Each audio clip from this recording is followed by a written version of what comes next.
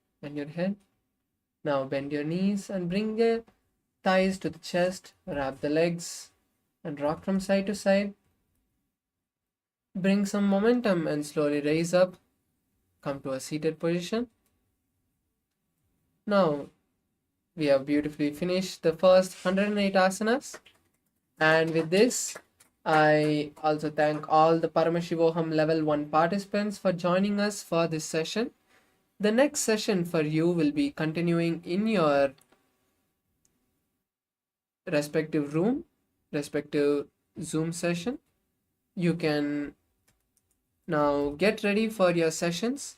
For the level 2 and level 3 participants, we will now be continuing with the next asana, Yathashanishtasana. Come to a comfortable seated position with your legs in a comfortable position and your hands in Bindu Mudra, touching the index and thumbs. Place the hands on the respective knee. Visualize Swamiji in your inner space. Start performing the Samana Kumbhaka for the following asanas, which is inhaling, holding the breath, visualizing fire in your stomach, and then exhaling.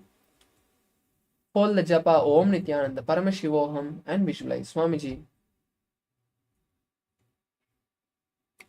पर्यङ्कं तत्समाख्यातं यत संस्थं यथा स्थितिः. The next asana is Samanasana. Now come to a cross-leg position and continue to keep your hands in Bindu Mudra. Visualize Swamiji in your inner space.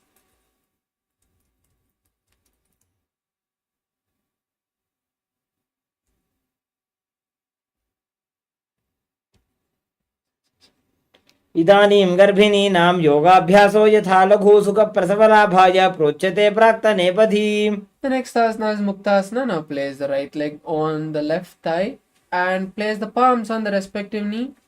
Visualize Swamiji in your space, gaze at the nose and continue to perform the Samana Kumbhaka.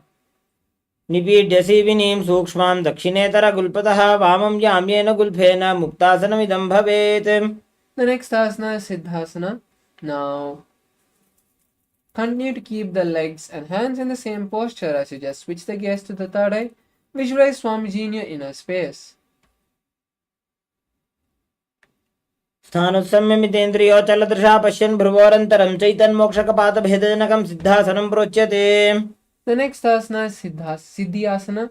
Now continue to keep the legs and hands in the same posture as you just switch the gaze to the floor in front of you and perform the Mahamudra Bandha. Visualize Swamiji in your inner space. वामपादके इडीजानो सीवनिमधितासकोठानो.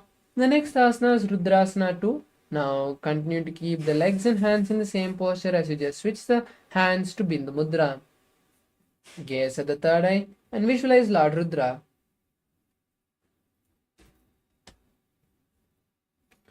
वामचरणपरिदक्षिणराखे एकजुगति ऐसे विदिदाखे.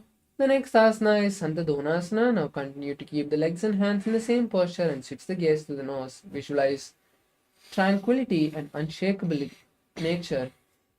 आसन की गुणमन की चंचलता meet. The next asana is Siddhasana 2. Now bring your hands together, cupping them in front of your navel. Visualize Swamiji in your inner space and continue to perform the Samana Kumbhaka. ऋजुकाय समासीन सिद्धासनमुदीरितं प्रसार्य भूपादौ तु दोर्भ्यामङ्गुष्ठमादरात्. The next asana is Bandhayoni Asana. Now continue to be seated in the same posture and visualize yourself as the womb of creation. Now we'll be performing the Shanmukhi Mudra, which is closing your mouth with the little and ring finger, closing your nose with the middle finger, closing your eyes with the index finger and the ears with the thumb. यत्र मध्ये महादेव बन्धयोन्यासने शृणु. The next asana is Virasana. Now continue to be seated in the same posture and place your hands in Bindu Mudra now. Visualize the space of bravery around you and continue to hold the Mula Bandha.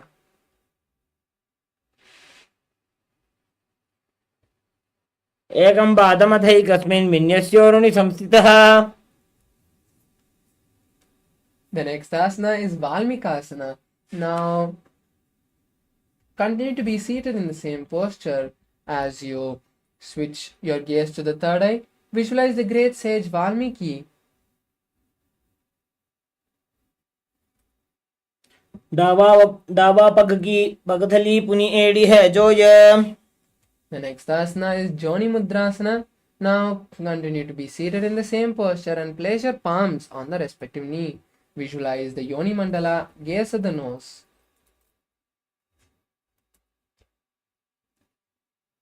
वामपाद की पगतली जाहि माहिली core. The next asana is Yoni Asana. Now continue to be seated in the same posture as you just switch the gaze to the third eye. Continue to visualize the Yoni Mandala. योन्यासनं पर्वतेन योगं योगफले नीलं तत्काल फललं तावत् खेचरो यावदेव हि. The next asana is Bhadrasana 3. Now bring the soles of the feet together and keep the hands on the respective soles, and interlace the fingers in front of the toes. Then visualize Lord Veerbhadra, gaze at the nose and pull your stomach in and up in Uddiyana Bandha. गुल्भौ च वृषणस्यादः सीवन्त्याः पार्श्वयोः क्षिपेत् सव्यगुल्भं तथा सव्ये दक्षगुल्भं तु दक्षिणे. The next asana is Aghorasana.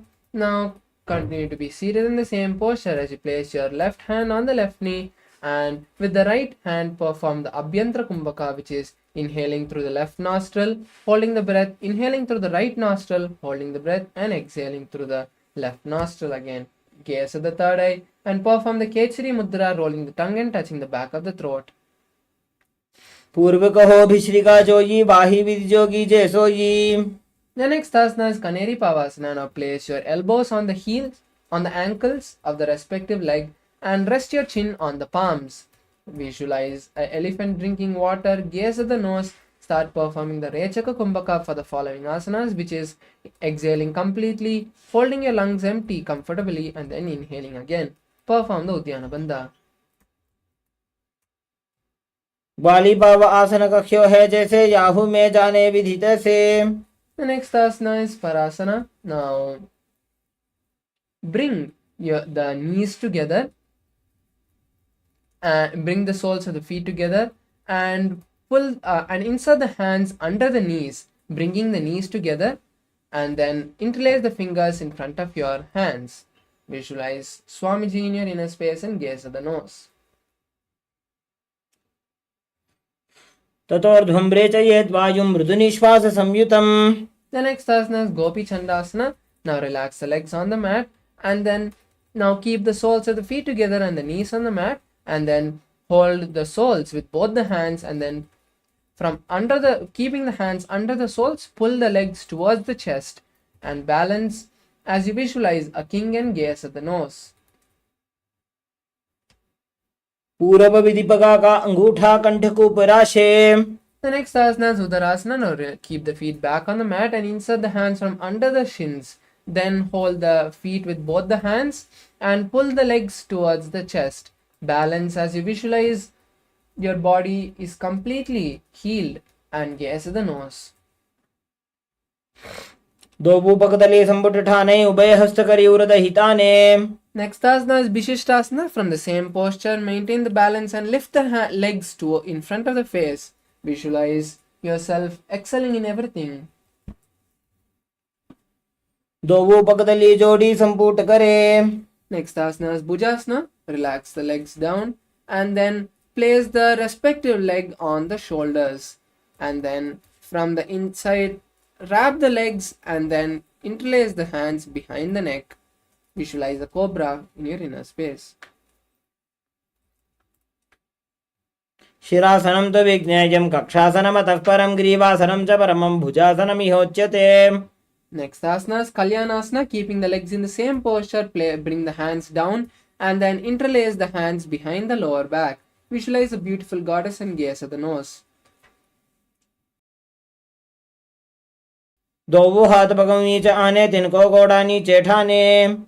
The next asana is Sankatasana. Now place the legs on the mat and then place one leg under the perineum and cross that leg with the opposite leg and place the heels outside of the hip on the opposite side. Visualize a beautiful swan. Place your hands on opposite knees. Start performing the Ujjayi Kumbhaka, which is inhaling and exhaling, making ocean-like sound. Perform the Vaishnavi Mudra. वामपादं चितेर्मूलं सन्न्यस्य धरणीतले पाददण्डेन जाम्येन वेष्टयेद्वामपादकम्. The next asana is Dhenukasana. Now, from the same posture, just slide the heel which is under the perineum outside of the hip on the opposite side. Place your hands on the top knee, visualize a cow, and continue to hold the Ujjayi Kumbhaka and perform the Udyana Bandha. अनुषागीनगरपञ्चडं वृषीलिन्दकल्यम्नी. Next asana is Machandrasana. Now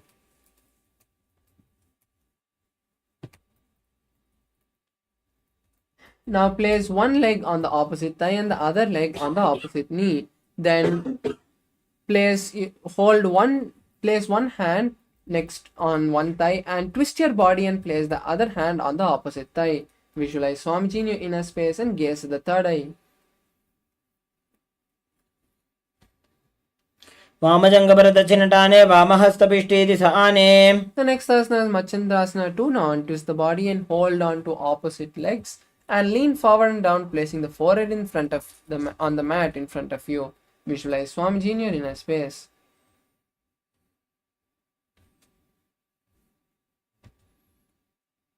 प्रथमजीमणचरणजुजोजी वामजङ्गपरिराखे सोयी. The next asana is Guru Asana. Now rise up and interlace the hands and place them on the top knee. Pull your stomach in and up and lock your chin to the chest and perform the Mahamudra Bandha. Then visualize Swamiji and continue to hold the Ujjayi Kumbhaka. ऊर्मूलेतरपादस्य कनिष्ठिकाप्रदेशगुल्फं संस्थाप्य. The next asana is Sankatasana on the opposite side. Now again place the opposite leg under the perineum and with the other leg raise it over this leg which is under the perineum and place it on the opposite side. Then place hands on opposite knees. Visualize a beautiful swan in your inner space.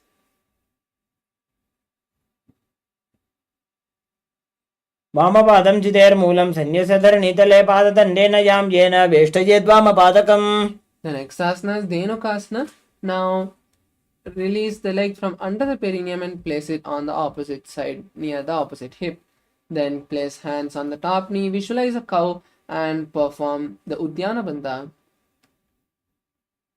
अनुषागीनगरपञ्चडं वृषीलिन्दकल्यम्नी. The next asana is Machandrasana. Now place one leg on the opposite thigh and the other leg on the opposite knee. Then twist your body, placing one hand on the opposite thigh and twisting your body, place the hand on the opposite thigh from the behind. Visualize Swamiji and gaze at the third eye.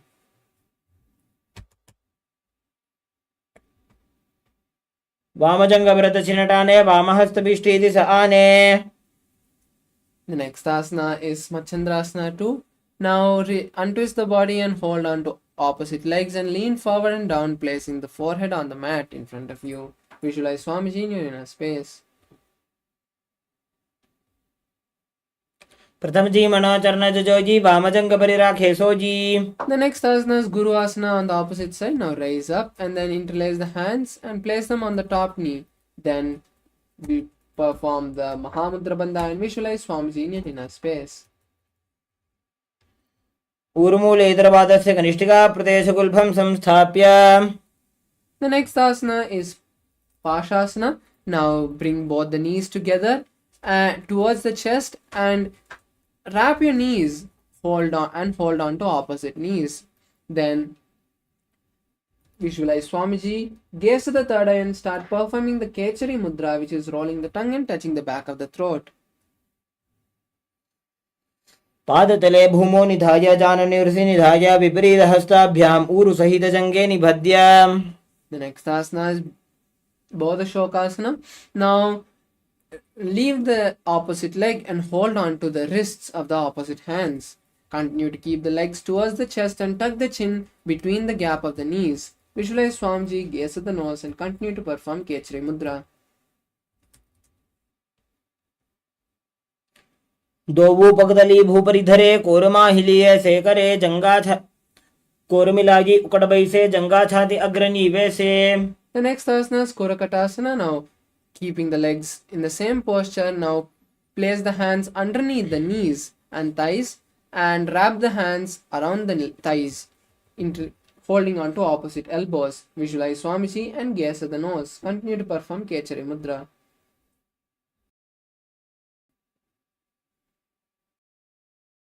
दोवो हाथ पग बाहर लियावे, गोड़ा नीचे ले टहरावे.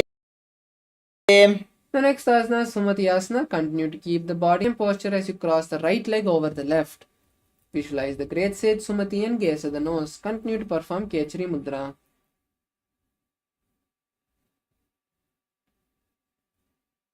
मूलद्वारी धरती परिठाने, डाबा पग परित जपद आने.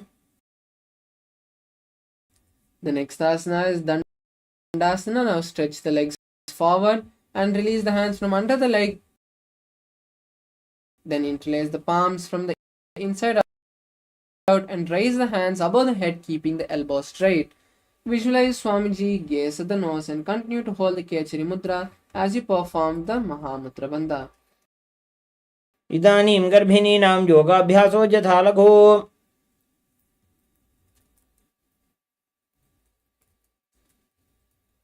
The next asana is Arambhasana. Now slowly release the hands from the above and lean forward and down, holding respective toes in Pranamudra. Visualize Swamiji in your inner space and start performing the Nadi Shodhana Pranayama, which is inhaling, visualizing the prana traveling from the feet to the head and then exhaling. दोवो पग मिलवा पसारी, पगा का अंगूठा पकड़ी, लीला टकोड़ा लगावे. The next asana is Bhidokasana. Now lean forward and down, and as you lean forward and down, open the knees apart and insert the hands underneath the shins, wrap the heels and hold on to the respective soles. Then slowly try to place your forehead on the mat. Visualize Swamiji and gaze at the third eye. प्रथम बेसी दो पाव पसारी, कछुक उर्द को Garuda उड़ारे. The next asana is Jalandhri Pavasana. Now bring the soles of the feet together and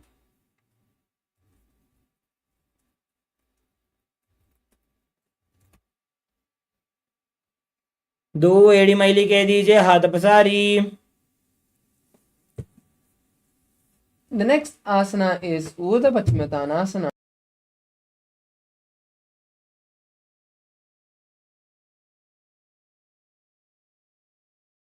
One leg above the head and then behind the neck.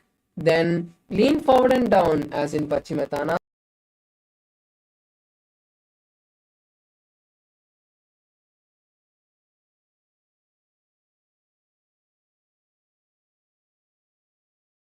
कृत्वा एकं पादं ग्रीवायां धृत्वा तिष्ठेत्. The next asana is Anantasana. Now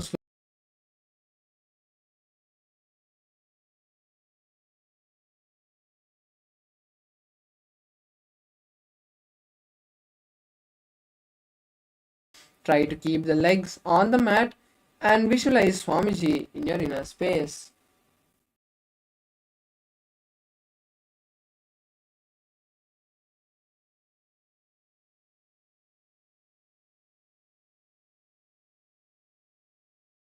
Leg behind the head and visualize your body having complete control. Gaze at the nose and continue to perform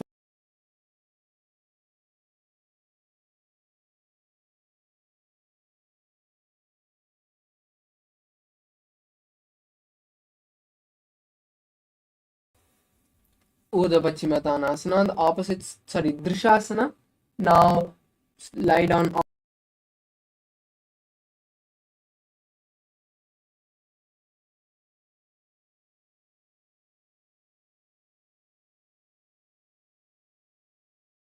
सहित ऊरूनिकरद्वये बद्ध्वा.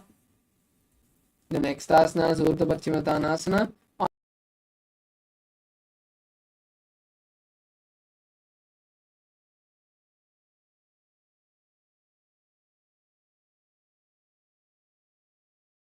संस्थिं कृत्वा एकं पादं ग्रीवायां धृत्वा तिष्ठेत्.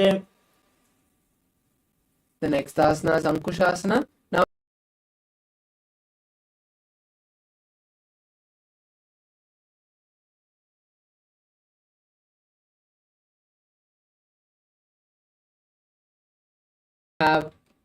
you are the eternal one and gaze at the nose.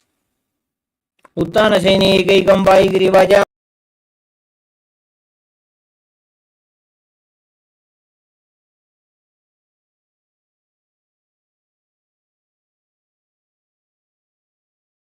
Gaze at the nose.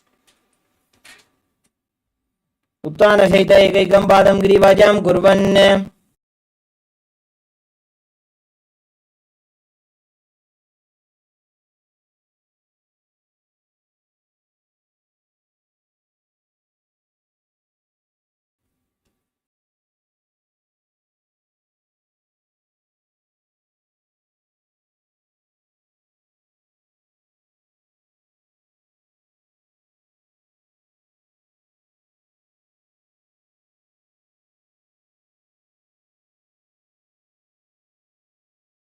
Move to the next asana, Atma Ramasana.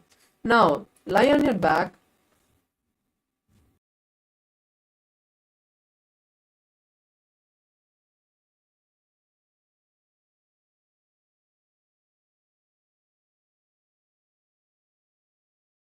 Lord Vishnu and gaze at the nose.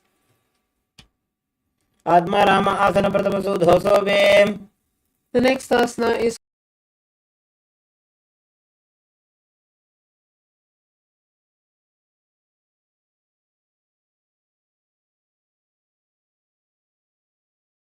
visualize Swamiji and gaze at the nose. दोवो हाथ जीत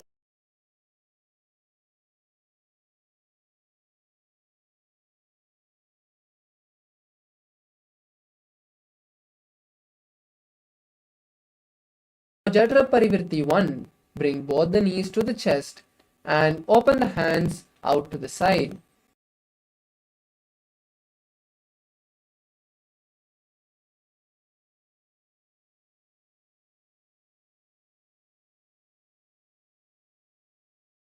Bring both the legs to one side and keep the legs bent.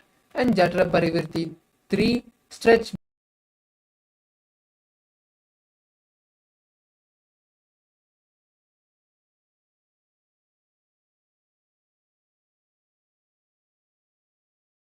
त्रिदाहि परिकीर्तितः बद्धकोणं सुप्तकोणम् ऊर्ध्वकोणमथापि च Now we'll perform the 3 Jatra Parivirti steps on the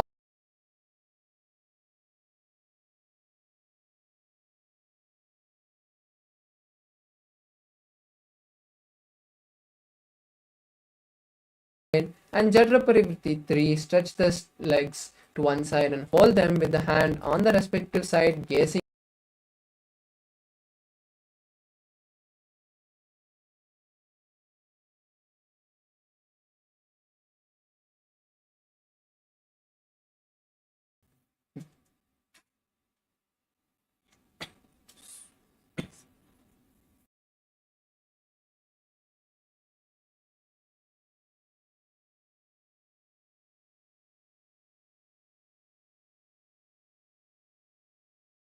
Off the mat, tucking your chin to the chest and perform the Murcha Kumbhaka, which is inhale.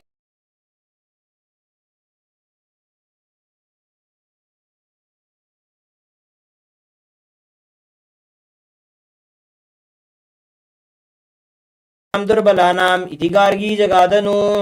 The next asana is Paryankasana. Now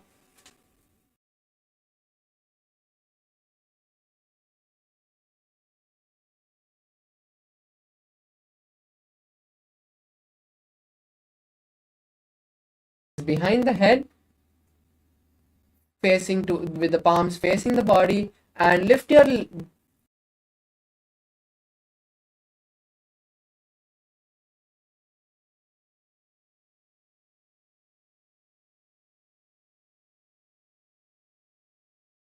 उत्तानशयनं हस्ततलाभ्यां भूमिं वष्टभ्याम्. The next asana is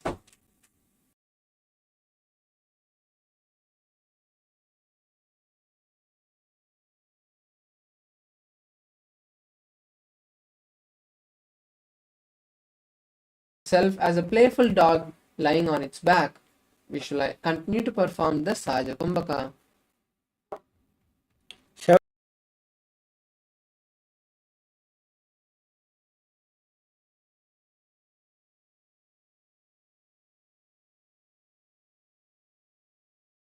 Next to your body, and with the momentum, lift your legs up and straight, bringing the legs to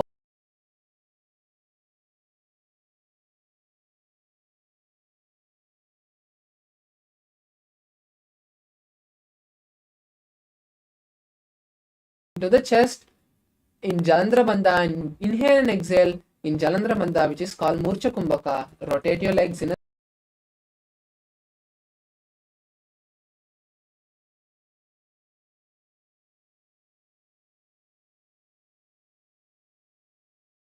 stop the rotation of your feet in Viparita Karni too.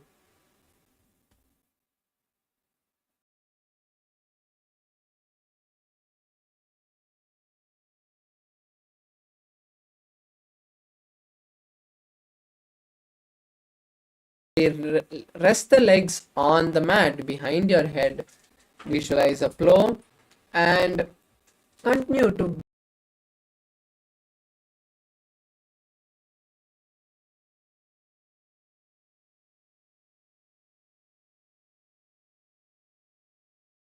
भूमौ पादपृष्ठे स्थाप्य. The next is Saita Paschimottanasana. Now keep the legs on the mat behind you and just bring the hands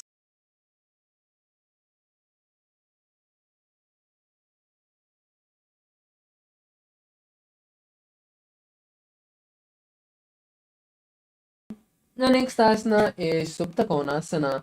Now, holding the respective feet slowly.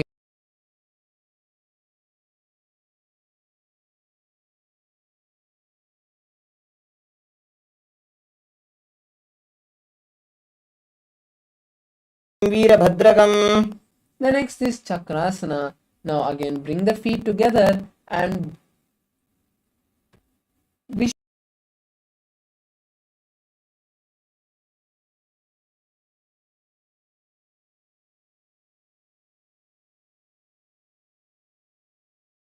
मस्तकतः परो व्युत्क्रमेण ततः शीघ्रमेतत् सर्वस्य साधनम्.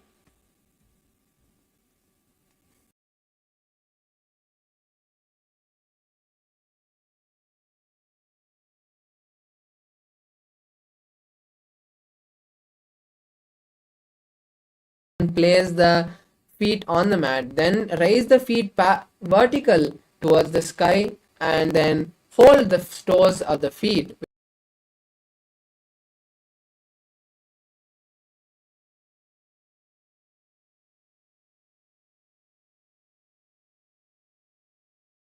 क्रौञ्चं च मरीचिं वीरभद्रकं नटराजं त्रिकोणं च सुप्ताङ्गुष्ठप्रसारणे.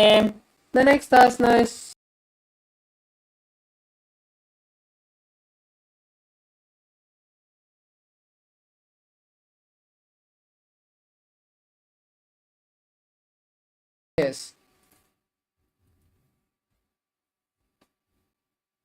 मुक्तपद्मासनं कृत्वा उत्थानं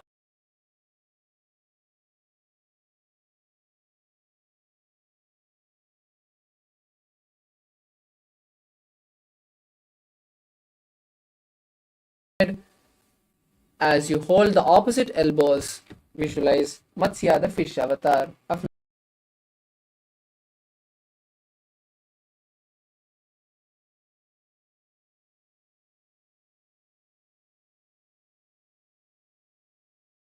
just place the right hand on the left palm. Gaze at the nose and continue to visualize. Continue to perform the Ujjayi Kumbhaka.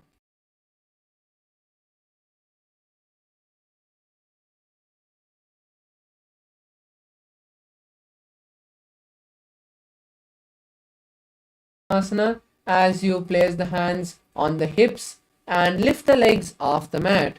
Keep the elbows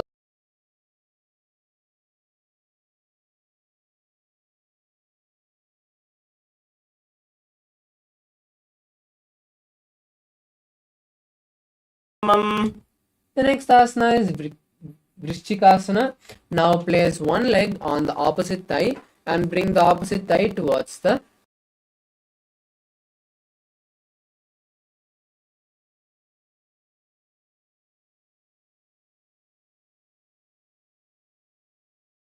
nose. प्रथमशयन सूधो शीर्षकेशिकी सन्धि सुदाखे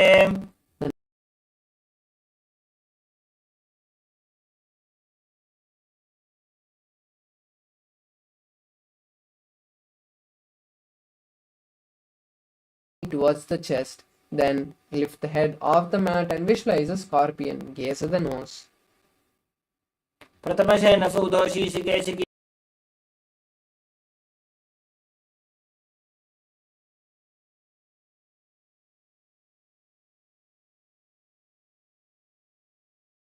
And simultaneously bring one knee towards the chest and with the opposite hand touch the knee.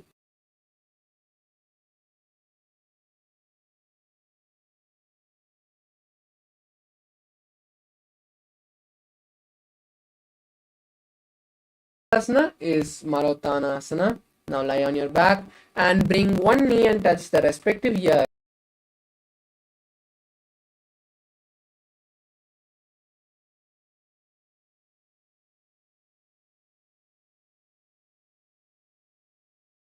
Asana is Brikasana. Now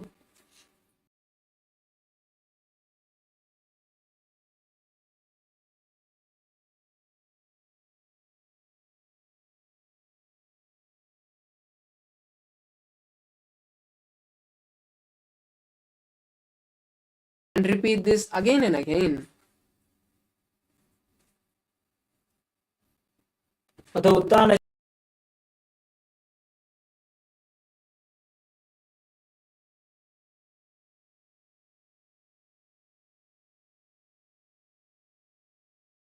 And perform a somersault behind and repeat this again and again. उत्तानशयनं पादविश्रमं लङ्घ्य भूमौ स्थापयित्वा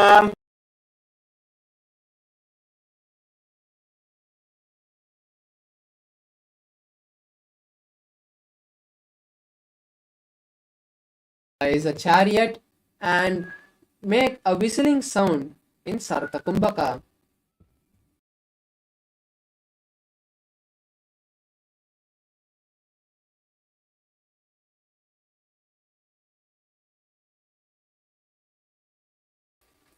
From the lying down position, come to a plank posture and start jumping both your feet simultaneously in between your palms and then backwards. Visualize Swamiji and perform Saja Kumbhaka. हस्तद्वयं बद्ध्वा तन्मध्ये चरणद्वयं मुद्राणैव बहिरानीयाम्. The next is Jatyasana. Now come to a standing posture and then lean forward and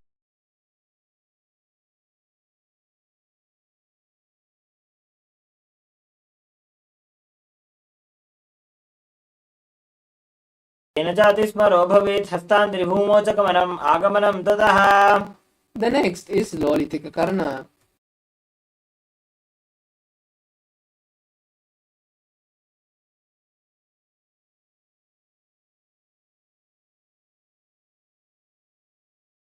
Palm at a time towards the chest, making a circle with the palms. Visualize Lord Paramashiva in your inner space.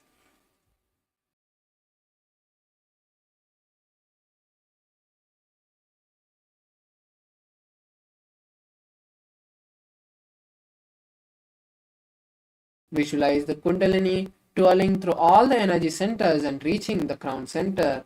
Continue to perform the Sahaja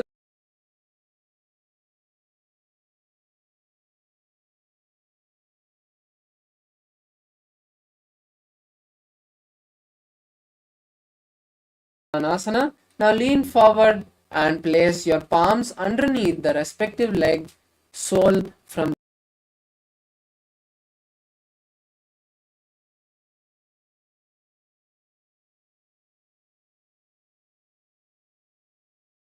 निधाय उपरि पादतले संस्थाप्य. Next is Ashwasana. Now raise up and then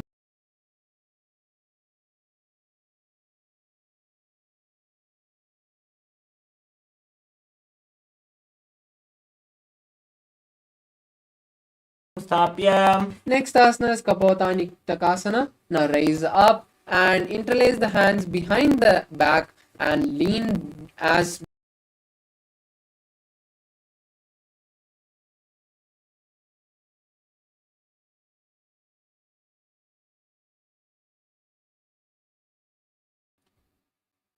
पादतले भूमौ निधाय पृष्ठभागेन हस्तोजङ्घापर्यन्तं नीत्वा कपोतनिटकं भवति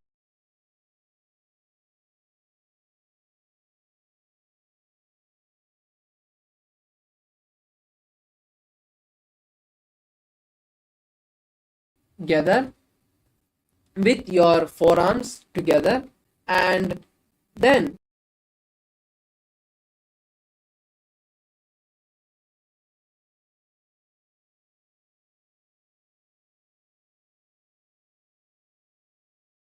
both sides. Relax. Now we move to the next asana, Khadgasana. Now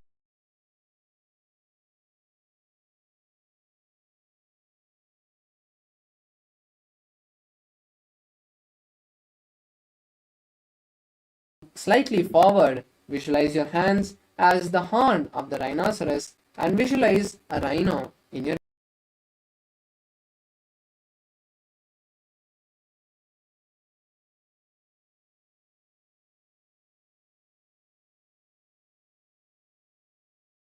now come to a seated posture, come to a standing posture with the legs slightly apart and bring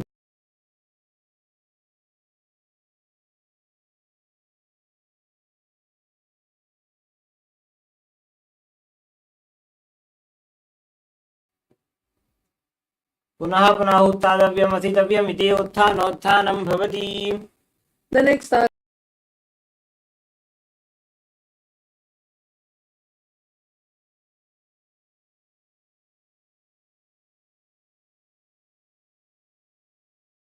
वारं वारम् उद्दानं कृत्वा relax. We move to the next asana, which is Utshirshakasana. Now bring one leg to the opposite hip.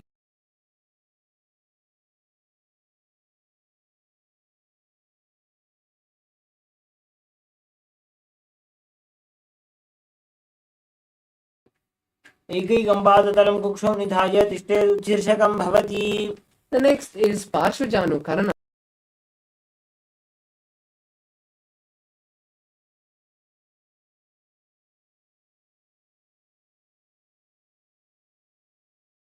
Hand holding the raised leg, keeping the palm of the hand holding the raised leg in a fist. Place the opposite palm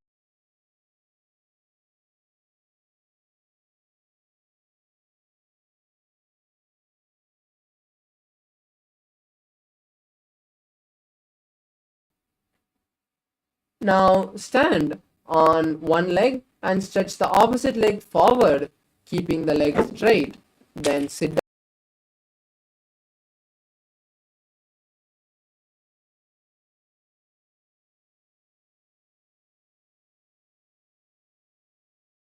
आसनं भवति The next asana is Brahmanasana. Now place one leg on the opposite side and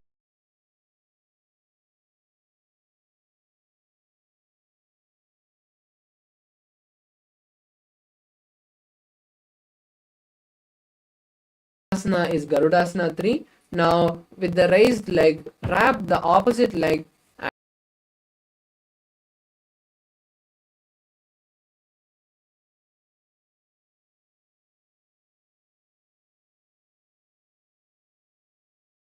विक्रमम् The next asana is Ekapadasana. Now place the raised leg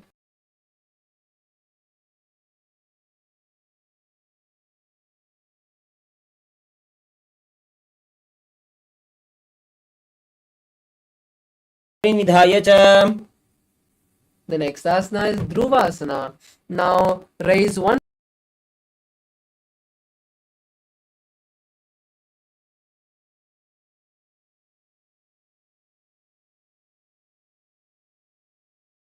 उपसे एकस्य पादस्य अग्रं धृत्वा The next is Trivikramasana.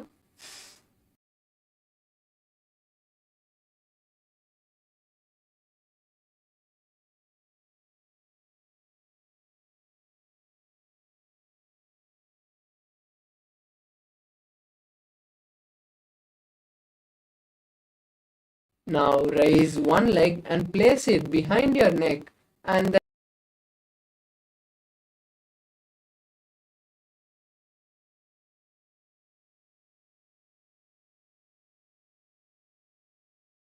यां पादं संस्थाप्य स्थातव्यम् उत्थातव्यं त्रिविक्रमासनं भवति. the next asana.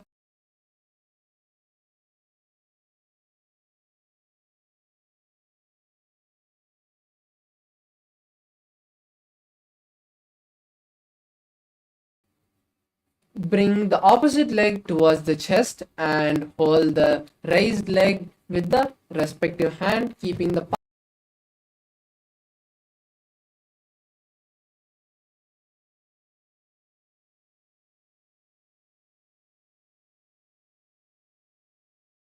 next asana, which is Tandavasana on the opposite side. Now stand on one leg and stretch the opposite leg.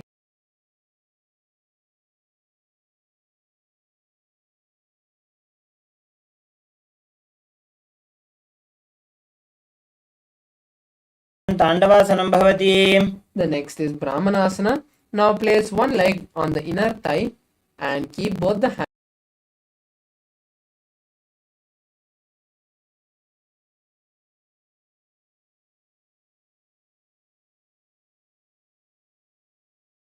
Opposite leg with the raised leg and wrap the hands, also bringing the palms together. Visualize Lord Garuda.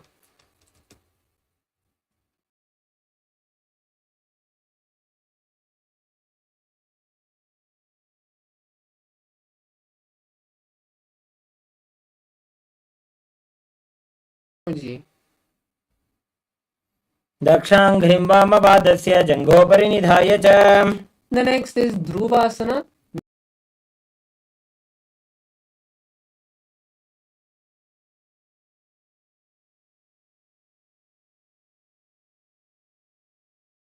In a circle, visualizing a star. एकेन हस्तेन दण्डरूपस्य एकस्य पादस्य अग्रं धृत्वा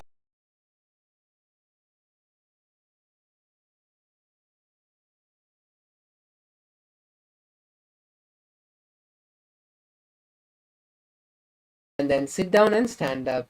Visualize Lord Vishnu. ग्रीवायां पादं संस्थाप्य स्थातव्यम् उत्थातव्यं त्रिविक्रमासनं भवति.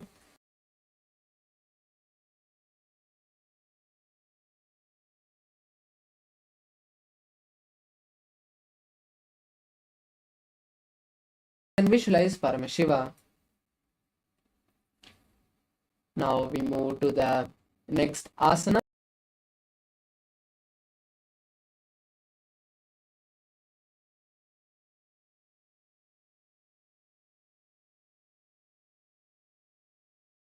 Forward and insert the hand from the back and then bring them under the knees as you squat.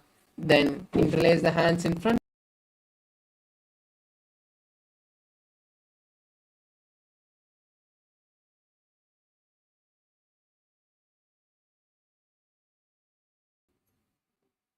प्रथमैवोः ये बाहुरीनी च मुनिहोवे. The next is Conceal.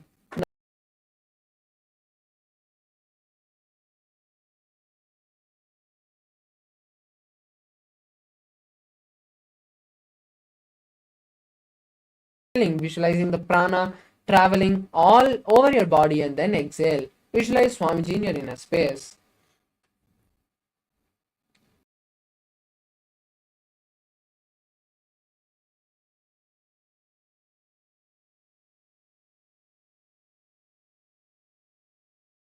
Now continue to be in a squatting posture as you bring the feet together. Then again interlace the hands under the buttocks.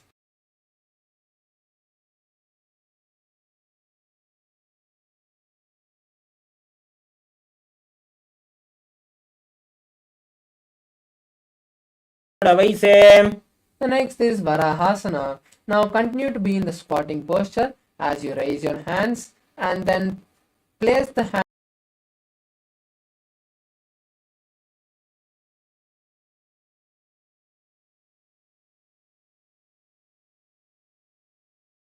की माहिली core मिलाई फना पानी उकड़ मोड़ वैसे.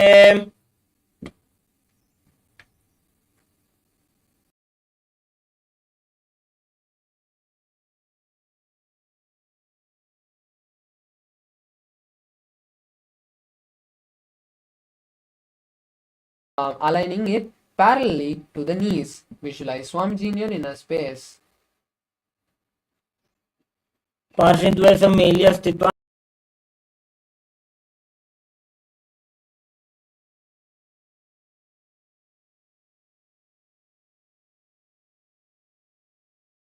and place the legs on the side of the hands and then lean forward, lifting the legs off the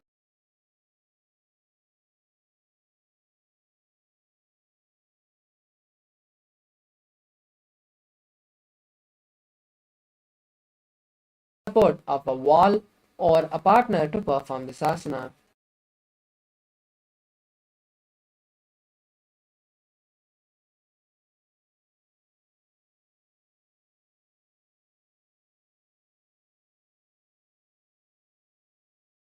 Place the crown, making a triangle with the hands and head. Then place the knees on the elbows.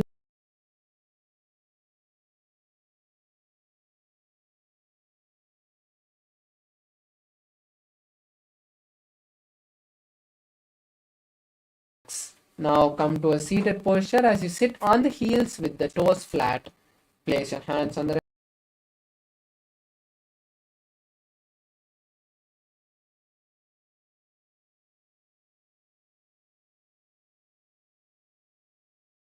next asana is Vrikshasana 2. This is also an inverted asana.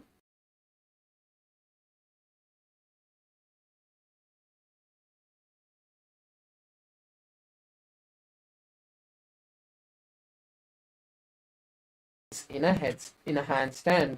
Visualize a tree in your inner space.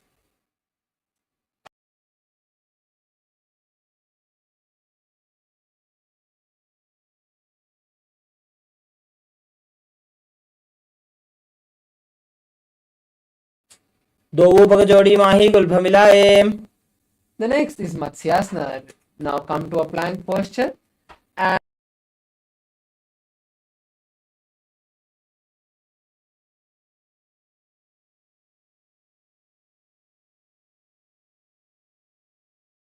visualizing a fish. युज्यं शयनं कुर्वरो पार्श्वभागाय मूर्धकृत्य. Relax. We move to the next asana, which is Sarpasana.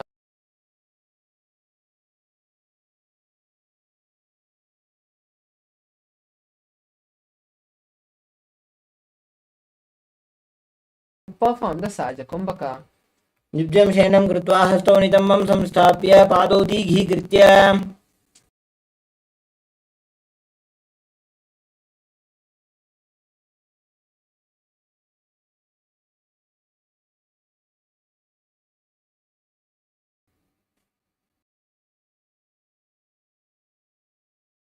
कराभ्यां पङ्कजं कृत्वा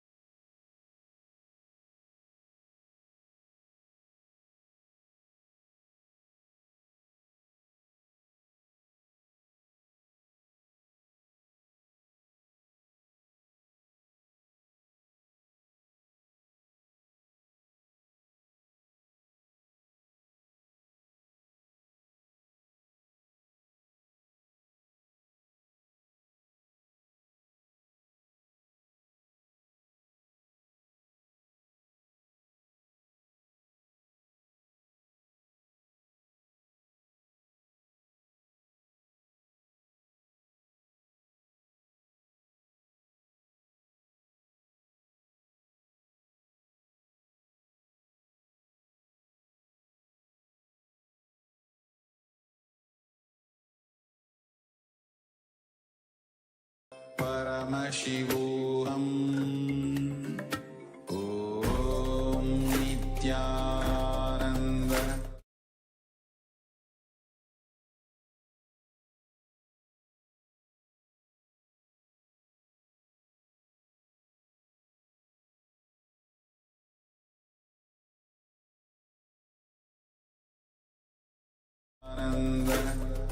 Paramashivoham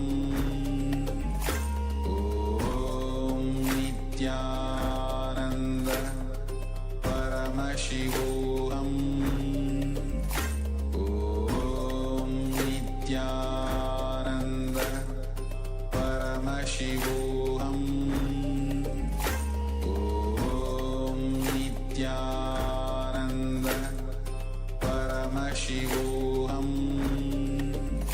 Om Nithyananda Paramashivoham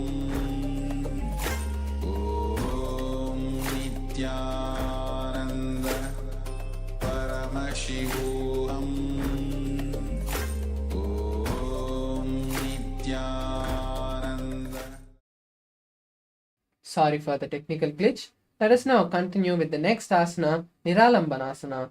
Now lie on your stomach with your hands, with your elbows on the ground and your neck resting on your palms. Visualize Swamiji in your inner space and feel completely independent and self-supported. कराभ्यां पङ्कजं कृत्वा तिष्ठेत् गुरुपरया सुधीः मुखमुन्नमनुच्चाये निरालम्बनमासनम्. The next asana,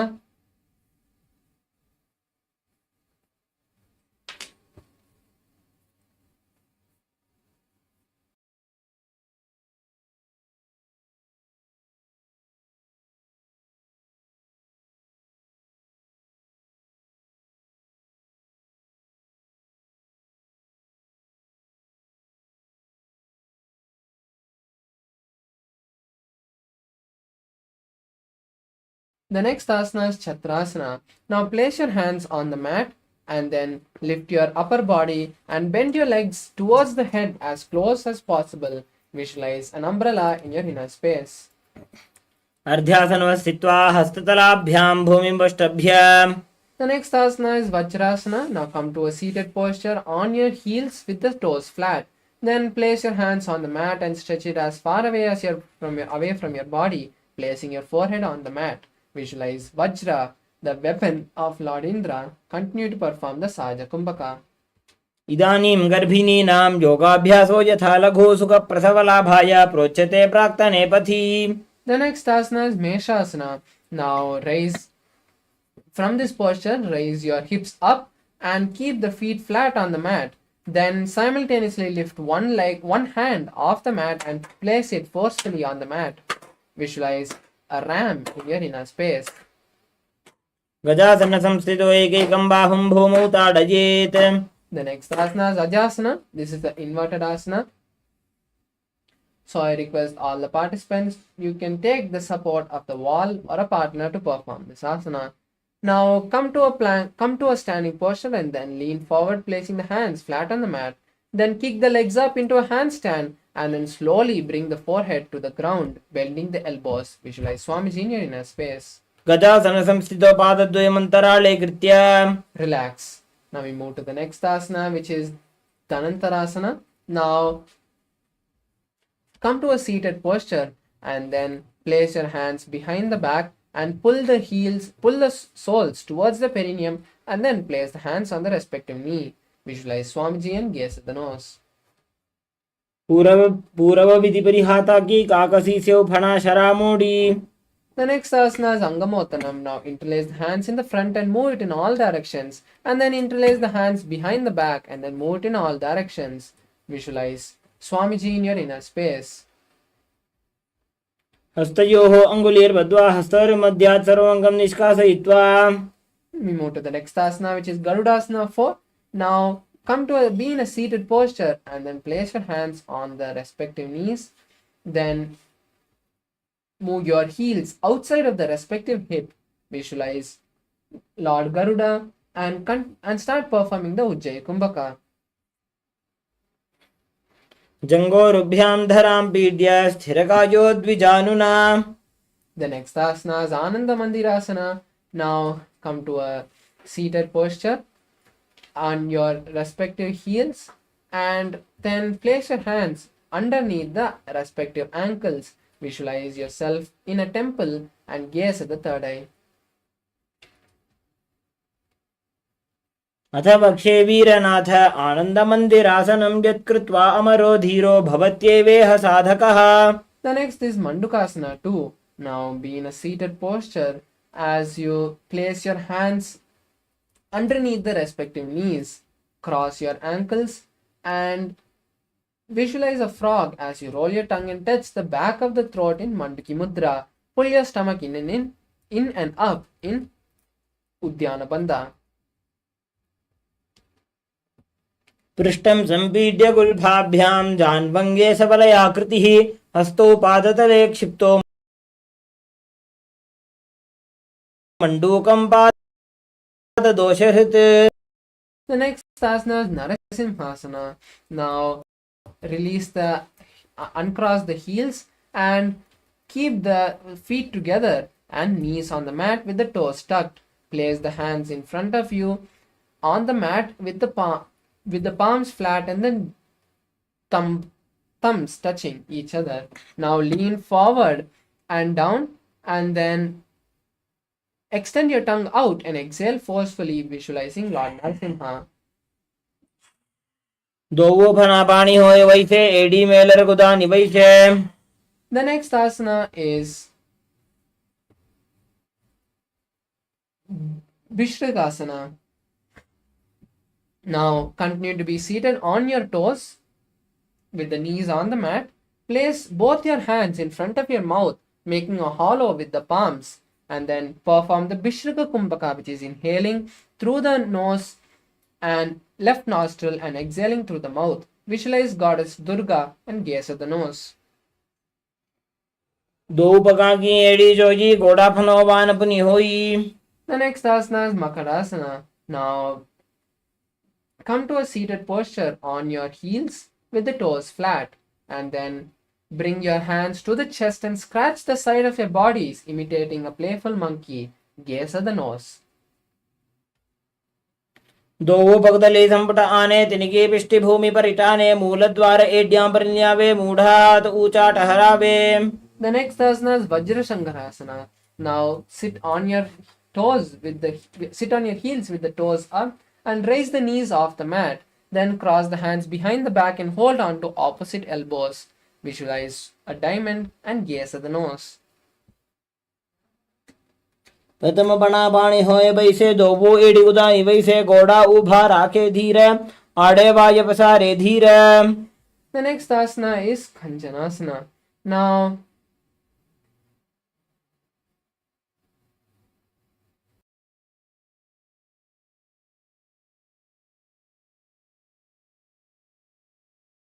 Now cross your ankles and place your toes flat and then place your hands on the respective knees, on the side of the respective knees. Then pull your stomach in and up in Uddiyana Bandha and visualize you have perfect health. Gaze at the nose and continue to perform the Ujjayi Kumbhaka.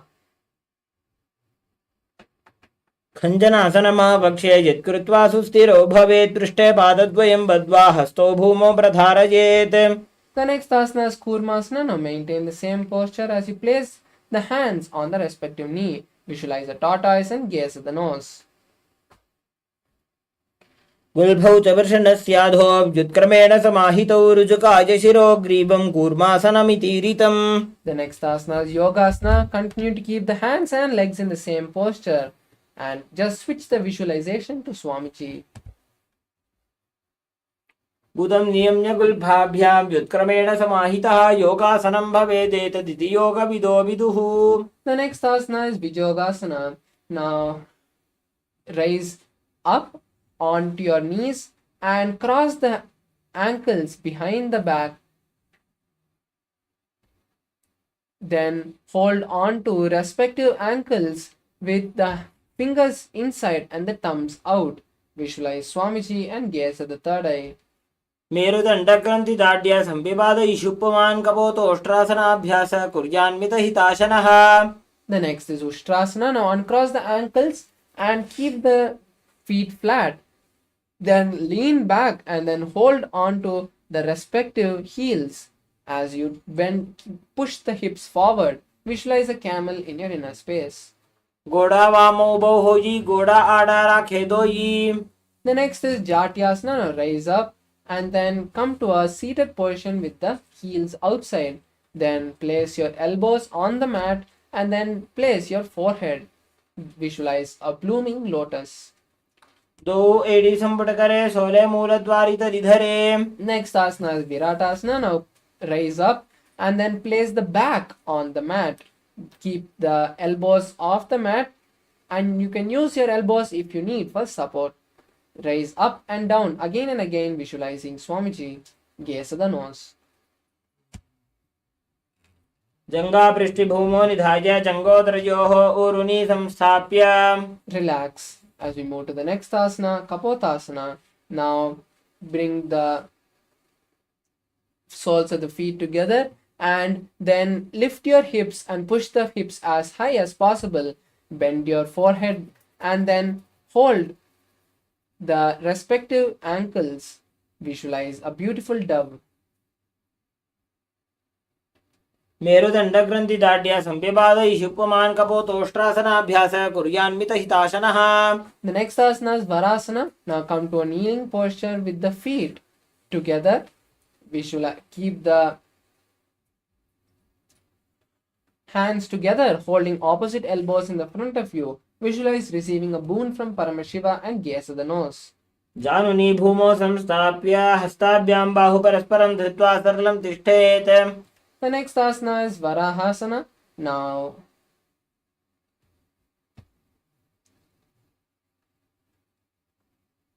sit down on the respective knees and then keep the toes tucked and place your forehead on the mat. Then hold the side of the heads with both the hands and keep the elbows by the knees. Visualize Varaha, the boar avatar of Lord Vishnu. सूर्यं चन्द्रं भेदनानि आसनानि निकत्यते कुर्परौ भूमौ स्थापयित्वा. The next asana is Mundasana. This is also an inverted asana, so you can take the support of a wall or a partner to perform this. Now place your forearms on the mat and then interlace the fingers. Then place your crown between the interlaced fingers and raise the legs. Walk the feet forward and raise the legs off the ground, coming to a headstand. Then straighten the knees and balance as you visualize a lobed tree. अधो मुंडासनं वक्षे सर्वेषां प्राणिनां सुखम्. The next asana is Andhasana. Now again come to a seated posture as you sit on your heels with the toes flat. Place the forehead on the mat and cover the ears, keeping the elbows by the knees. Visualize Swamiji and gaze at the nose. प्रथम भक्तले समटारावे कोरमाहिली उभे मिलावे. The next is Viparita Shalabhasana. Now lie on the stomach and stretch the hands forward. Then simultaneously lift the thighs, legs and hands off the mat, balancing on your abdomen. Visualize a locust and perform the Saja Kumbhaka. शलभासन भेदाश्च नटभेरुण्ड नामके गण्ड भेरुण्ड सहिते शीर्षदण्डासनं तथा. The next asana is Kapalasana. Now lie on your stomach and bring the hands and place them next to the body with the palms facing down. Then lift the legs and thighs off the mat and visualize a skull. कपालं भूमो निधाय ऊर्ध्वं पादौ नजेत् कपालासनं भवति. The next asana is Akasha Kapotasana.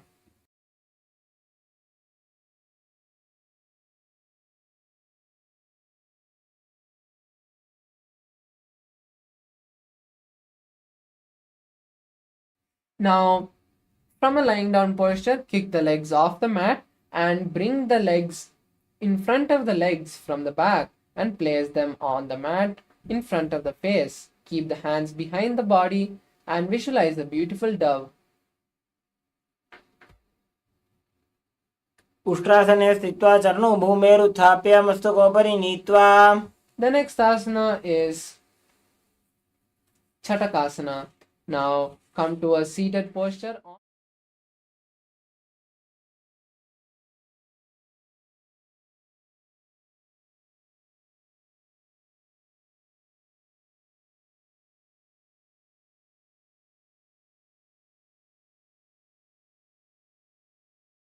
Now place the forearms on the mat and then kick the legs off the mat, slowly lowering the legs in on the head.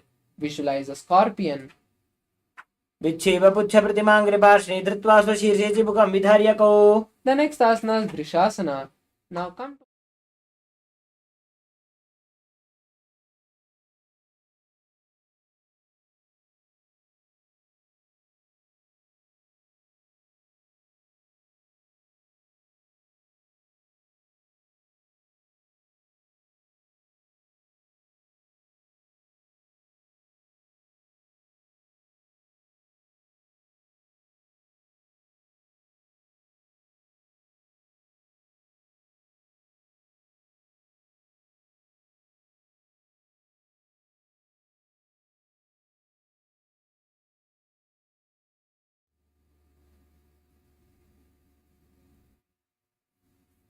Yes, now we move to the next asana, which is Lolasana. Now sit on both the heels.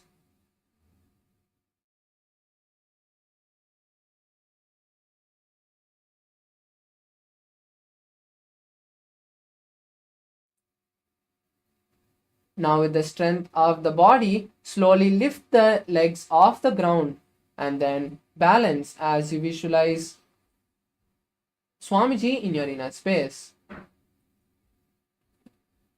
लोलासनं सदा कुर्यात् वायुलोलापघातनात्.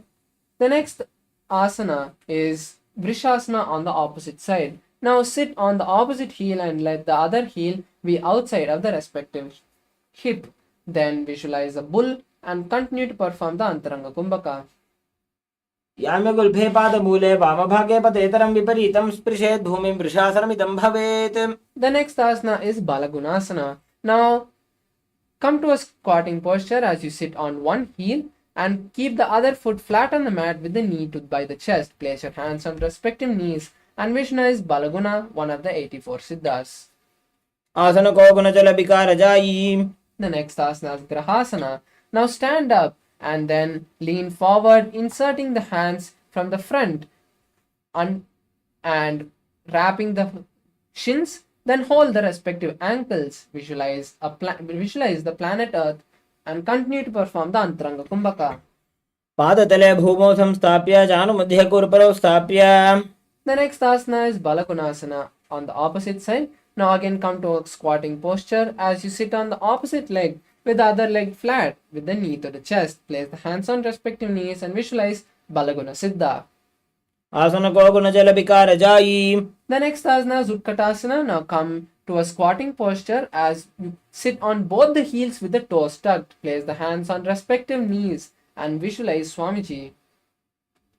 युजास्पिजोस्तीयत ऊर्वजानुयत्रासने पादतलद्वयोपरि. The next asana is Vajrasankarasana 2 again, and now keep the knees spread apart and cross the hands behind the back and then hold on to opposite elbows. Visualize Swamiji this time.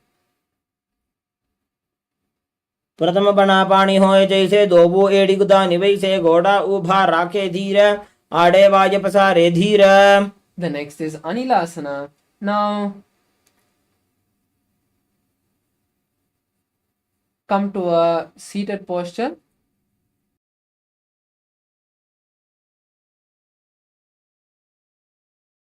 Come to a squatting posture as you keep the soles of the feet flat on the mat and the palms, back of the palms under the respective foot with the palms on the mat.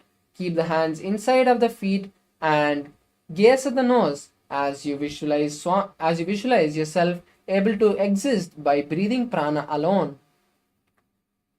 दोबो हाथ भूमि परिटाने कहनी जाड़ी ना भिलग आने.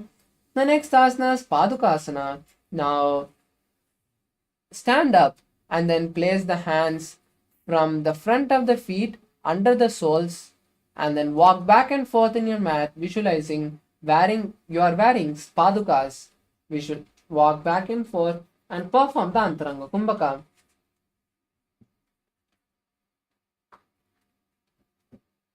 हस्ततलयोः पादतले कृत्वा तिष्ठेत् गच्छेत् पादुकासनं भवति. The next asana is Kukkudodana. Now place your hands, come to the front of your mat, and then place your hands on the mat shoulder width apart. Then kick your legs back and up and let it fall back on the mat again. Repeat this again and again, and you visualize a rooster. हस्ततले भूमौ कृत्वा पादतले च ऊर्ध्वमुड्डानं कृत्वा. The next is Viparita Nrittasana. Now place your hands on the mat. This is also an inverted asana. So you can place the hands, so you can use the support of the wall or a partner to perform this asana. Now place your hands on the mat and kick your legs up into a handstand. Then dance, shaking your legs in all the directions. हस्ततलाभ्यां भूमिं वष्टभ्य ऊर्ध्वपादाग्रे कुर्वन्. The next is Kunjarasana. Now come to a standing posture with your legs wide apart.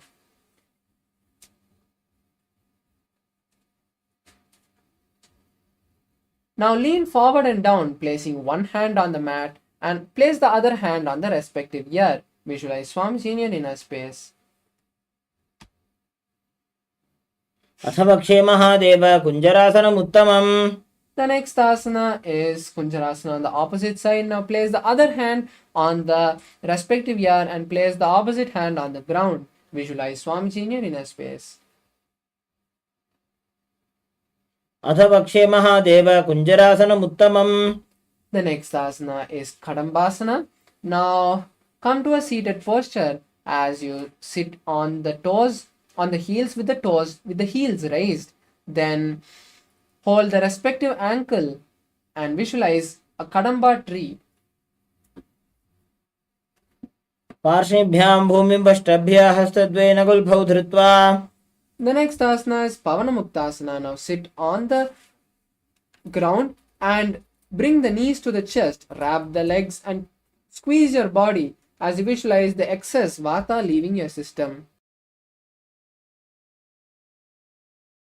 द्वयोस्तु पादयोः पाणिं लात्वा स्वस्वनितम्बके.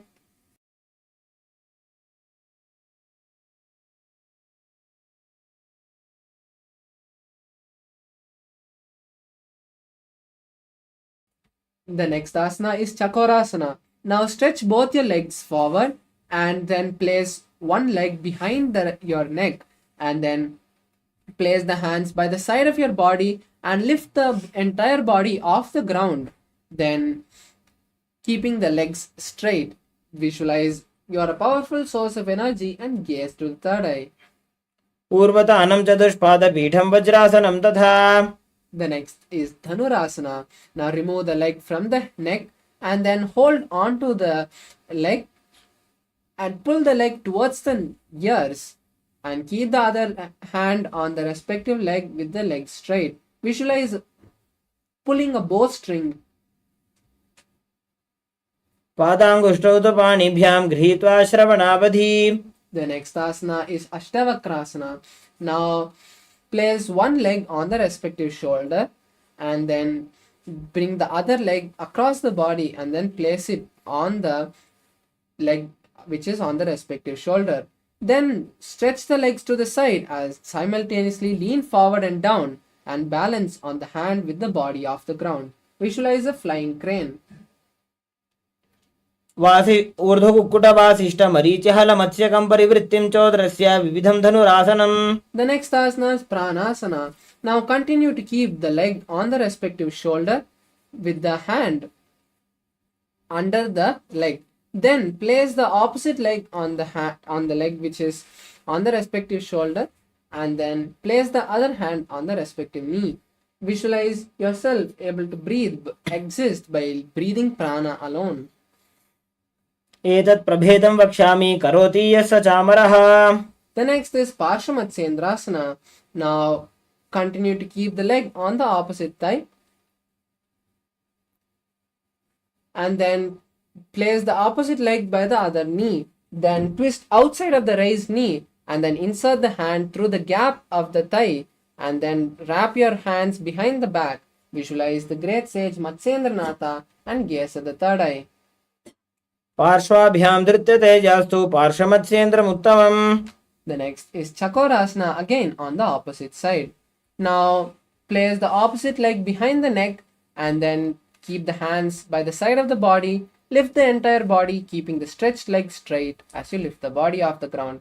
Visualize your powerful source of energy and gaze at the third eye. पूर्वतानं चतुष्पादपीठं वज्रासनं तथा. Relax. Next we move to Dhanurasana. Now keep both the legs stretched and then pull one leg towards the respective ear and keep the other leg straight with the hands holding the respective big toes in Prana Mudra. Visualize pulling a bowstring with an arrow. पादाङ्गुष्ठौ तु पाणिभ्यां गृहीत्वा श्रवणावधिम्. The next is Ashtavakrasana. Now place one leg on the respective shoulder and place the opposite leg on this leg, wrapping the feet. Then lean forward and down, simultaneously stretching the legs to the side. Balance and visualize a flying crane. वासिष्ठमथ कौण्डिन्यमूर्धकुक्कुटमेव च. The next asana is Pranasana. Now come to a seated posture and place one leg on the opposite thigh. Then place the other leg on the respective shoulder and then keep the other hand on the respective knee. Visualize Swamiji and gaze at the third eye. एतत् प्रभेदं वक्ष्यामि करोति यस्य चामरः. The next asana is Parshamatsendrasana. Now place the leg which is on the opposite thigh on the mat and then place the other leg outside of the leg which is on the mat. Then twist outside of the raised knee and insert the hand through the gap of the knee and then interlace the hands behind the back. Visualize the great sage Matsyendranatha and gaze at the third eye. पार्श्वाभ्यां धृत्यते यास्तु पार्श्वमत्स्येन्द्रमुत्तमम्. The next is Ardha Pachimatanasana.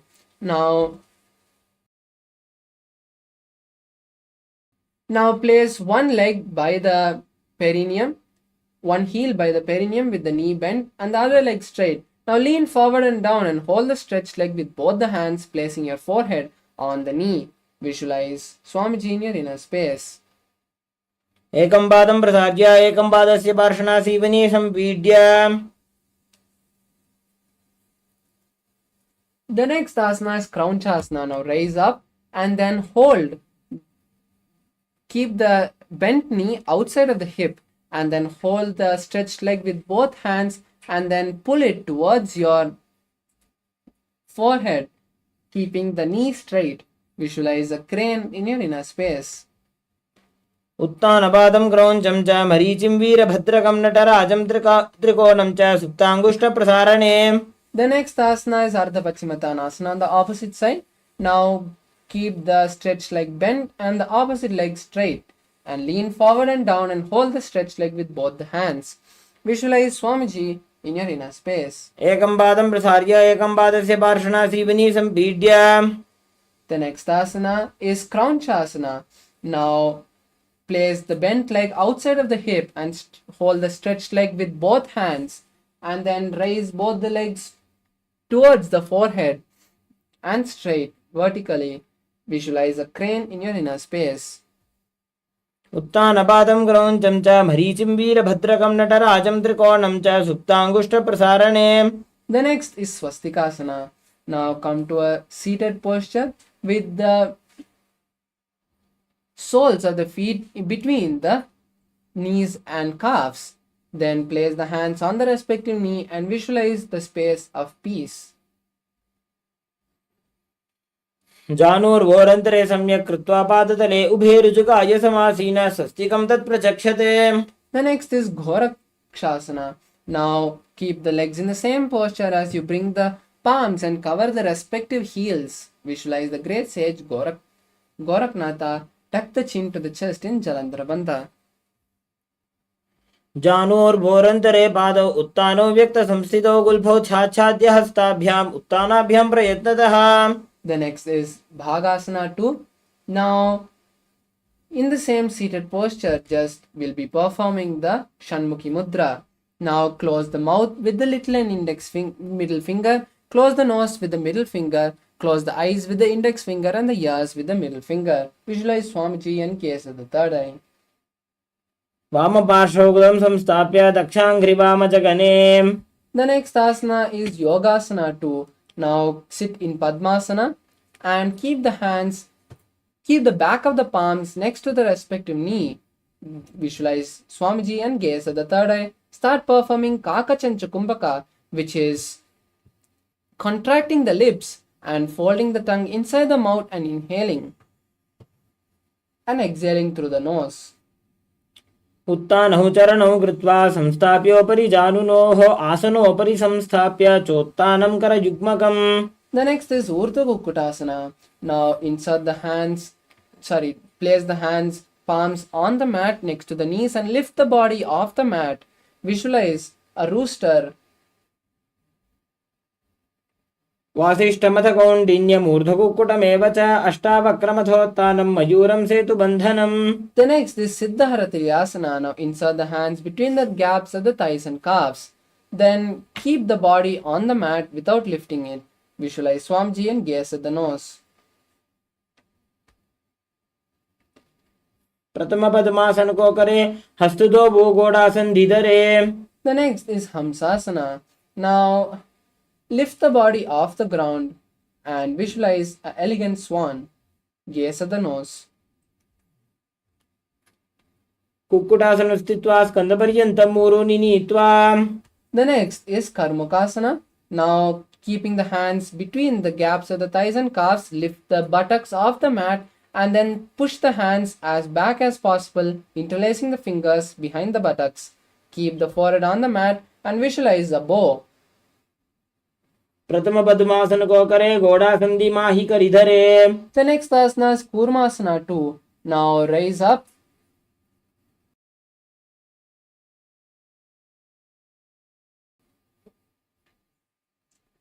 and insert the hands to the gaps of the thighs and calves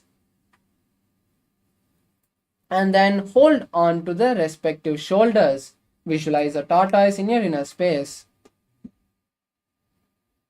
by जंग पर दक्षिण पावा दाई जंग परि by ल्यावा. The next is Granthi Bedasana.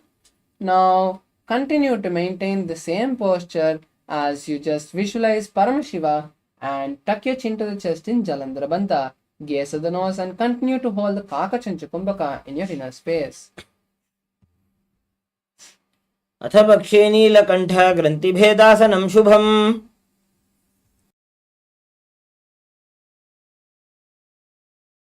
The next asana is Uttana Kurmasana. Now lie on your back, keeping the legs in Padmasana and the hands to the gaps of the thighs and calves. Hold on to the respective shoulders and visualize a tortoise. Gaze at the nose. Kukkutasana बन्धस्थं कराभ्यां धृतकन्धरं पीठं कूर्मवदुत्तानमेतदुत्तानकूर्मकम्. The next asana is Pangu Kukkutasana. Now raise up and come to a seated position in Padmasana.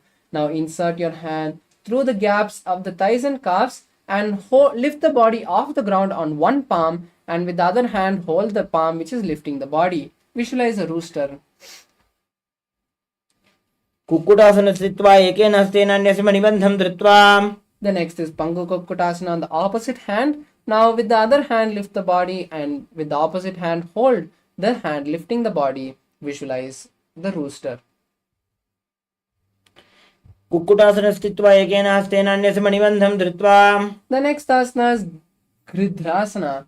Now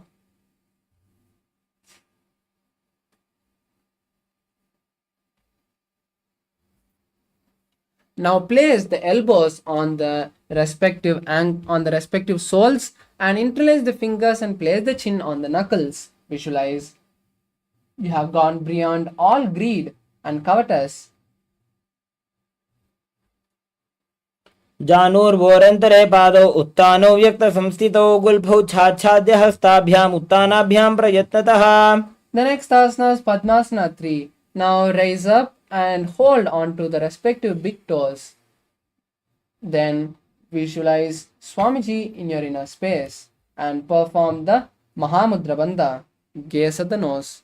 उत्तानो चरणो विधाय विधिवच्चक्तिस्थितो योगिरात्. The next is Padmasana 4. Now place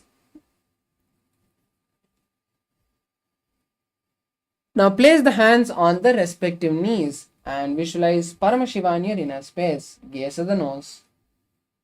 एतत् पद्मासनं कुर्यात् प्राणवायुप्रसिद्धये शुभासनं सदा ध्यायेत् पूरयित्वा पुनः पुनः. The next is Karmakasana 4. Karmakasana 2.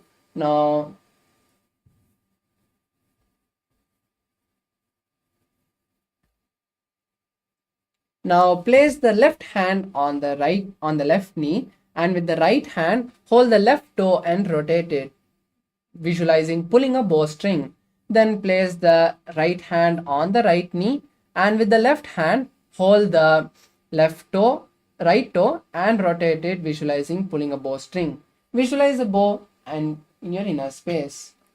अथान्यासनमावक्षे योगपूरकरक्षणात्. The next is Karmakasana 3. Now lock your Padmasana even tighter and then cross your hands behind the back and hold on to the respective feet. Visualize a bow and perform the Mahamudra Bandha. Gaze at the nose. कार्मुकासनमाक्षित्य उदरे पूरयेत् सुखं तदा वायुर्वसो याति कालेन सूक्ष्मवायुना. The next asana is Dridasana. Now release the Mahamudra Bandha but continue to keep the legs in the same posture. Visualize Paramashiva's third eye. ऊरुभ्यामुपरि स्थाप्य पादयुग्मं प्रयत्नतः दक्षिणं सव्यदेशे च सव्यं दक्षिणदेशके. The next is Nagrasana. Now try to hold on to the respective legs. If you can't, just lean back and cross your hands behind the back. Visualize a cobra and perform Sahaja Kumbhaka. Gaze at the nose. प्रथम पद्मासन कोठाने दो हाथ पाछाने आने. The next asana is Kandukasana. Now release the Padmasana and bring the knees and thighs to the chest. Wrap the body and rock from side to side, visualizing a ball. वेत्रासने स्थित्वा हस्तपादान् निष्कुष्य. The next is Urdhva Pavanasana. Now place the soles of the feet flat on a mat and interlace your hands behind the head. Completely relax your body for a few moments.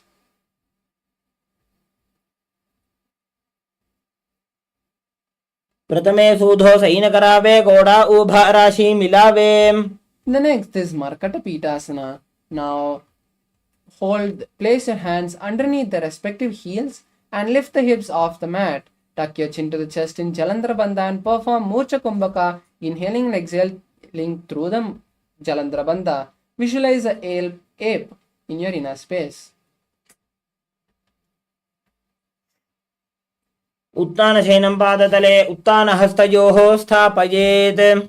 The next asana is Uttanashiki Pitakasana. Now place your hands on the hips and straighten the knees.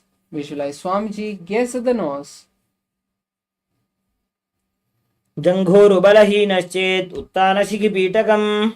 Now kick your legs off the mat and raise them towards the sky, keeping the legs vertical. Place the hands flat on the mat behind you and balance as you visualize going through Narakaloka beautifully. ग्रीवाकण्ठेन भूमिं विष्टम्भ पादाग्रद्वयमूर्ध्वमुन्नयेत्. The next is Tiryanavakasana. Now place your hands on the hips and slowly angle your legs forward. Visualize going on a boat. नौकावत् स्थित्वा ऊर्ध्वं पादाग्रद्वयं नयेत्. The next asana is Dvajasana. Now place your hands back on the mat and balance as you visualize the KAILASA flag. तिर्यन्नौकावते ग्रीवापृष्ठकोर्परैः भूमिं वष्टभ्य.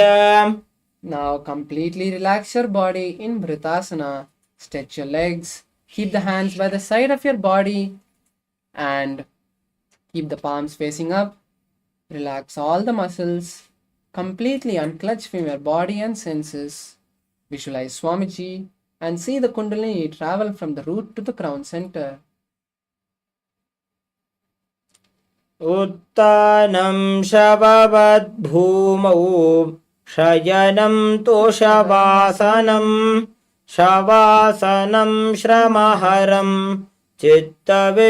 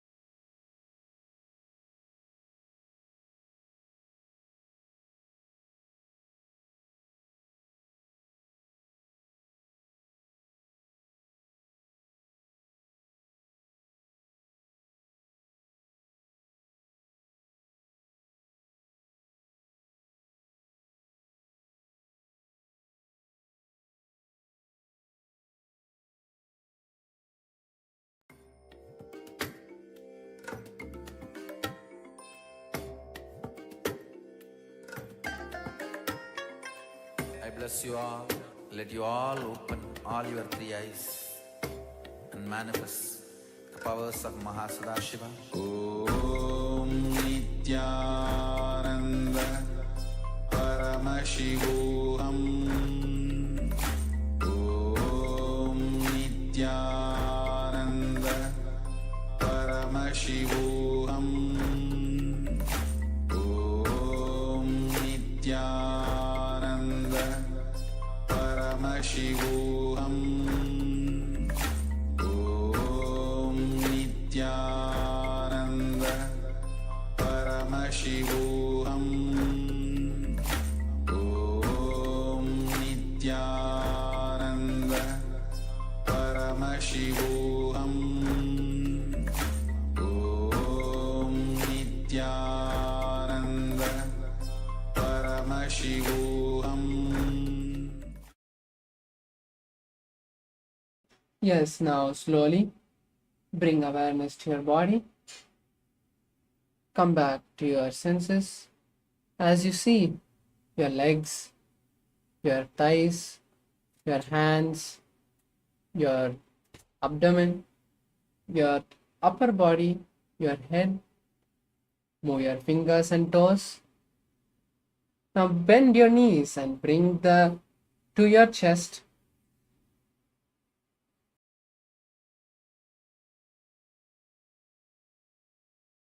Rock from side to side. Bring some momentum and slowly come to a comfortable seated position. You have beautifully completed the 308th Dvitiya Vinyasa Krama. Let's now get ready to enter into the power manifestation session.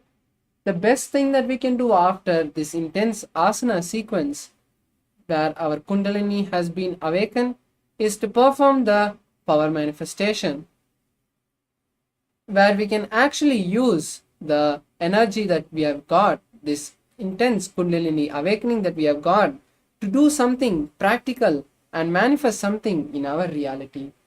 So let's now come to the conclusion with our head, neck and spine in a straight line. Let's bring our hands together in Namaskar Mudra. Close your eyes, visualize Swamiji, take a deep breath, and let's chant the Purna Mantra. Om Purnamadav Purnamidam Purnat Purnamudachyate Purnasya Purnamadaya Purnamevavashishyate. Om Shanti Shanti Shanti. Hari Om Tat Sat. Sarvam Bhagavat Shri Nithyananda Paramashiva Padukarvanamastu.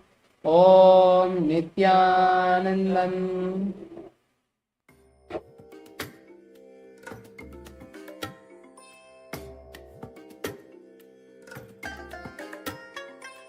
I bless you all. Let you all open all your three eyes and manifest the powers of Mahasadashiva. Om Nithyananda Paramashivoham. Om Nithyananda Paramashivoham. Om Nithyananda Paramashivoham. Om Nithyananda Paramashivoham. Om Nithyananda Paramashivoham. Om Nithyananda Paramashivoham. Om Nithyananda Paramashivoham. Om Nithyananda Paramashivoham. Om Nithyananda Paramashivoham. Om Nithyananda Paramashivoham. Om Nithyananda Paramashivoham. Om Nithyananda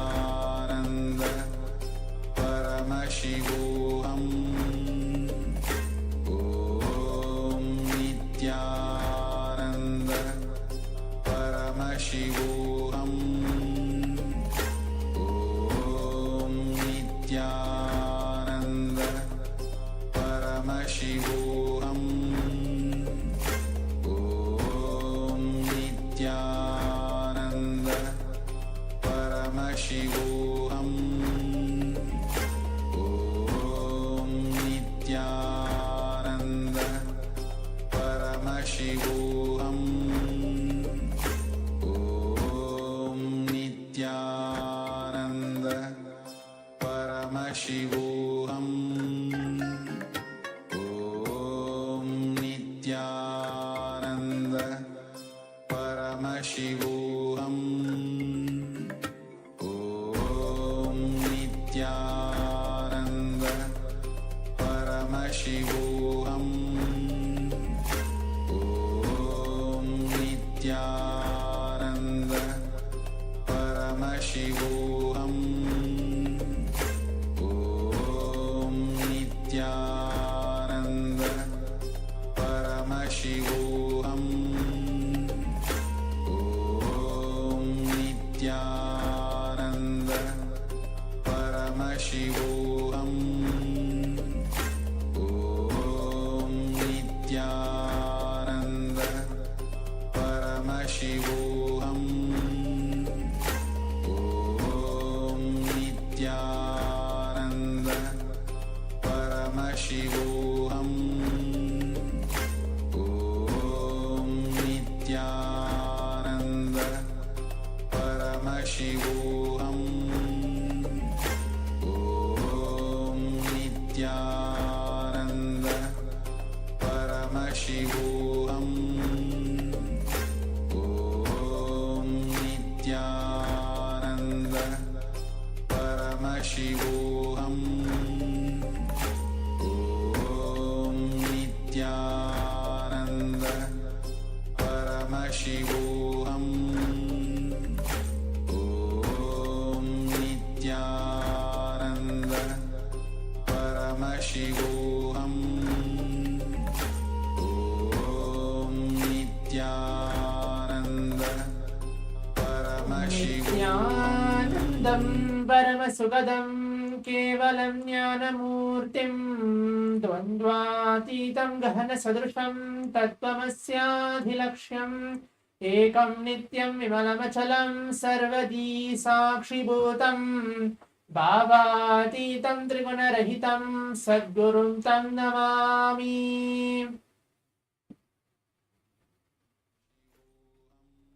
Nithyanandam, I welcome each one of you for this exciting power manifestation session for the next 21 minutes as we are entering manifest the powers of Paramashiva, as today is the day 4 of this Paramashivoham Level 1, Level 2 and Level 3 program, where we're going to receive Swamiji in the form of Jwaravanga Murti, blessing all of us, healing all of us from all our pain and suffering. So now let us all get ready as we're going to manifest the power of third eye today. Let us all be seated. Please get back and please be seated. It was such an intense yoga which we had, complete 3 hours, that we have manifested the Pratama Vinyasakrama and the Dvitiya Vinyasakrama, blessed by the Supreme Pontiff of Hinduism. Now let us all get ready for that. Get ready for the power manifestation.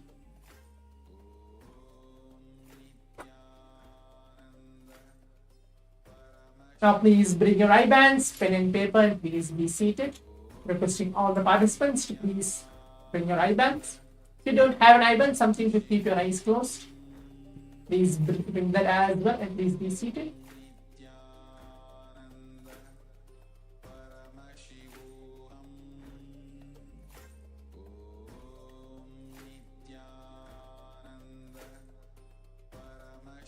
As today, again, we're going to be choosing and projecting random images for all of you for this round 1 of the power manifestation. Before entering to this round 1, we'll be going through the Shastra Pramana, the scripture reference to manifest the power of third eye, and then guiding you step by step what type of powerful cognition which you need to hold today, and then guide you to manifest this power. Kapalantarmanonyasya tishthanmilitalochanaha kramena manasodhadyat lakshayed lakshamuttamam. The translation goes for this verse is by fixing the mind on inner space within the crown center and sitting stably without any movement, having your eyes closed in succession. By that stability of mind and inner space, through the power of the third eye, one directly sees the ultimate goal, Lakshya, by having vision beyond the sight that reveals any object or place, attaining the space of oneness with the source, Paramashiva. For all of us, Swamiji. So this is the verse directly revealed by Bhagavan Paramashiva from the Vijnana Bhedavad Tantra about this very power manifestation, which is the power of third eye. The next step is the only powerful cognition which we need to hold. I can't be called as thinking or thought process. The only cognition which you need to hold within yourself is your Paramashiva. Everything which is happening in and around you is Paramashiva. It is maybe too difficult to cognize for some of you what is Paramashiva and how we should cognize it. Okay, let's move on to the next step maybe. Let's just visualize ourselves as Swamiji. Let's see ourselves as God, see ourselves as divine. Swamiji very beautifully tells in one line that he is not here to prove he is God, he is here to prove each one of us are God. All of us are Paramashiva. Our consciousness is holding that space of Paramashiva. Now please keep your eyes closed. With that very same powerful cognition, do not think, do not concentrate, do not focus yourself trying to do something so that actually that you want to manifest third eye or whether you'll be able to manifest or no, not at all. Just relax, keep your eyes closed. Please put on your eye bands.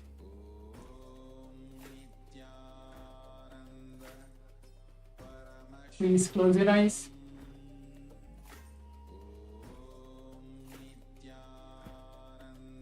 And before we enter, requesting all the participants who have been seated here on the Zoom, on the various different Zooms to please turn on your cameras and please give your intense participation as well for this power manifestation. Now please keep your eyes closed.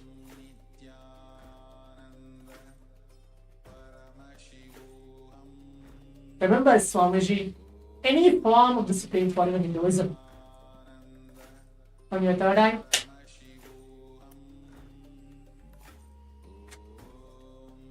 keep your eyes closed. And then start chanting the Mahavakya along with me. Om Nithyananda Paramashivoham. Om Nithyananda Paramashivoham. Om Nithyananda Paramashivoham. Om Nithyananda Paramashivoham. Om Nithyananda Paramashivoham. Om Nithyananda Paramashivoham. Om Nithyananda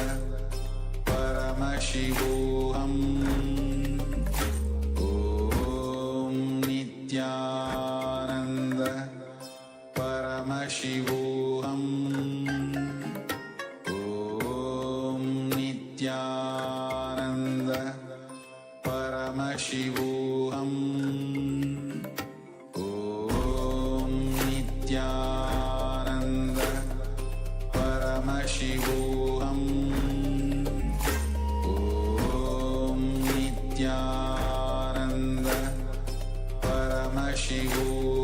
Paramashivoham. Om Nithyananda Paramashivoham. Om Nithyananda Paramashivoham. Om Nithyananda Paramashivoham. Om Nithyananda Paramashivoham. Om Nithyananda Paramashivoham. Om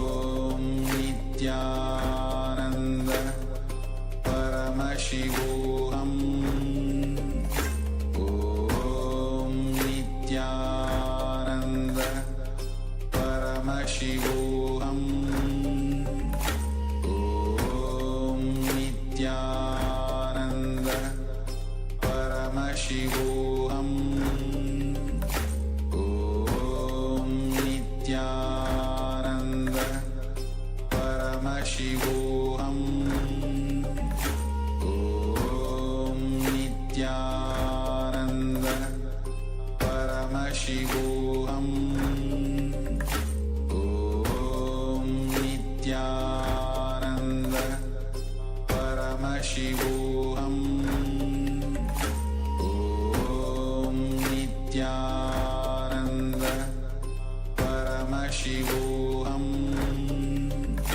Om Nithyananda Paramashivoham Om Nithyananda Paramashivoham Om Nithyananda Paramashivoham Om Nithyananda Paramashivoham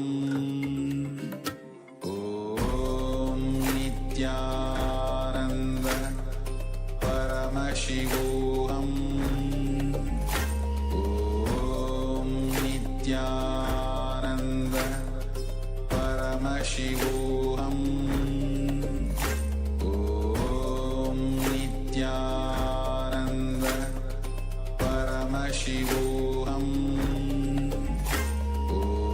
Om Nithyananda Paramashivoham Om Nithyananda Paramashivoham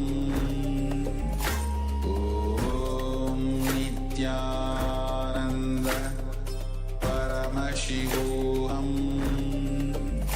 Om Nithyananda Paramashivoham Om Nithyananda Paramashivoham Om Nithyananda Paramashivoham. Yes. Now, as a round 1 of the power manifestation has been completed, requesting all the participants to please relax. And you can take off your eye bands. Please open your eyes. Please open your eyes. As you have completed the first round of the power manifestation. So now let's move to the next step of actually verifying. Typing out all our answers, writing down everything in detail, what Swamiji is revealing, or what our third eye is revealing to all of us for this first round of the power manifestation. Make sure you write everything down. Now sometimes Swamiji very beautifully tells that third eye doesn't work only when you just close your eyes and you try to able to see something actually through your third eye.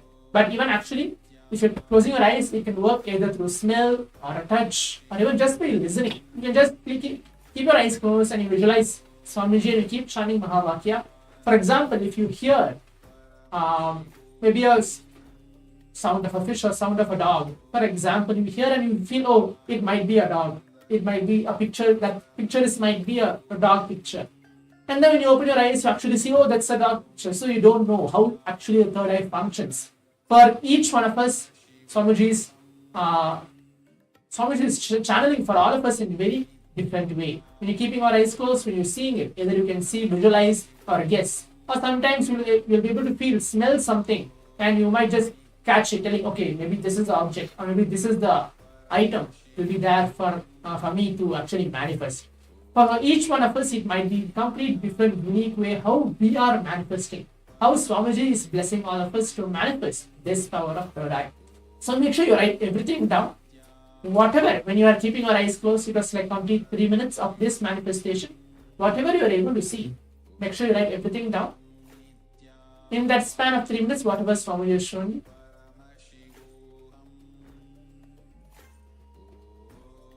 Please type out your answers as well in the Zoom chat, and yes, this is what also is appearing. So even I can know that, okay, this is what the participant is experiencing, and we'll be moving on to the next step as well. So now let's all see what is the image chosen for all of us for this round 1 of the power manifestation. Yes, as all of you can see to my side, this is the image chosen for all of us for this round 1. So it's an apple, it's a fruit, it's a complete fruit. There's red color behind, I think so there is light green, dark green. So this is an image which was chosen for all of us for this first round of the power manifestation. So let's now check and see how we have manifested the first round. So if you are actually manifesting, go ahead and leave your message as well on the Zoom chat or on the social media telling, yes, this is what I've been manifesting and this is what is the image.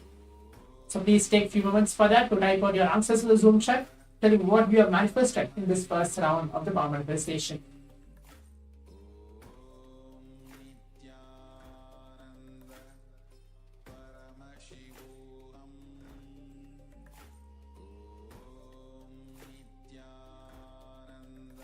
Now, before we move on to the round 2 of the power manifestation, we're going to have even the round 2 of the power manifestation.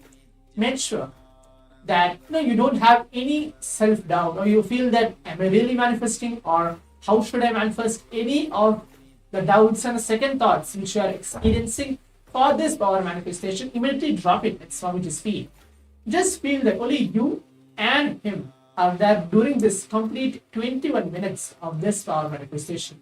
Do not feel confused. Do not have the self-doubt within yourself as well. So now keep your eyes closed again as we enter into the round 2 of the power manifestation.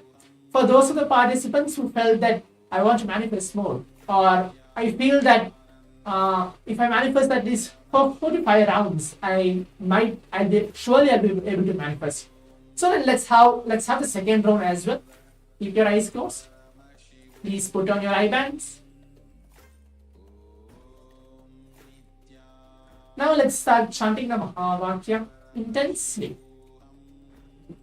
As we keep our eyes closed, keep chanting the Mahavakya along with me. Om Nithyananda Paramashivoham. Om Nithyananda Paramashivoham.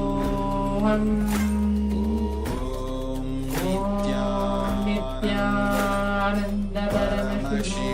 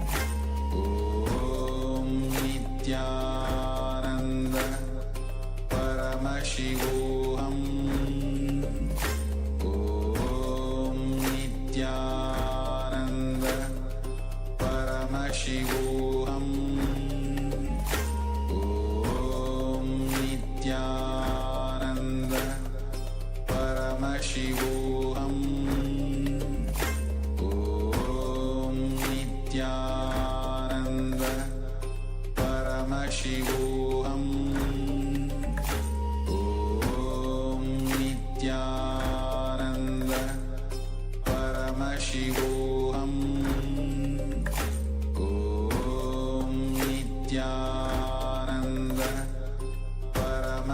Om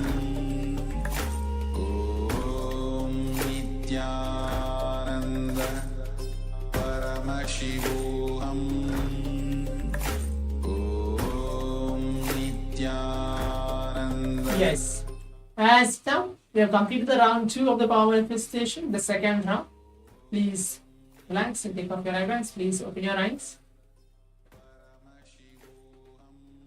Please open your eyes. And now let's move on to the next step of the power manifestation, is writing down, typing out all our answers on the Zoom chat or wherever you're actually watching this power manifestation session from. Make sure you write everything in detail. Write everything down. Type out all your answers, telling this, yes, this is what Swamiji is revealing to me. This is what my third eye revealed to me in this round 2 of the power manifestation. Not worry that whether you do not think that you're going to manifest it or not, whether you're going to actually get it right or not, or am I actually in the right path of the manifesting? Because you are not doing anything, everything is just being done by Swamiji. So please write everything down.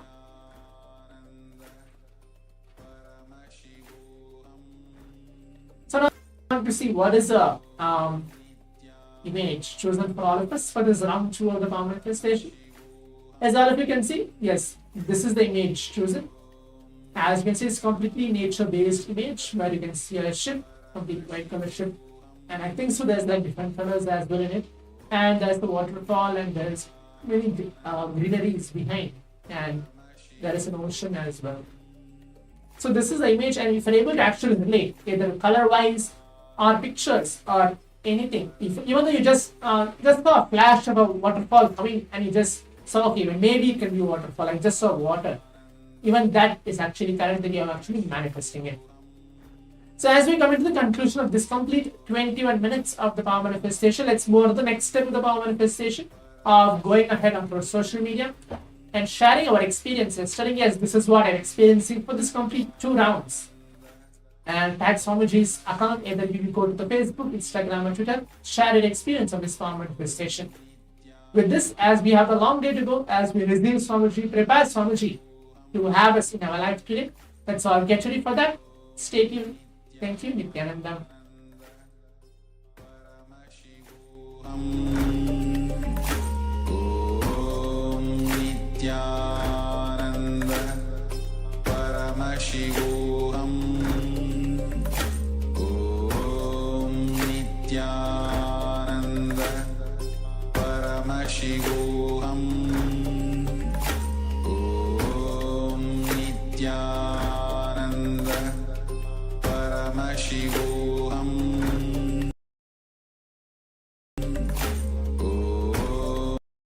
Om Nithyananda Paramashivoham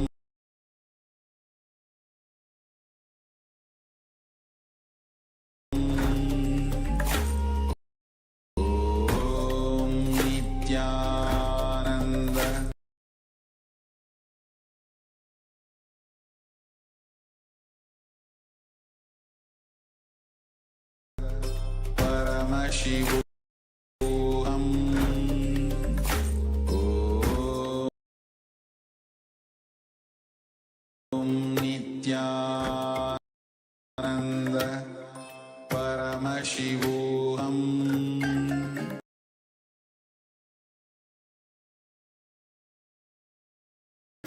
Om Nithyananda Paramashivoham Om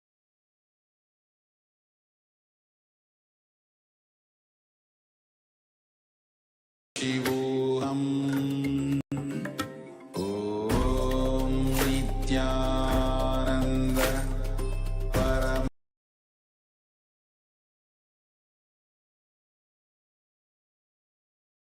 Paramashivoham Om Nithyananda Paramashivoham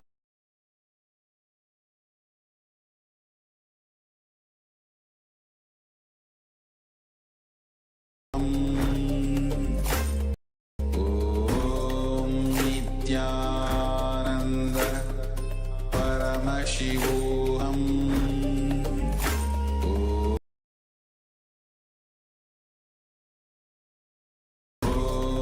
Nithyananda Paramashivoham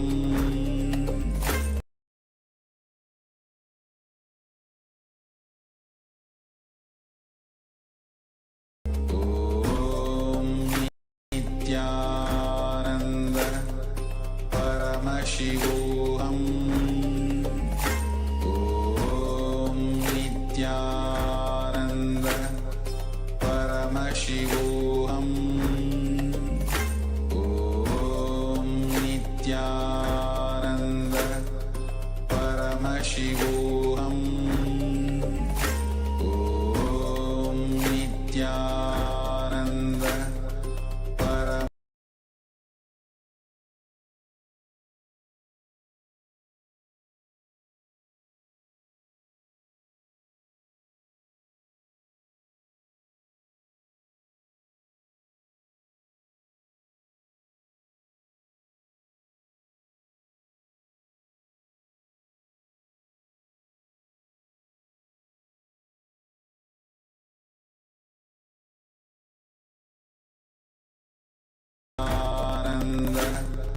Paramashivoham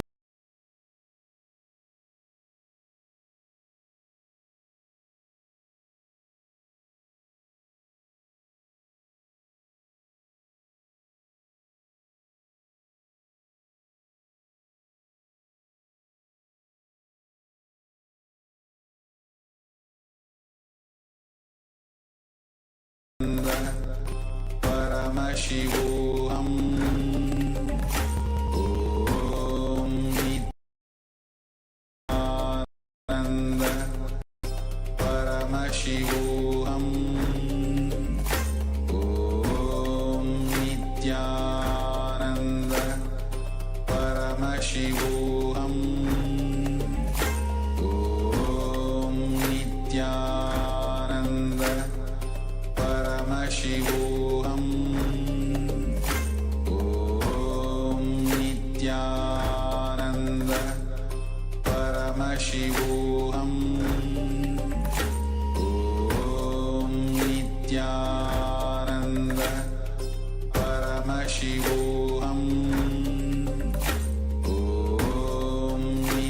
Nithyananda Paramashivoham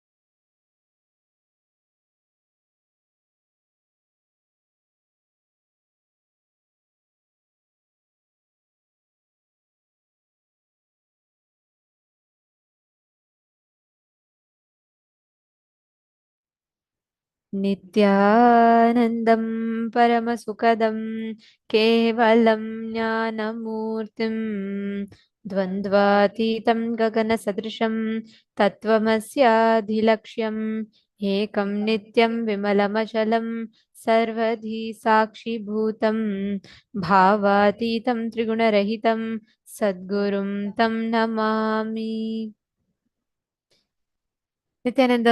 Nithyanandam to all the participants, all the viewers that are watching us on YouTube, Facebook, KAILASA Nithyananda TV, KAILASA TV, and the two-way video conferencing.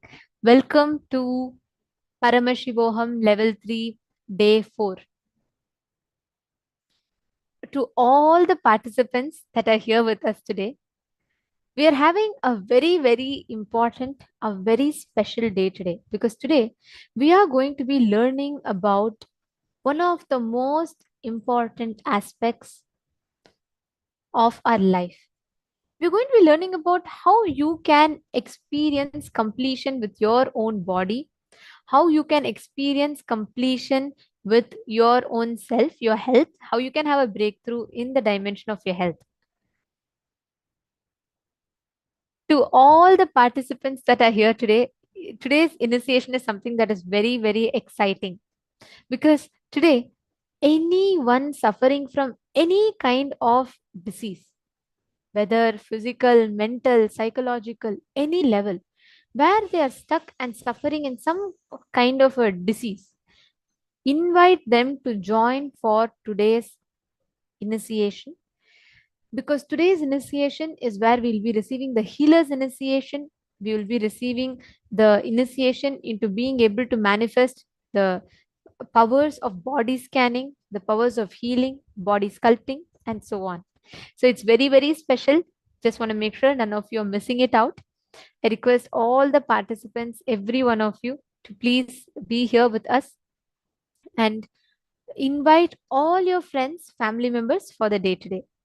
See, our body is like our that remains with us consistently from the time you're born, through your thick and thin, good and bad, right and wrong. Your body is there with you. That's an amazing tool which supports you to manifest your reality.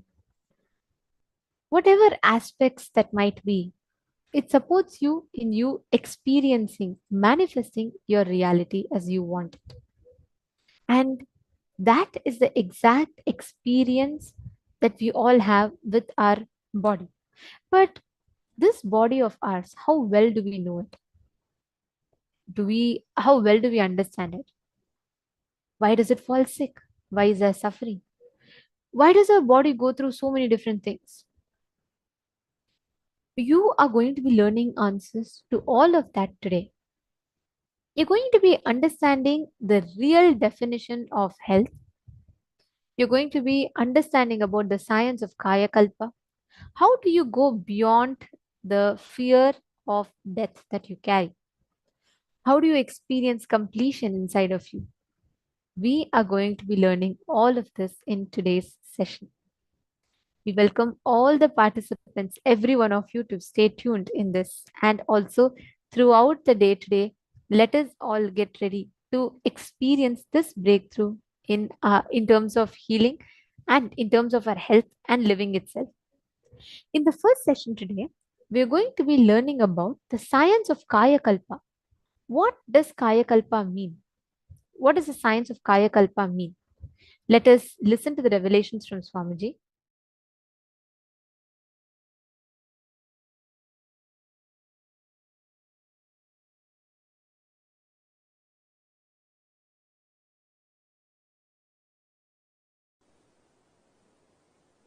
The sacred secret science of Kaya Kalpa is Paramashiva's message directly from KAILASA to the whole humanity, to the whole world today. From today, Paramashiva will reveal the great sacred secret science of Kaya Kalpa. Understand, search for healthy life, long life, healthy long life was done by human beings from time immemorial. Through their seeking, research, experiences, expertise, human beings have discovered many things to have long, healthy life in various civilizations. In Saraswati civilization, in Ganges civilization, in Hindu civilization, in African civilizations, in Egyptian civilizations, in various civilizations, a lot of things were invented, discovered, reinvented, rediscovered.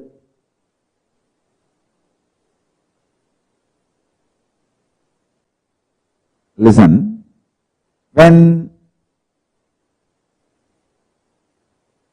these revelations happened in me, I was so excited, inspired, energized.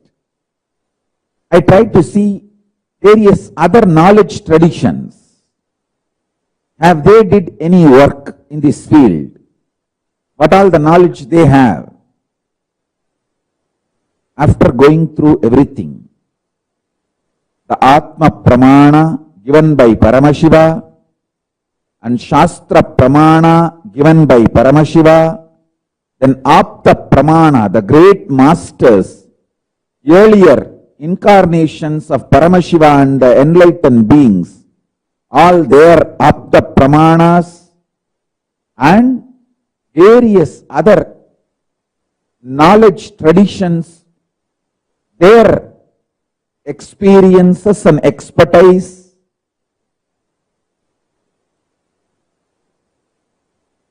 After going through all this, I realized the best, ultimate sacred secrets about health, long life, healthy long life. The secret science for healthy long life is revealed in its best form in Veda Agamic literatures. In Hindu traditions, Siddha, Ayurveda literatures, the Upa Veda and Upa Agama literatures. Now, I'll start presenting all of it in a very organized way.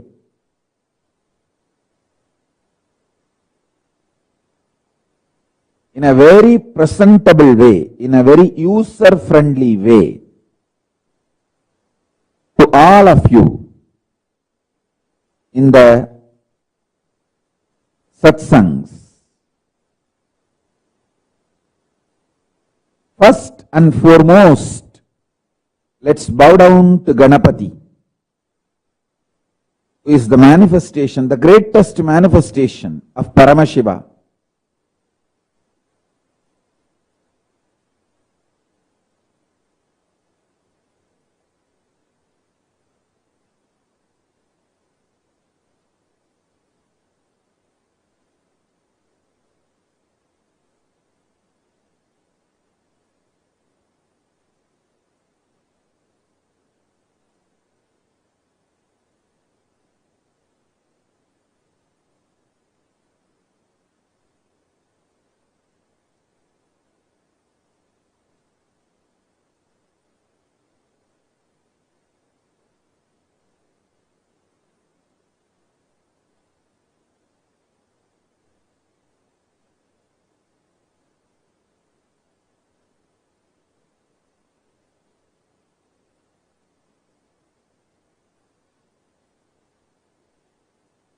Listen.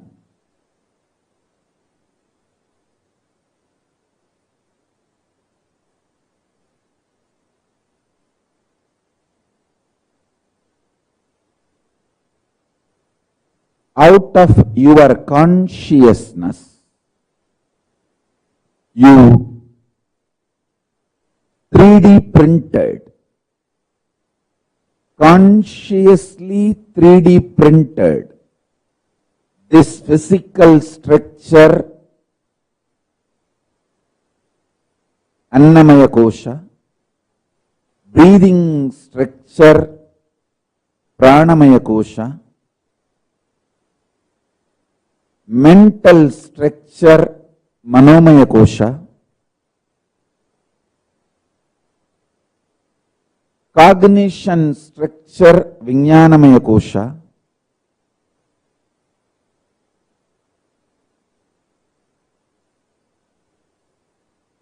conscious structure, Anandamaya Kosha,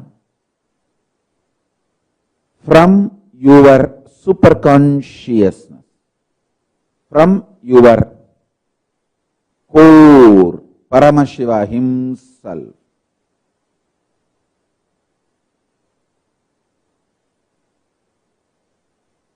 Understand?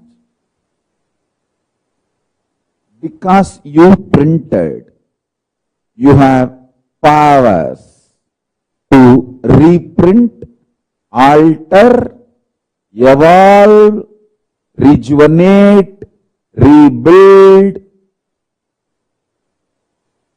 any part or fully.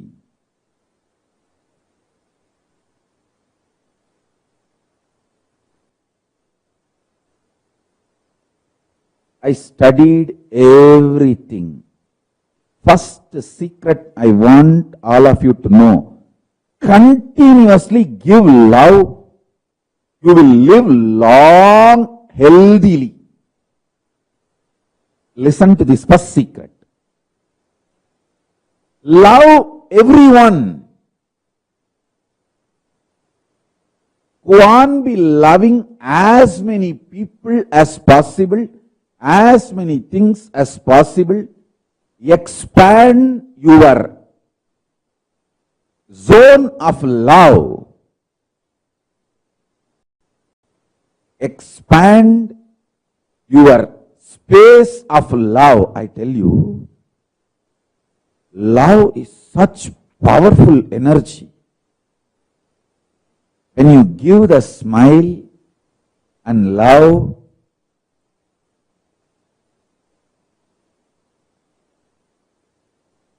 the way others respond to you, react to you, and the way you start feeling about yourself, and the way again you experience you, and the kind of chemicals and hormones you release inside you, and the way you feel secured about yourself and others, it just becomes virtuous circle. Listen carefully.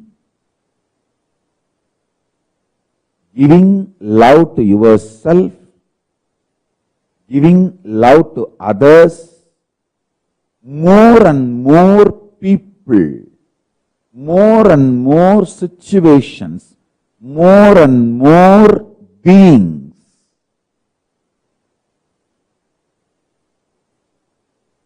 Giving love, taking intense decisions to enrich world, enrich others, Tyaga. Tyaga removes all the negativity from not only your mind, it removes negativity even from your intestine. The parasites, microbes from your intestine gets cleaned. Gets cleaned. When you start smiling at people, loving people, giving security to people, making people feel secured about you, with you, around you.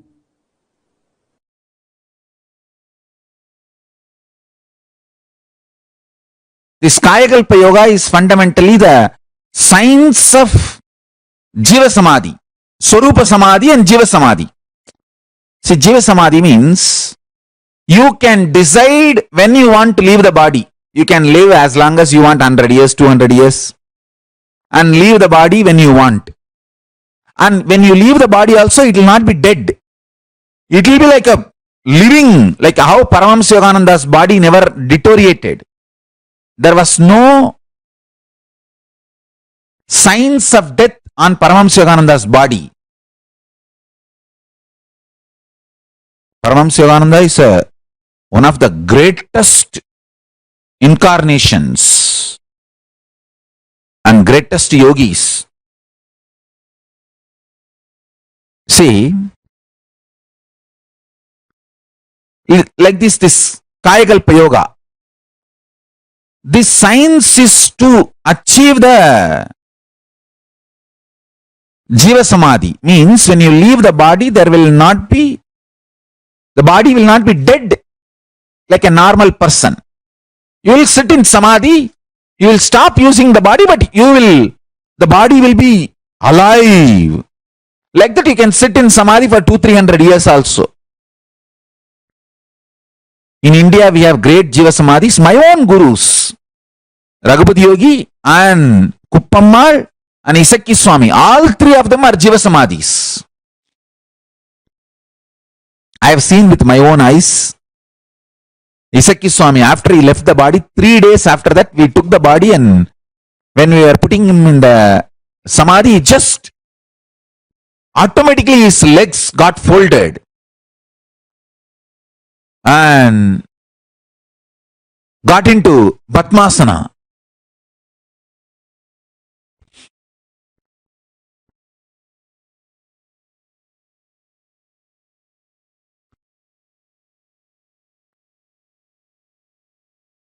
Not only I saw, there are many eyewitnesses. Even now in Thiruvannamalai they are there. All of them saw that. It happened in open place. So this science is downloaded now. I am going to share this science with the world. For this kind of downloading and sharing,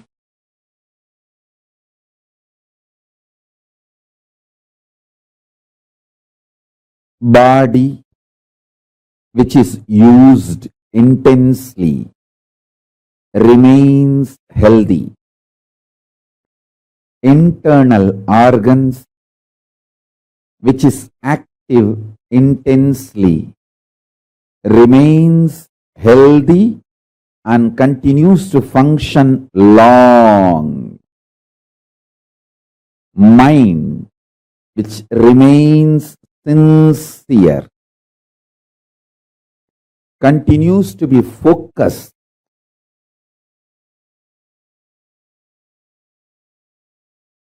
on the goal of life. Consciousness naturally, spontaneously, simultaneously, listen to this word, spontaneously and simultaneously manifest through all these three layers: mind, internal organs and body. All these three.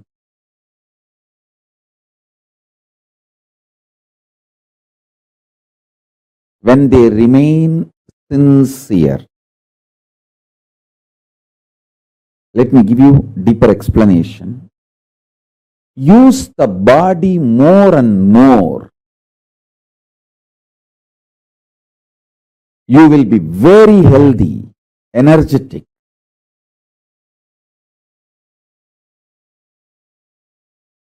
Use the internal organs more and more. Every time when you fast all the internal organs of your body starts working. Every time you fast for 24 hours, the whole system becomes alive, activated. That is why I insist at least 2 times do this to you every week. Understand? Be good to yourself at least 2 times a week. That's the best pampering you can do to you. Anyone who wants to live royal life, listen. Eating like a pig, whenever you can, whatever you get, is the cheapest way of treating yourself.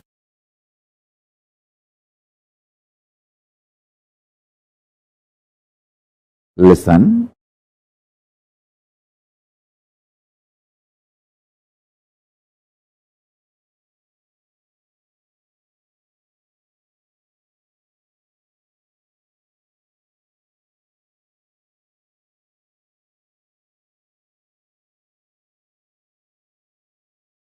It's like treating yourself like garbage bag, garbage can, dustbin.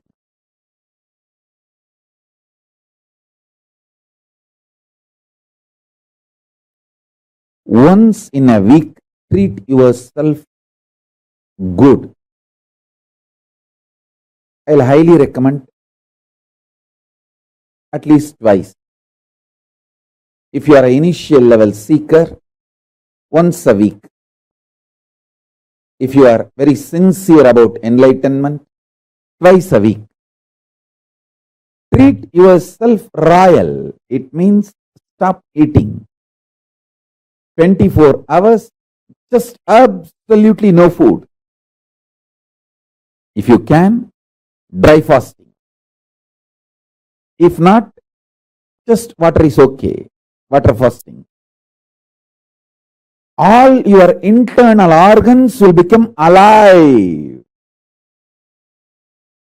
As I said, the best food for your body is what is already gathered and stored inside your body.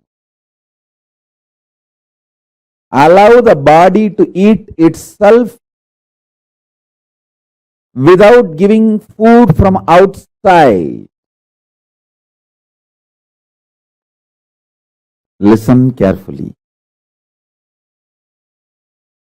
I have seen people who don't eat because they don't have, but people don't eat even though they have for a purpose, higher purpose they don't eat.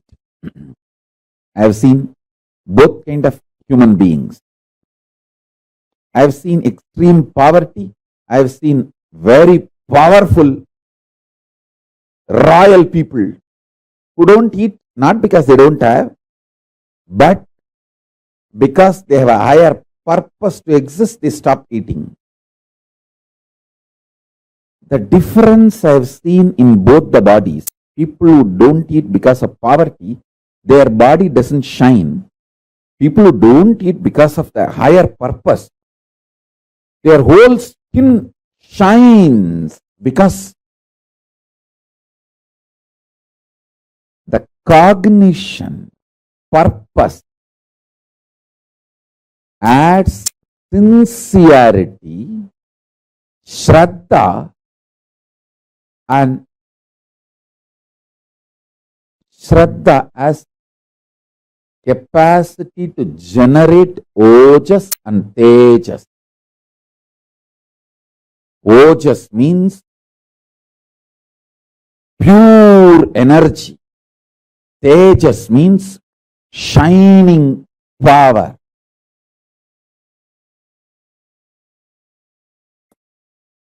Organic sugar energy needed for his internal organs. Listen, I want all of you to understand this principle of Kaya Kalpa Understand? See,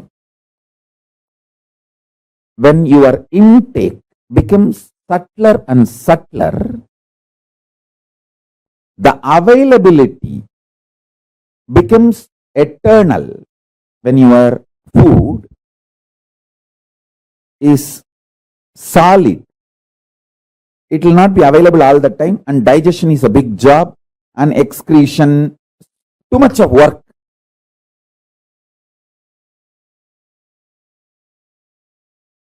And there is a lot of side effects and after effects. If your intake becomes pure energy, then the internal organs are kept alive, active, without the need for filtering the energy, this whole process. So listen, the food, when it is physical, your longevity and health reduces. When it becomes liquid, your longevity and health increases. When it becomes just pure prana, your longevity and health increases much more.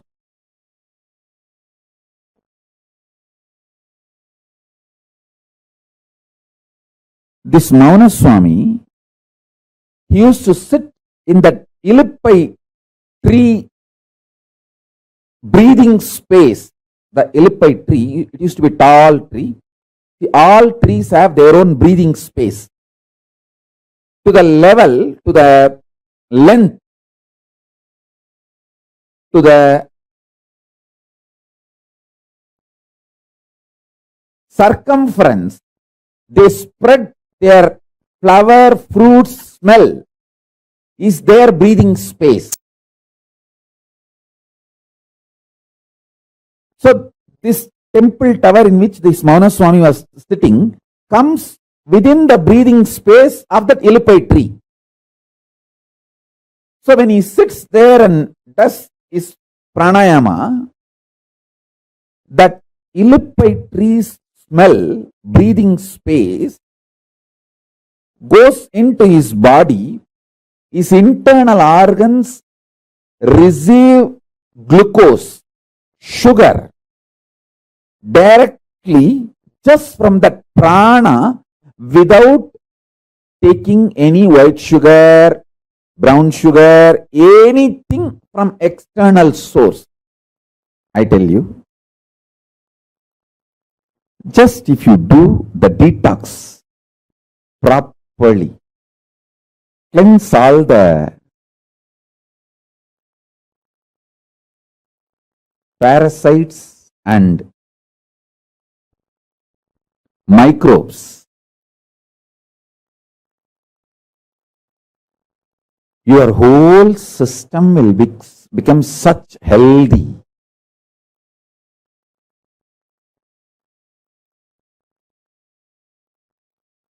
And Kaya Kalpa will simply happen.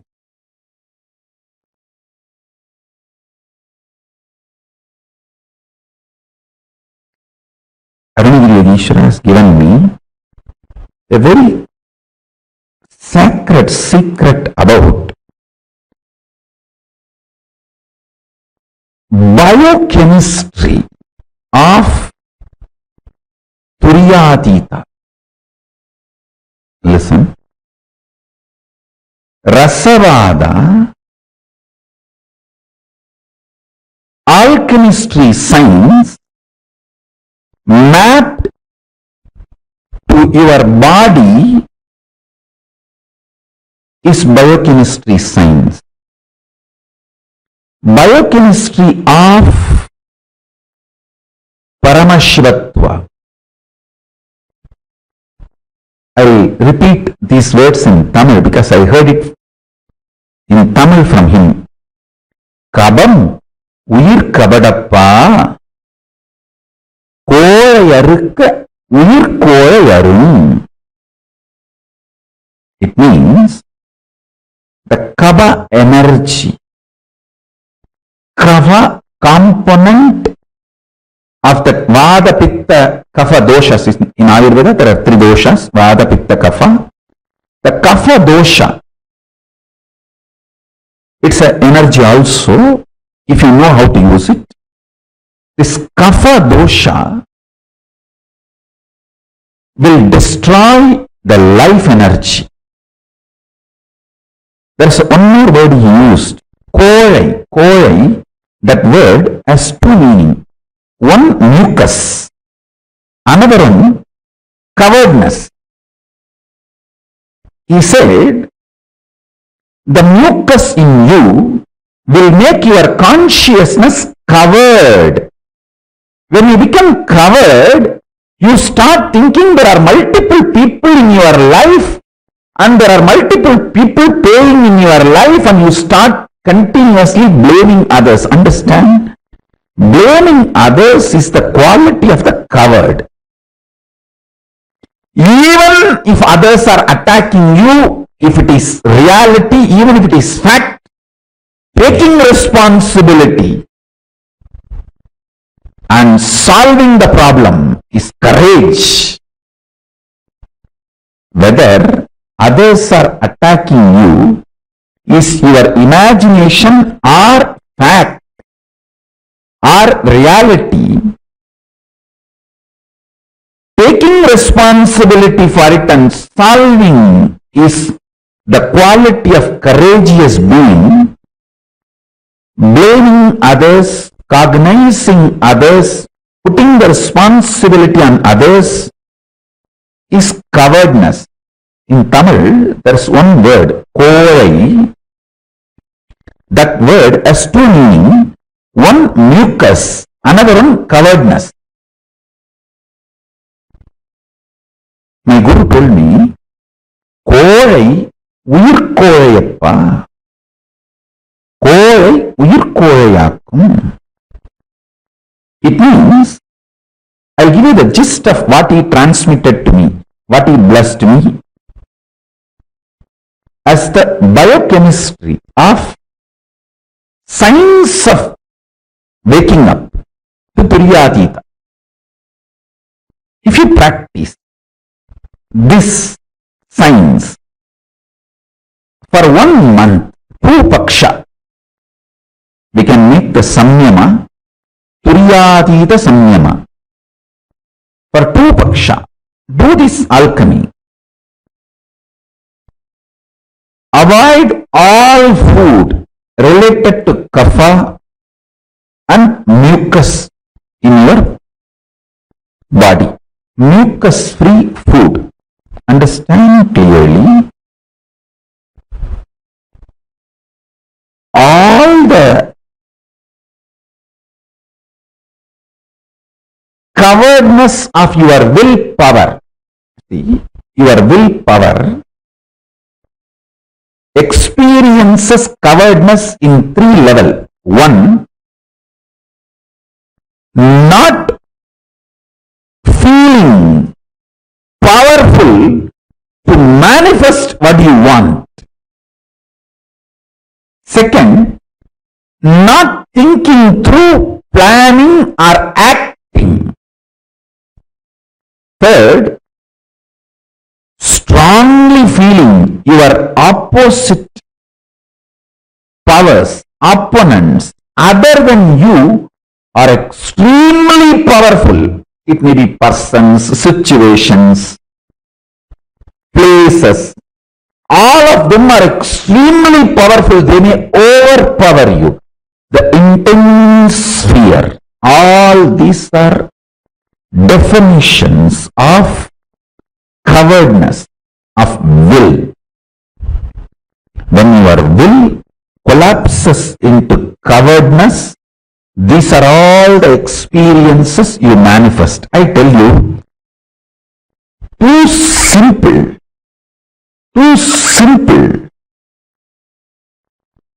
change your biochemistry, the whole problem will be solved. I have seen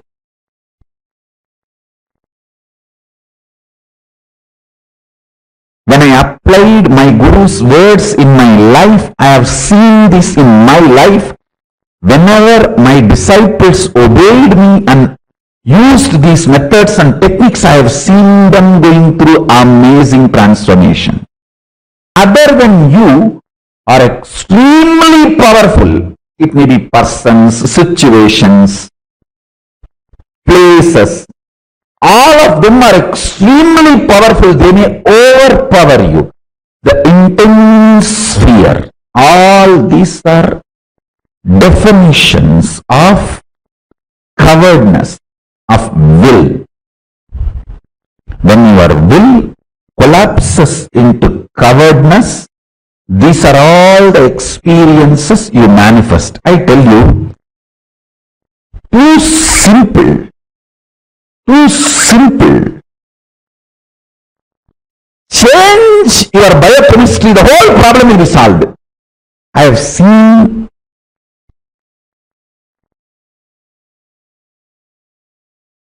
when I applied my Guru's words in my life, I have seen this in my life.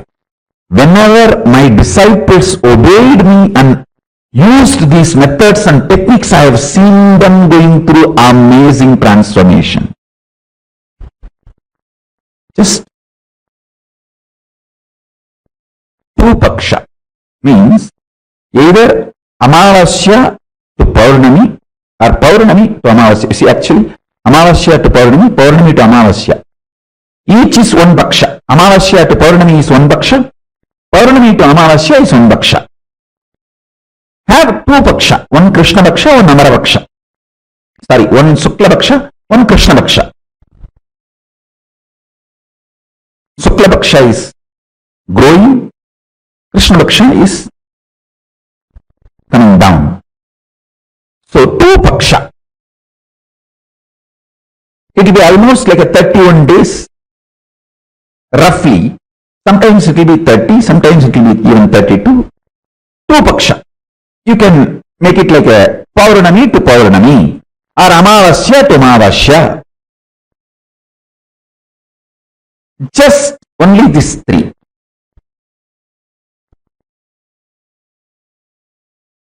No grain, no animal products like a milk or honey, nothing else. Just these three. Fruits.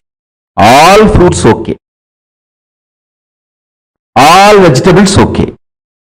All spinach okay. 1 month, just this diet. Listen carefully. Mucus is not something which affects only the activity, functionality of your lungs. It goes and settles even in other vital organs and starts making the fat accumulation, inflammation. For fatty liver, mucus is the first reason. Fat, you see, inflammation in your liver and fatty liver, mucus is the first reason. Then fat gets built. That's secondary. I have a very powerful natural recipe to cleanse all the inflammation, mucus, kapha from your body. Just take 5 pieces of garlic and 1/4 spoon turmeric powder, all organic. 1/2 spoon jeera. I can project this recipe. I am projecting this recipe. 5 parts of garlic, 1/4 spoon of turmeric, 1/2 teaspoon jeera. Boil in water. Crush all ingredients in mortar and pestle and drink at night. It can really detox you. I will say this is one of the nectar for Kaya Kalpa. Jeera is cumin seeds, Geera. Cumin seeds.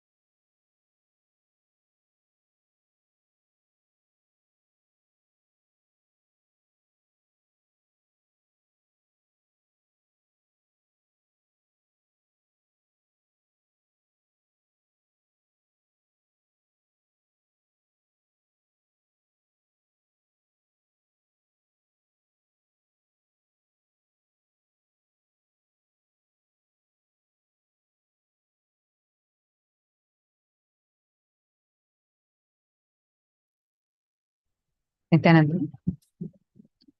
The science of Kaya Kalpa, very beautifully, elaborately, Swamiji had explained this to us. I hope all of you also got a chance to note down the recipe that Swamiji gave, that detoxes your liver completely, removes the mucus of your liver.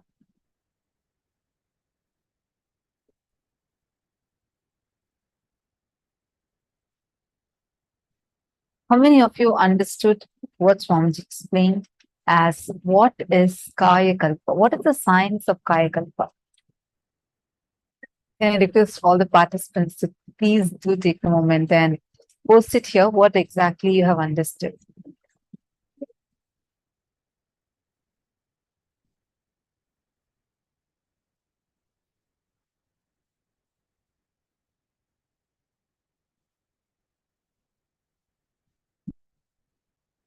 The science of Kaya Kalpa, we all were learning about it today. Swamiji had elaborately explained. What is this Kaya Kalpa science? Why this Kaya Kalpa science was mastered only by Hindus? And even though so many traditions, so many civilizations are looking for immortality, we are trying to understand about it. Nobody in the world have mastered it like how Hindus have mastered it. Actually,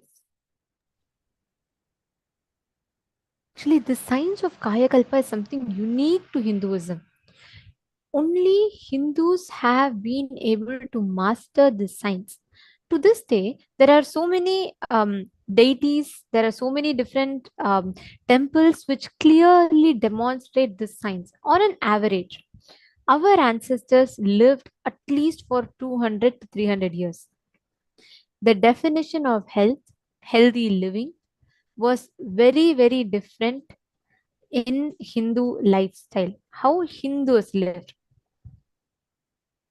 For each one of you that are sitting here with us, the science of Kaya Kalpa, where you experience your body's own ability to live, to digest, to rejuvenate itself, and which will in turn enable you to live for eternity. There's a very beautiful story in Mahabharata of King Yayati. In his life, he lives for 27,000 years. You may wonder what? That must be a joke. You need to know these are all not mythology. This is history. And we had this very clear signs to this day. We have Sri Ramanujacharya's body in Sri Rangam where he's sitting. His physical body, you can see the hair and nails on the body. It is preserved for more than 1,000 years. To this day in Sri Rangam, this body exists. It is not mummified. No, it is not a mummified body. It is a living, alive body. You can see his eyes closed, him sitting in Jiva Samadhi. And he is a great Avatara Purusha. He's a great enlightened being and incarnation. His body to this day is it has a proper Jiva Samadhi, the mummification, not mummification, the deification process done, which to this day he's sitting with his physical body in Sri Rangam. You all can Google it. It's a common fact that's available for people. Hindus had this unique science. There are tons of references I can give like this. We all know Mahavatar Babaji, who to this day is alive, who lives, who is young, who ceased to age, and he's been living. He still gives darshan for many people who go to Himalayas, and he is the one who gave the name Paramahamsa Nithyananda to Swamiji. Like this, there are so many people we can go on naming. Because in Hinduism, our definition of health, healthy living, and our definition of what is defined as an ideal optimum health is very different from what world today describes. Today, if you are having borderline, within the borderline, if you have your sugar levels, blood pressure levels, everything, and you're told you're healthy, no. If your body has the ability to digest and digest all the emotions, digest all the food, and to live continuously by consciously rejuvenating itself, that is defined as health. The way you relate with your body, how you understand your body, how you experience your body, all of this determines your ability to live long, to live for eternity in this body. Now, I request every one of you to post what you understood about Kaya Kalpa. Have any of you heard about Sri Ramanujacharya? Have any of you visited, read about him, seen his shrine?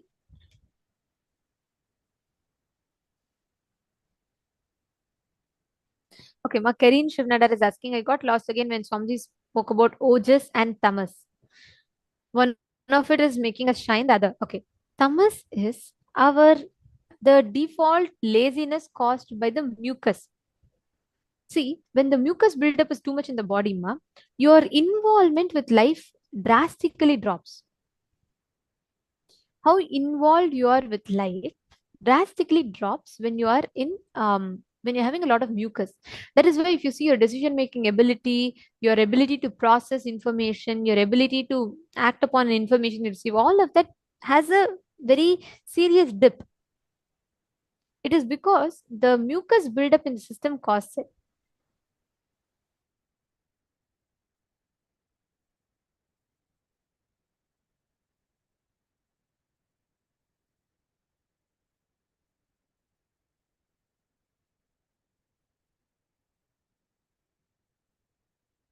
Fasting, Sorry. you can do the fasting.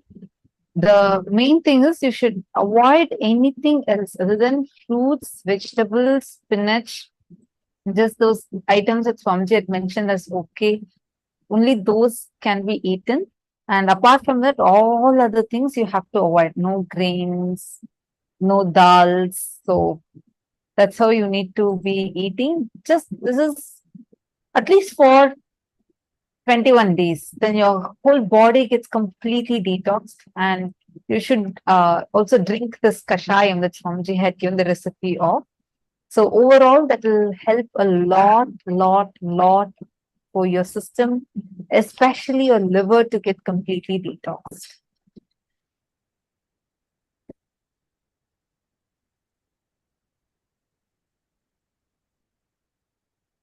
Ma Karin Shivanada, it's Ojas and Tejas. It's not Ojas and Tamas, it's Ojas and Tejas.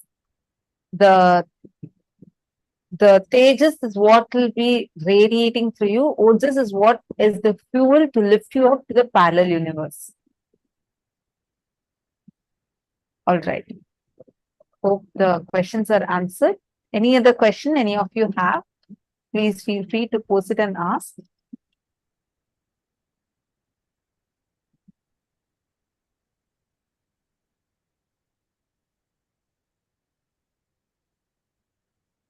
Yes, Ma'am, Madeline Portuguese, sweet potatoes are okay, but lentils are not okay for this diet, this particular diet.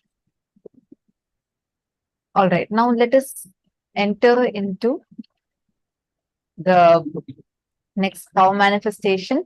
Joining with us, we have Ma Nitya Yoga Prana.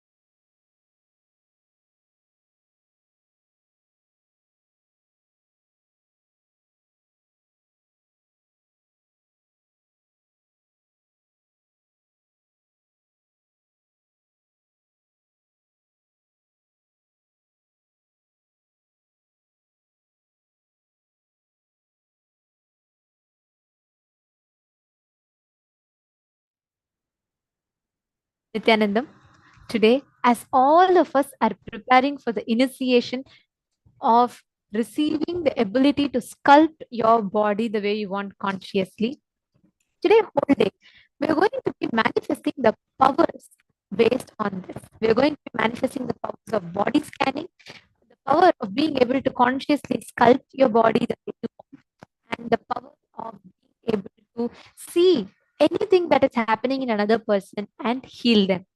So, are we all ready? Shall we all enter into the power manifestation?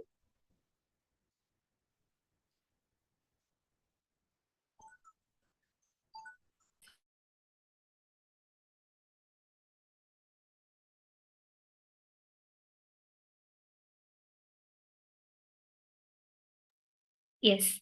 So before we start the power manifestation, let us first enter into the Shastra Pramana, which comes from the Vijnana Bhairava Tantra, Sutra 54, Dharana 31.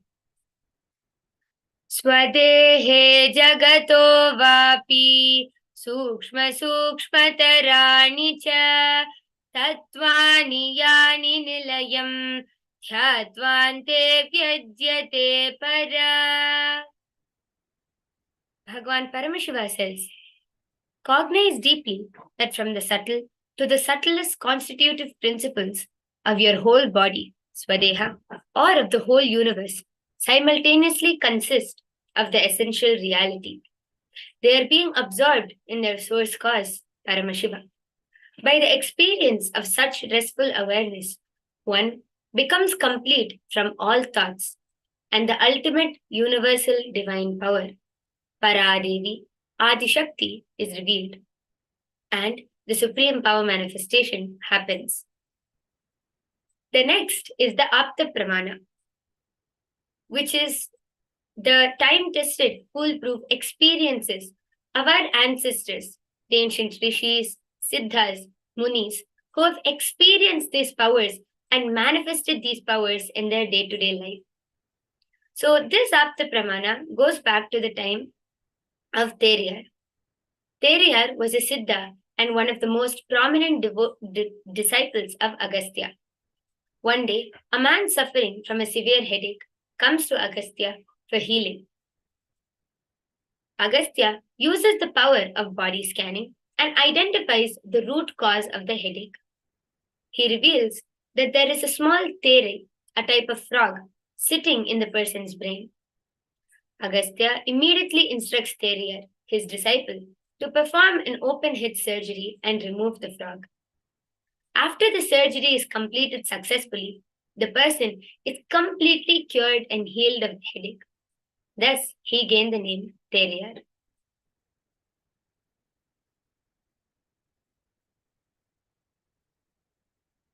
And next is the Atma Pramana, which is the experience of the Supreme Pontiff of Hinduism, His Divine Holiness, Bhagavan Sri Nithyananda Paramashivoham, or as we call our beloved Swamiji. So, Swamiji beautifully says in his own words, when I had my hand fractured, if you look inside, I was so joyous, ecstatic. See, I was always told by my Yogacharya, Raghupati Yogi, that I will be in a painless body and have a painless death. But only after I had the fracture and surgery, and Swamiji says, see, actually morning 7 o'clock, I had the fracture and no painkiller was given.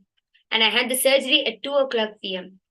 It was such an ecstasy for me that now I know experientially that I have no pain. At the hospital, an X-ray revealed that the Supreme Pontiff of Hinduism had sustained a type 1 open fracture of both the bones of his right forearm.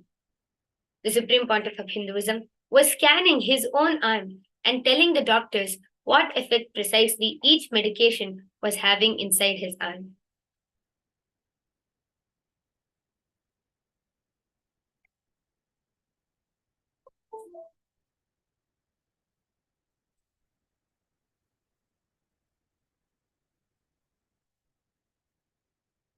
And the last is the Sakshi Pramana, where all of us, including you and me, are going to be manifesting the power of body scanning.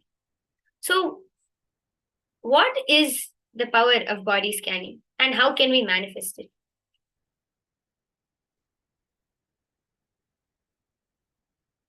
First, the first thing which we need to understand is that each and every problem, whether it's a disease, as simple as a headache or as big as stage 4 cancer, every problem which we manifest in our body is due to some thought current, root pattern, incompletion. It can be anything, but it all starts from us. So if we are able to create a problem in our body, we also have the power to heal. And this power of body scanning is where we will be able to scan and not only identify the problems which we have, like, oh, you have a headache or you have back pain or anything, but we will also be able to scan the root cause, why the entire problem started in our body in the first place. That is the power of body scanning. How can it be done? Just the first thing which we need to do is just unclutch and relax. When we connect to Swamiji in the space of oneness, and when we understand that it is possible, when we start believing that it is possible to manifest this power, and when you create the intention to start manifesting this power, automatically you will first come into the space of oneness. Just simply close your eyes, chant the Mahavakya, connect to Swamiji, and whatever, it can appear in different forms. Sometimes you will see it in letters, sometimes you will see it in pictures, sometimes you will feel as if you are entering your own body and seeing what is happening. It may appear in any way, but never doubt your third eye. The moment you start seeing something, the moment something starts appearing in front of you, just you can either write that down or you can tell it to another person who's in front of you. Just start revealing it as it appears to you. And you will start seeing that as you keep connecting, as you keep scanning yourself in that space of oneness, more and more will start getting revealed to you.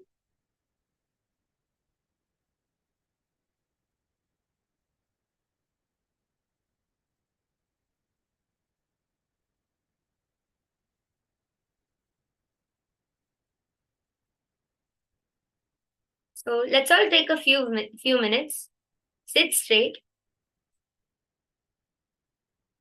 So what we're going to be doing now is we're all going to be scanning our own bodies. So just sit straight, be relaxed, and let's chant the Mahavakya.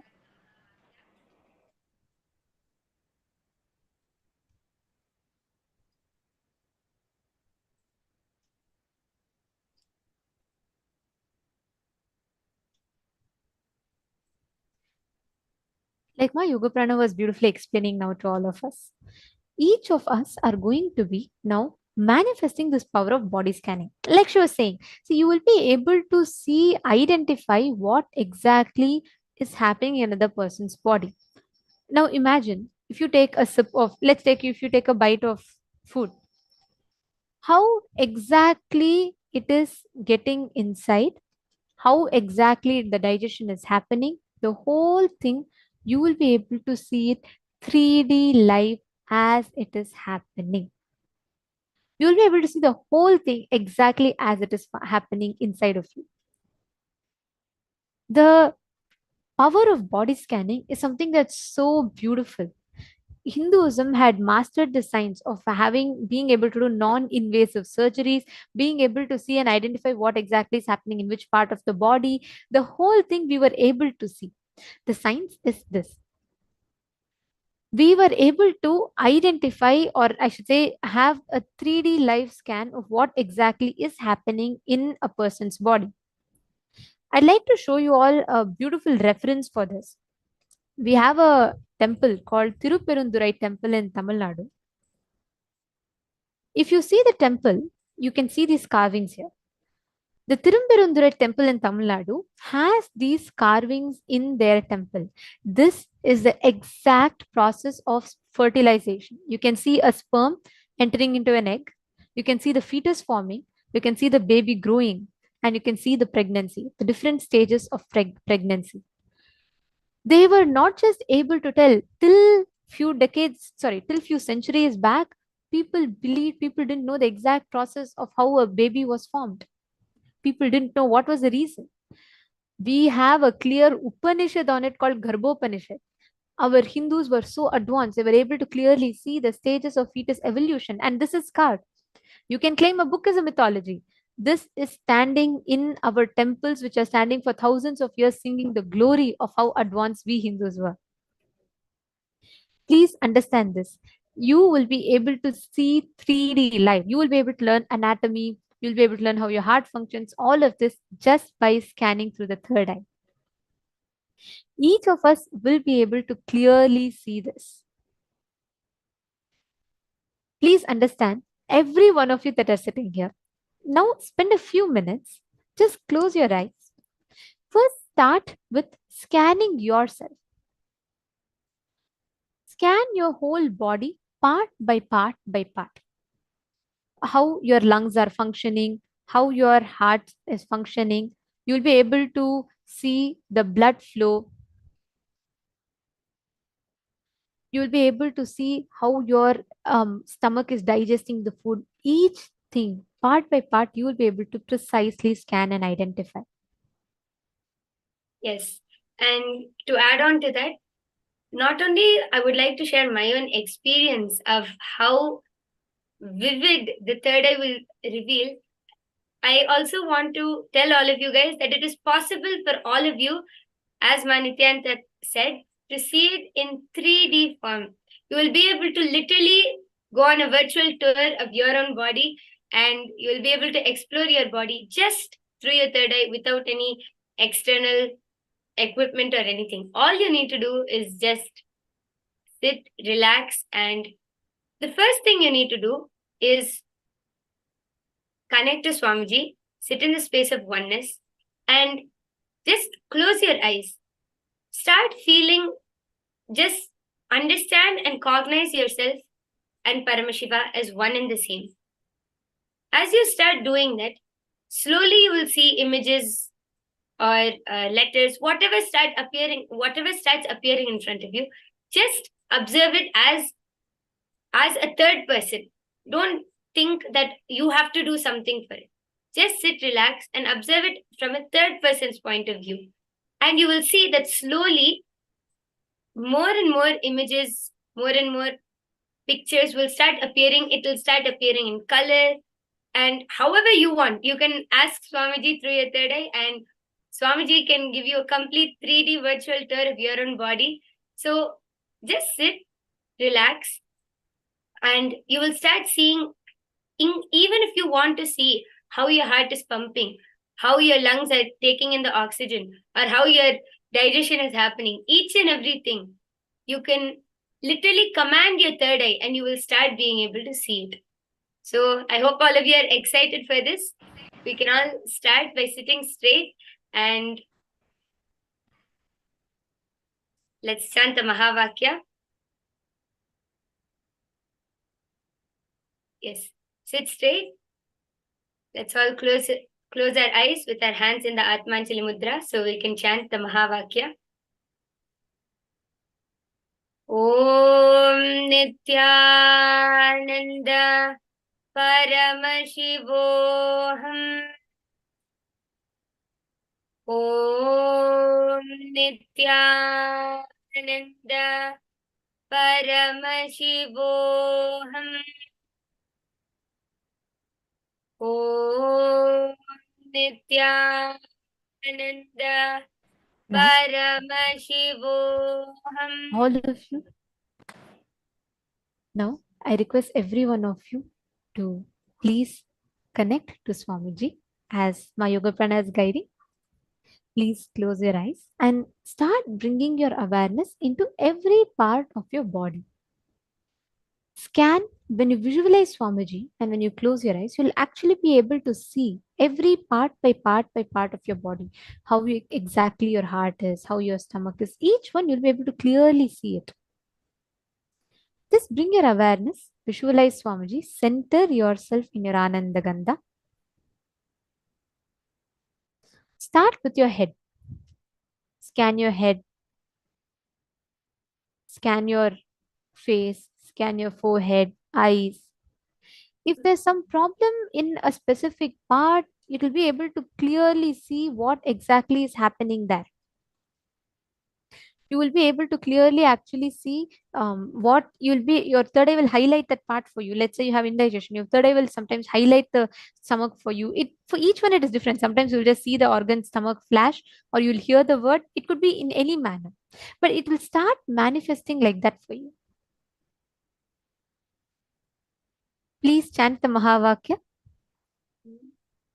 Now bring your entire awareness from the Ananda Gandha, visualizing Swamiji in your inner space. Scan every part by part by part. Scan your forehead, your eyes, your nose, your ears.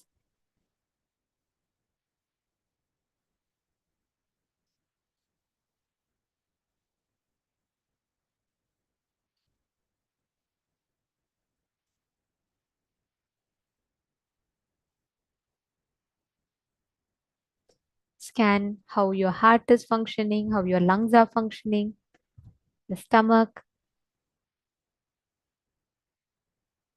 Scan every part of your body. See how each of them are functioning. Your third eye will clearly show you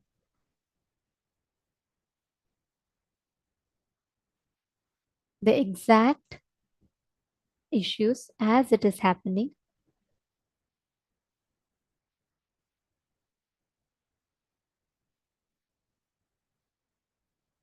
Chant the Mahavakya.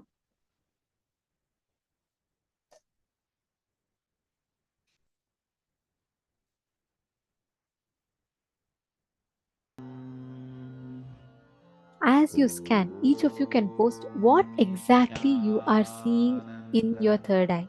Paramashivoham Om Nithyananda Paramashivoham Om Nithyananda Paramashivoham. Scan every part and identify what exactly is happening and describe.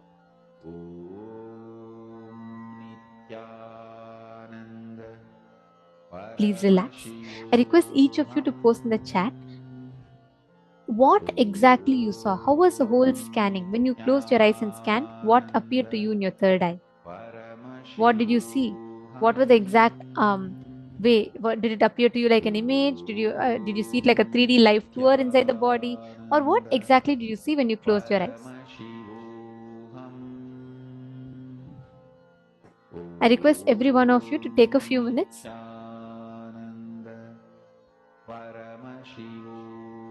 Please describe in the chat. Om Nithyananda Paramashivoham Om Nithyananda Paramashivoham Om Nithyananda Paramashivoham. Yes, I'm seeing some of you are posting. You saw it. Okay, I request you all to describe how exactly it appeared for you. Were you able to, did it come as a feeling for you, or were you able to clearly see what is happening inside the body? Come on. All of you, please take a few minutes and describe Ma Mahabhairava Jnana, Ma Xianging.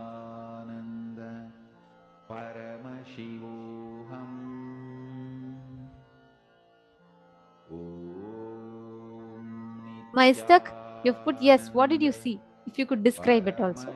Ma Hedi Shlak, ma Medellin Portuguese, ma Nithyananda, ma Prematavasi. Can I request every one of you to describe elaborately how exactly it appeared to you in the third eye?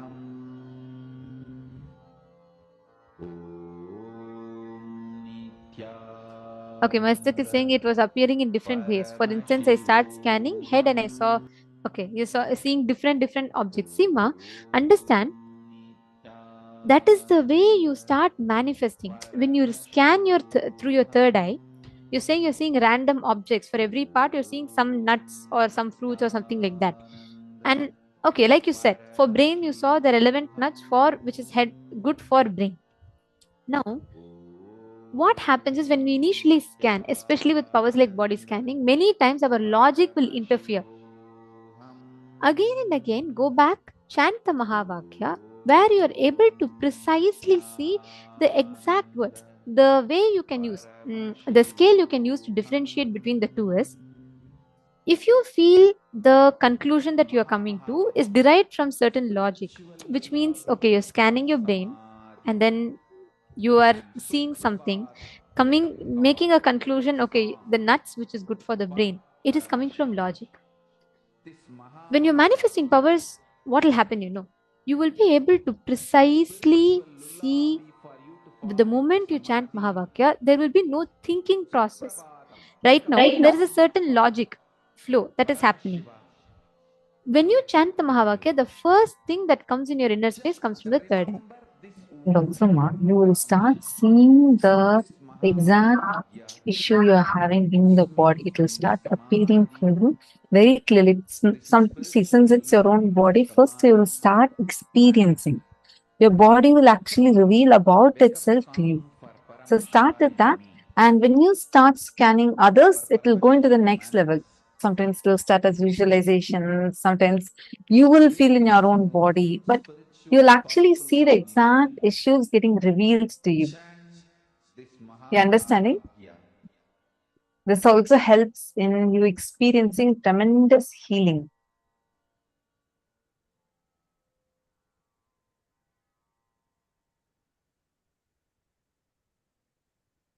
Okay, now this whole day today, we are going to be manifesting this power of body scanning, where you're able to precisely see how exactly in each layer the power manifestation happens one by one by one by each level.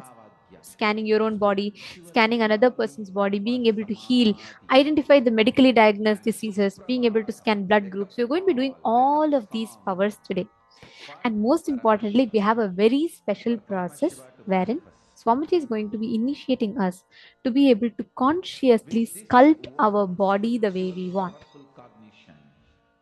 I request all the participants to invite any of your friends and family members for today's program because it's something too special and they should not miss it. And now we're all going to be entering into the next session. We will be continuing to manifest this power in the further rounds.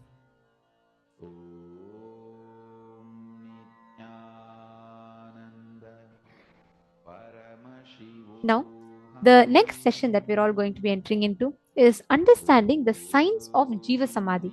See, right now we all learned about Kaya Kalpa, the living for the concept of immortality as per Hinduism. How it is not just a philosophy for us, it's a science for us. And Jiva Samadhi is that exact science for living forever. And that is what we're going to be listening to and learning about now.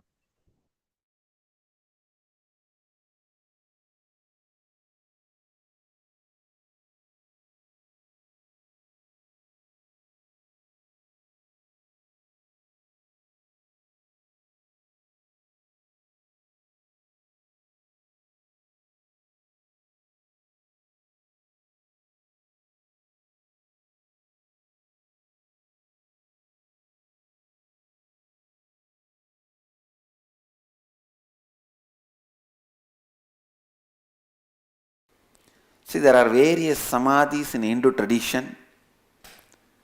Jiva Samadhi is a place where the enlightened master enters into samadhi while he was breathing. Nobody took his body and put it in that. He himself went and sat. That is called Jiva Samadhi, like Raghavendra Swami.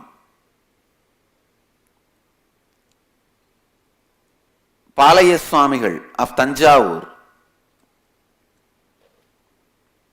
Dakshinamurti Swamigal of Tiruvarur,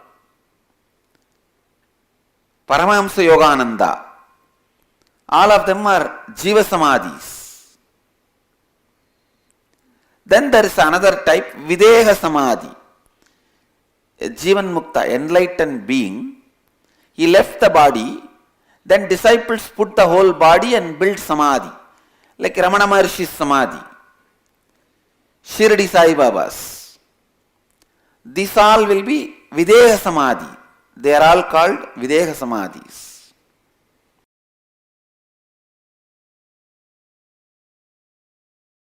Listen. Deciding for life.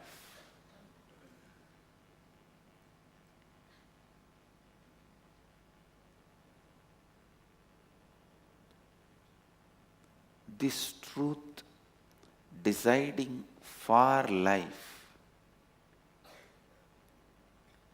need to be internalized from multiple angles, and you need to complete from multiple angles. I have seen whenever people get pain, they say, Swamiji, death is much better than this pain, please. People come and tell me, I tell them, no. This pain itself is because you decided many times earlier to die. Now stop. Stop deciding death. Decide life. You will walk out of this pain. You will burn this pain, melt this pain and get out. If you decide always for life, even if your body is not functioning, you will be in Jiva Samadhi, eternal life.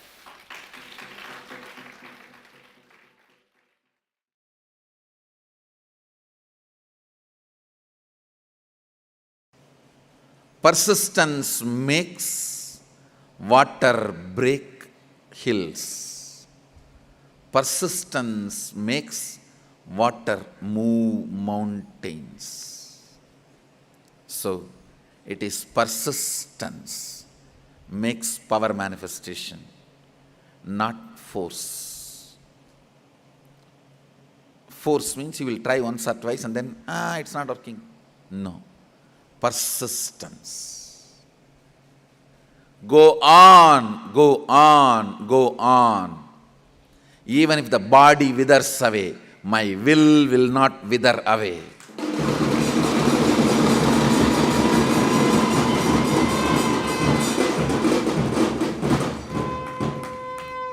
Even if body withers away, my will not wither away. Is living even when you are dead. Jiva Samadhi.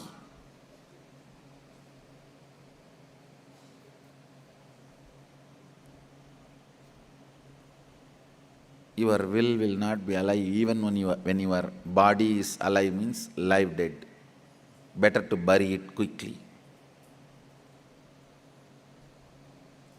Understand, everything boils down to will. Will persistence. It is by persistence powers manifest, not by force. Force can be called as force only if the persistence is added. Persistence is life. Persistence is the best wealth you can accumulate in your life.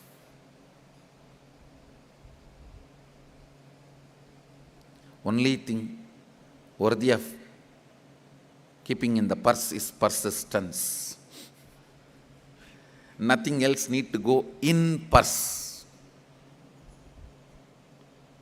The only thing worthy of keeping in purse is persistence. Anybody who persists manifest powers in inner world, outer world, everywhere.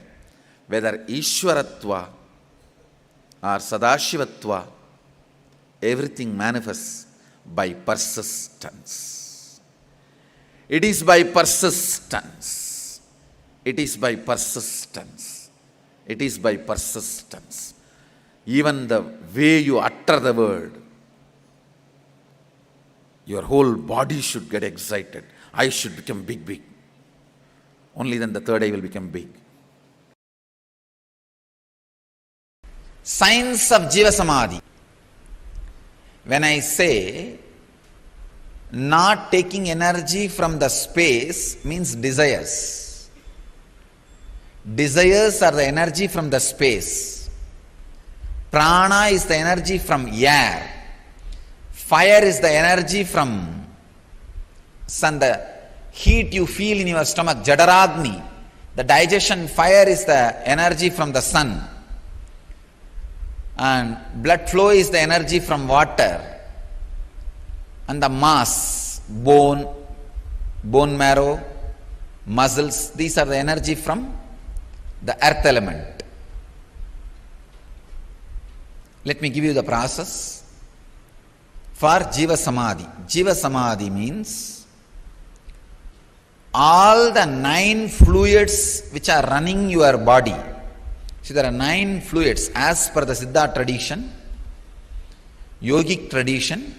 There are 9 fluids, body fluids, responsible for running your body. They are called Navapashana, 9 poisons. Please understand, in Siddha tradition, the word Pashana not just means poison which kills you. It's like a certain high quality alive chemicals are called Pashana. But the Pashana word is unfortunately translated as poison. In English, we don't have any other word. So I am just allowing that word. Maybe I can use the word catalyst agent. Instead of the word poison, I can translate catalyst agent. The word for Pashana means these 9 body fluids, if it is properly handled, will keep you alive. If they are imbalanced, will kill you. Blood and the water in the eyes, saliva and the kaba in the nose, the 9 body fluids, the seminal fluid, these 9 body fluids are called Navapashana, 9 poisons. If you are able to, instead of the word poison, let us use the word catalyst agents.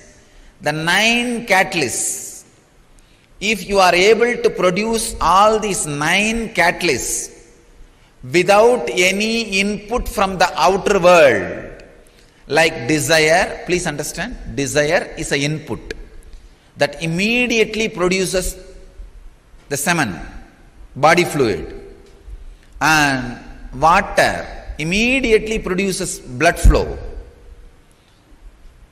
Each input from the outer world immediately produces certain catalyst agent in your system.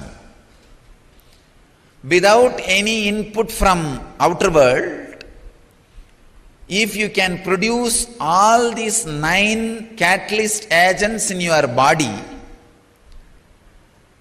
you are a Siddha who can sit in Jiva Samadhi. Means your body can be buried, but you will be alive forever.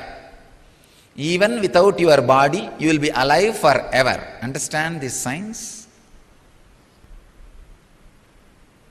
Now let me continue on this samyama. So any catalyst agent of your body, if you are able to produce without any input from the outer world, please understand, then you are liberated from that sense. For example, a man whose seminal production or the egg production, in the women's body the egg production, or in the men's body seminal production, is independent of the desire, fantasy. He is liberated from the urge to reproduce, and his love becomes such pure. His love is not controlled by the hormones. If your love is controlled by the hormones, it will always be related to blood relationship. Understand? All blood relationships are hormone relationships, not blood relationships. We are using a polite word, blood relationship. It's hormonal relationship, which came from hormone. Whether you are your wife or the son or the daughter, or all the relationships happened because of the hormones. Then his love is beyond the hormonal relationships.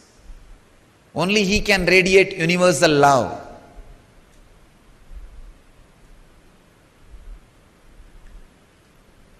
Now, this technique, the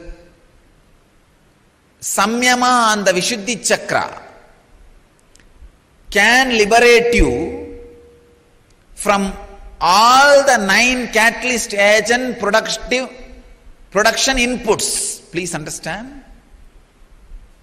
For all the 9 catalyst agent production, whatever input you need from the outer world, you can be liberated from all that input. You can be liberated from all that input. Understand? That's the important thing. And you can go on be producing it so that your body is, I can say that you are alive.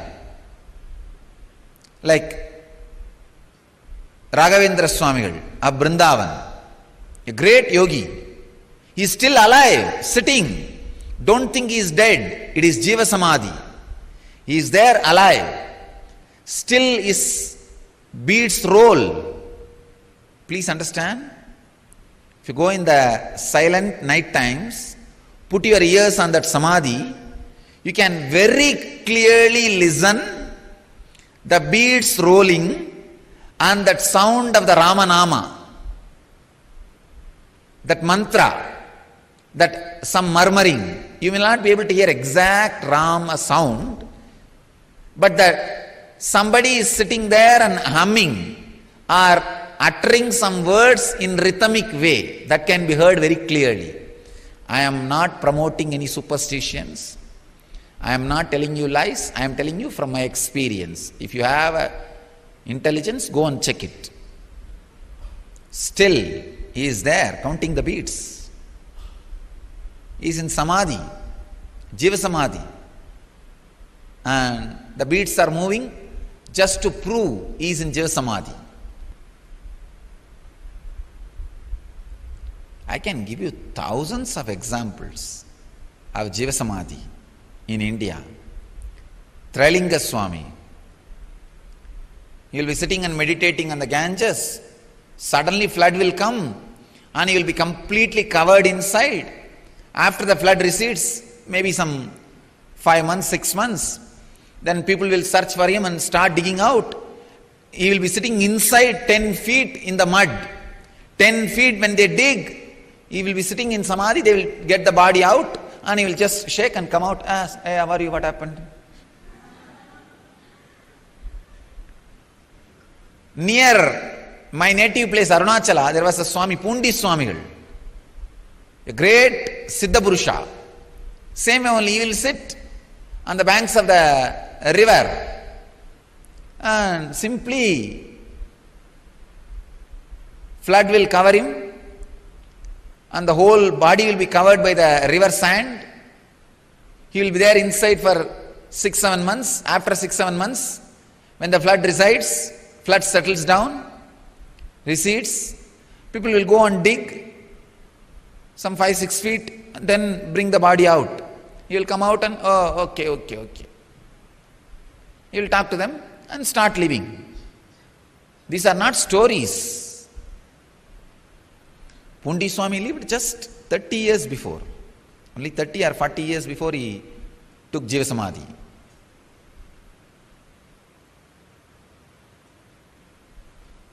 He's a next generation to Ramana Maharshi. Must be 30 to 50 years only. He would have had Jiva Samadhi. And Trailinga Swami, he also lived. He was seen by Ramakrishna had darshan of Trailinga Swami. Vivekananda had darshan of Trailinga Swami. Means 100 years before.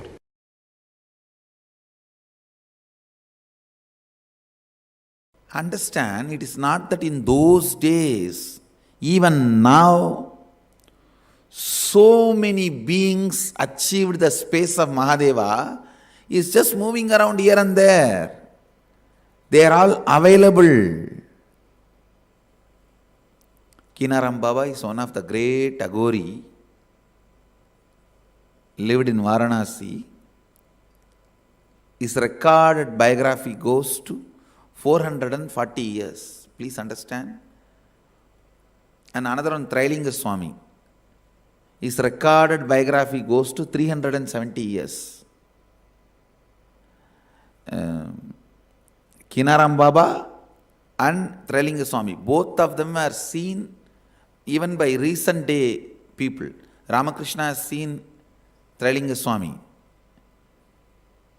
And even Rajendra Prasad, he has seen the Trailinga Swami. They were all just in last 100 years names. Kinaram Baba may be a little older, but historical figures, not legendary figures or mythical figures who lived here now, in reality. Kinaram Baba used to have a cart. Whenever he wants to go and give darshan to some devotees, wants to see somebody, will just tap the cart and it will fly. It will fly wherever he wants to go. He will go and bless people, then he will come back. Using the physical body. Using the physical body, he will go. And Trailinga Swami beyond. He will not even move. He will be sitting here and appearing in 10 places. Trailinga Swami is the second being who had directly the mother's milk from Parvati, Meenakshi. First being is Jnana Sambandar. The second being who received the Meenakshi's prasada and sitting here among all these beings, millions of people who radiated Mahadeva's space walked in this city. So every inch, every corner, every dust is sacred by them putting the feet in this place. The very air which they all breathed, this Trailinga Swami will sit in Samadhi, Ganga will overflow for 6 months. When the water recedes, he will be sitting in the same place, that's all, in Samadhi. There is no physical, physiological, psychological rules for them. Just breaking everything.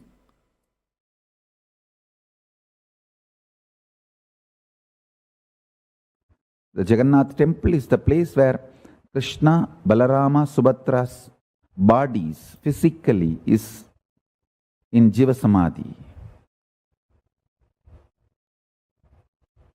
The deity represents, see the body, after Krishna leaves the body, it floats in the ocean and goes to that side as directed by him. That body filled with the salt water. Natural mummification. Then all the three bodies were recovered by the Surya Vamsa Rajas and they build the temple and they are maintaining it. And it's a living deity. I tell you, Krishna is alive in Jagannath. Subhadra is alive in Jagannath. Balabhadra is alive in Jagannath.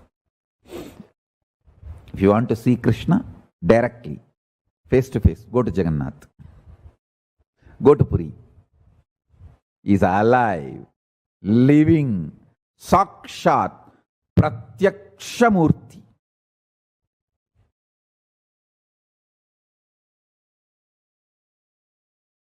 It's a science. Just like mummification in Egypt. That is a smaller level. It is a science which can take you up to Swargaloka. Only deification can take you to Kailasa. Because Hindus have mastered this science in a much grander and ultimate way. Deification is 1,000 times greater, powerful methodology than mummification. Mummification can lead you up to Swargaloka. Bhur, Bhuva, Suva. Not more than that. You can be at the most Indra. Maximum. Not even that. All that. It's not that everyone who goes to Swargaloka becomes Indra. No. Even among that, there is a lot of competition, politicking, and then fight. That's why Indra Padavi is not permanent. Every yuga, Indra changes and all that. No, I'm not saying Indra is less powerful. No, surely he is much beyond anything you can imagine.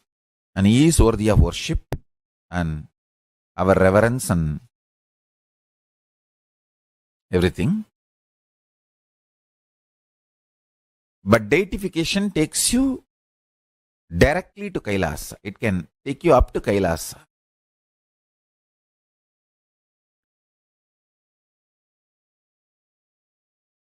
Human beings should not die. When the science is available from Kailasa, why should you die? No.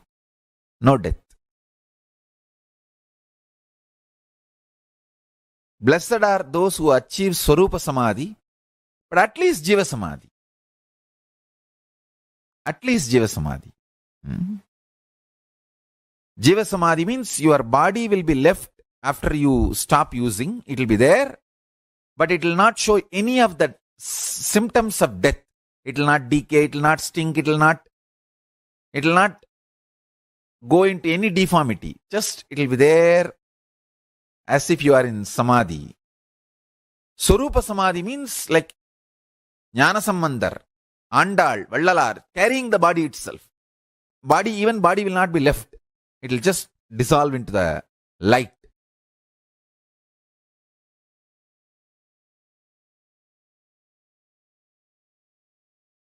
That is Swarupa Samadhi. Whether you achieve the state of Swarupa Samadhi or not, at least Jiva Samadhi. Human beings should achieve at least Jiva Samadhi state. Because the science is available to all of us.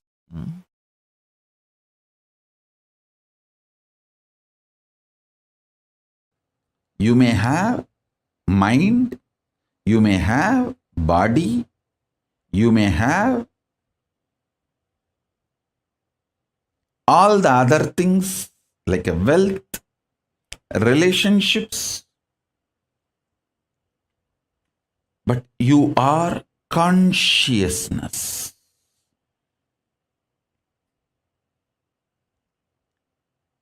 Second, consciousness is the ultimate. Third,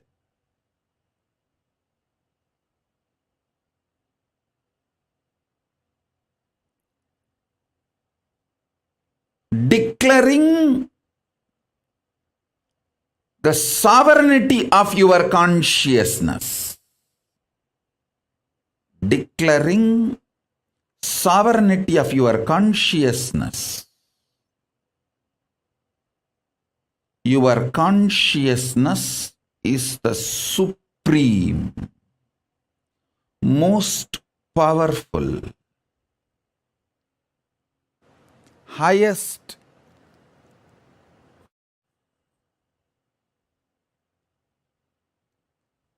your consciousness is supreme, most powerful, highest existence. Listen.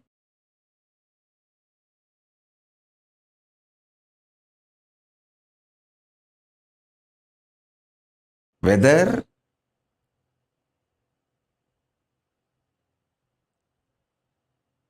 the yoga you are asked to do, stretching your body, or pranayama you are asked to do, like a cohesive, coherent breathing pattern, or the puja, the worship you are asked to do, or listening to these great truths and internalizing everything.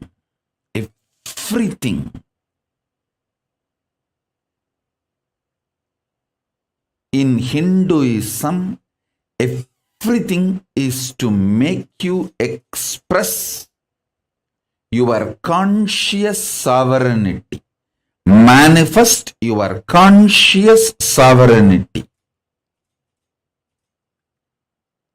Listen. From your conscious sovereignty, when you manifest your health, the health becomes eternal, permanent. From your conscious sovereignty, if you manifest economical independence, that becomes eternal, permanent, and good to you and to the society, because a conscious sovereign being will never harm society and generate wealth. Understand? There are many people wealthy by grabbing, centralizing, redistributing, not by generating. The real wealth is always generation focused, generating focused, not just redistribution or grabbing. A conscious being will be wealthy by generating, not by grabbing or redistribution, being part of this redistribution loop. So understand, a conscious being, when he declares his conscious sovereignty and manifests health, it will be an absolute perfect health. He knows how long to live and he knows when to leave.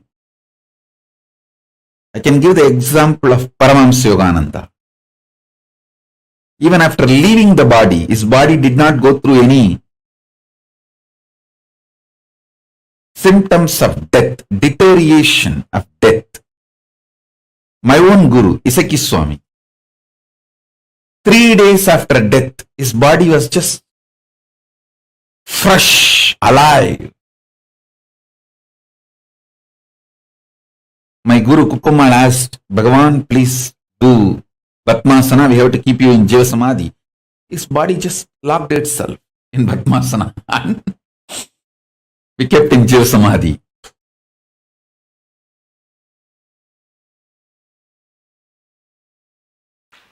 All you need to do is just only one thing.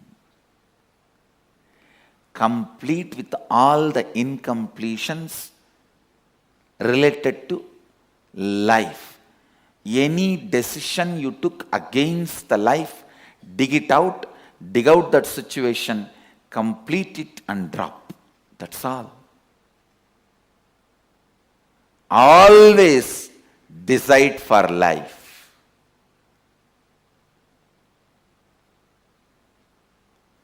You have a right to live.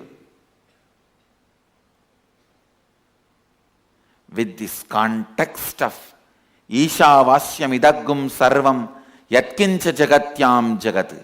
Even if you have not achieved that context, decide to live and align that context to you more and more. Because you have not yet achieved that context, don't decide not to live or against the life. No. Decide to live. Declare. Decide.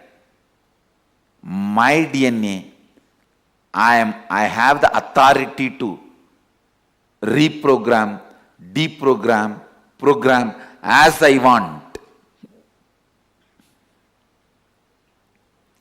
Decide to live. And even if one corner of you has self-doubt, I have decided many times not to live, what to do? I don't care. Now I am deciding to live. And whenever those decisions against life comes up, I'll clean it up, but I am declaring and deciding to live.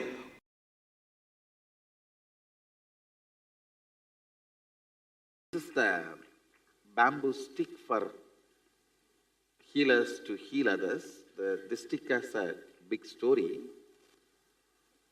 First time I started initiating others into healing in a Jiva Samadhi, means a living tomb called Nerur Sadasiva Brahmendral Samadhi. In Tamil Nadu there is a Jiva Samadhi of a great enlightened master, Sadasiva Brahmendral. I went to his Samadhi after I realized my Sadashivatva to have his darshan.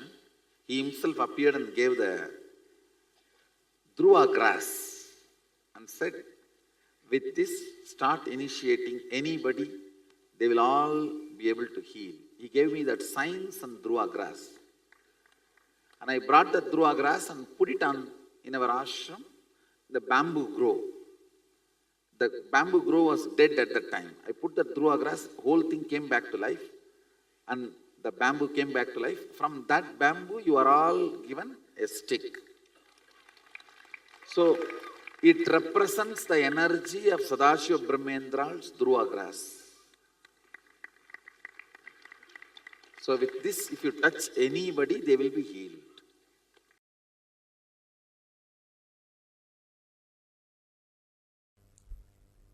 See, each kshetra, the temple, energy center, has some password. That's the right thing. Some password to access the energy installed in the kshetra. You see, each kshetra, each temple is an energy circuit, energy mandala created by some enlightened being. For example, the Palani is the energy circuit created by a great Siddha called Bohar. Bohar and his Guru Dandamani Swamigal, both of them lived there. That's a kshetra created by Bohar, the energy circuit. And Tanjore temple, the energy circuit created by a Siddhar called Karuvurar. Tirupati, enlightened master called Konganavar. So each temple is energy circuit created by an enlightened master, and always near the Garbha Mandir of the temple that master's samadhi will be there, because that is an energy circuit. Even if you go to Tanjavur, just behind the temple, the Karuvurar samadhi will be there. In Palani, just near the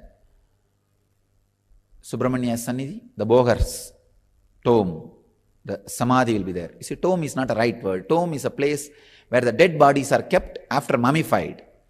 But the samadhi is the place where the body, which is no more required to do what they want, is kept. Understand? There is two big difference. Tomb is a place where the body is no more useful, is kept. Samadhi is the place where the body no more required is kept. No more useful is different and no more required is different. No more useful means dead. But no more required means whatever they want to do, they have done, and they can go on doing what they want to do without that body. That's what we call samadhi.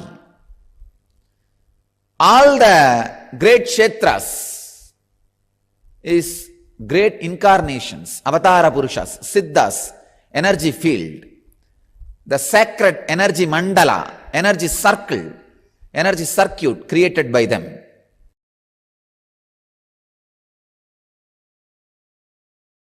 That place where the Pondicherry ashram is, it's a 2000-year-old temple. It's a temple from Chola period. So the moment I started the Shivoham process, that original energizing done by Karuvurar woke up. That very energy field woke up, because energy field cannot be killed even if the deity is removed and the temple is removed. The energy field continues to exist as long as the Garbha is there, which is planted usually around some 40 to 50 feet down below the ground. So the Garbha is planted. Garbha means the solidified mercury with other traditional herbs, 30 to 40 feet depth. As long as that is there, energy field cannot be removed. And in Pondicherry ashram, still that is there. 8 Garbha is there inside. Means 8 Garbha mandirs Garbha is inside. It is there. So the moment I started the Shivoham process, all the 8 Garbhas came to life. It has come back to life. Now it is like a 9 Shivoham process going on. Garbha is the energy battery planted by the enlightened beings before they install deities. All around Biddi I have installed 108 Garbhas. In 108 places the solidified, the Garbha is installed in Biddi. Now we made it into compound wall. Earlier, under each pole I have installed.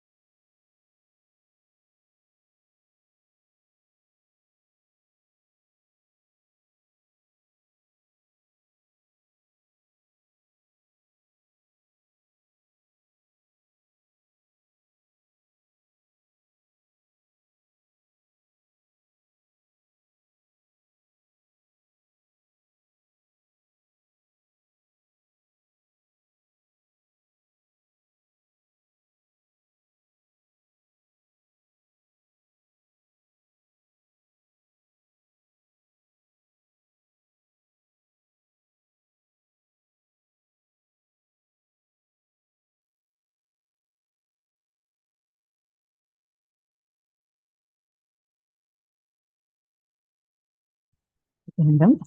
Now, what all of us just listened to is a detailed revelation of the science of Jiva Samadhi, an extremely advanced revelation concept for us to even understand, because this is literally the science of immortality, living eternally, where you have the power to be able to exist as long as you want in this body itself, and to exist even after you stop operating through this body.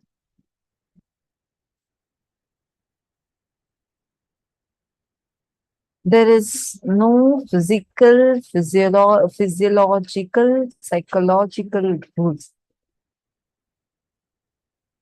If you can produce all the 9 catalyst agents in your body, you are a Siddha who can sit in Jiva Samadhi. Means your body can be buried, but you will be alive forever. Who all has seen these Tibetan monks or many different traditions, actually mainly the East Asian traditions, many of them having this as a, like you come across news where suddenly a 400-year-old mummified monk was found buried, but he still seems to be alive. All have read news like this. Even very recently also, one other thing, a 1,000-year-old monk was found buried. And when they put him under the scanner, his heart was still beating and he was still existing. So this baffled the scientists, and till date, the modern day scientists have zero explanation for what is causing this. How is it even possible?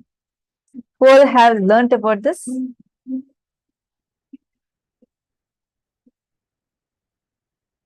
Like who all have heard about this? Come on, Nithyanandam. Why is there silence, Nithyanandam? Listening should be there. Silence shouldn't be there. All the participants that are there with us, please take a moment, because this, what you're learning right now, is very, very, very advanced. You need to be realizing and understanding, cognizing what just now Swamiji had revealed as the science of Jiva Samadhi. Because this is an extremely advanced science that we are having. The science of Jiva Samadhi is literally where the body will exist forever. You will be able to exist forever in this very form. You'll be able to exist forever and choose to operate your body whenever you want to operate. That is what is the science of Jiva Samadhi.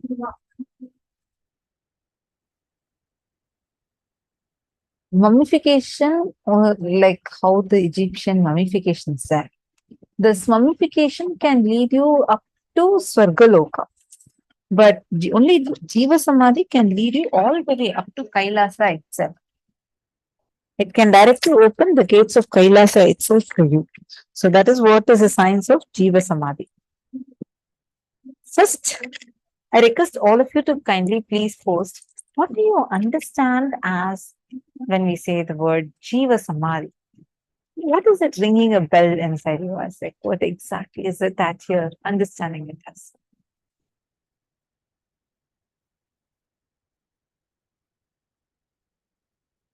See, we need to understand it very, very, very deeply. It is first and foremost, this Jiva Samadhi is a place where an enlightened master who is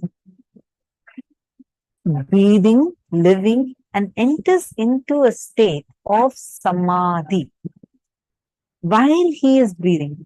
Nobody took his body and put it there. He himself goes and sits. That is called as Jiva Samadhi, like Raghavendra Swami, Palaya Swamigal of Tanjavur, Dakshinamurti Swamigal of Tiruvaru, Paramahamsa Yogananda, all of them are in Jiva Samadhi. There's another one type which is called as the Videha Samadhi, where the Jivan Mukta, an enlightened being, he left the body and then his disciples put the whole body and then built a Samadhi around it. That is like Bhagavan Ramana Maharshi or Ramakrishna Paramahamsa. All of them are called as Videha Samadhi. After leaving the body, building a Samadhi around. This Jiva Samadhi science, actually, each of these sciences are extremely advanced. I've seen news, a Gauri Jiva Samadhi was found due construction of that area. Exactly, Ma Marva has posted this. Exactly.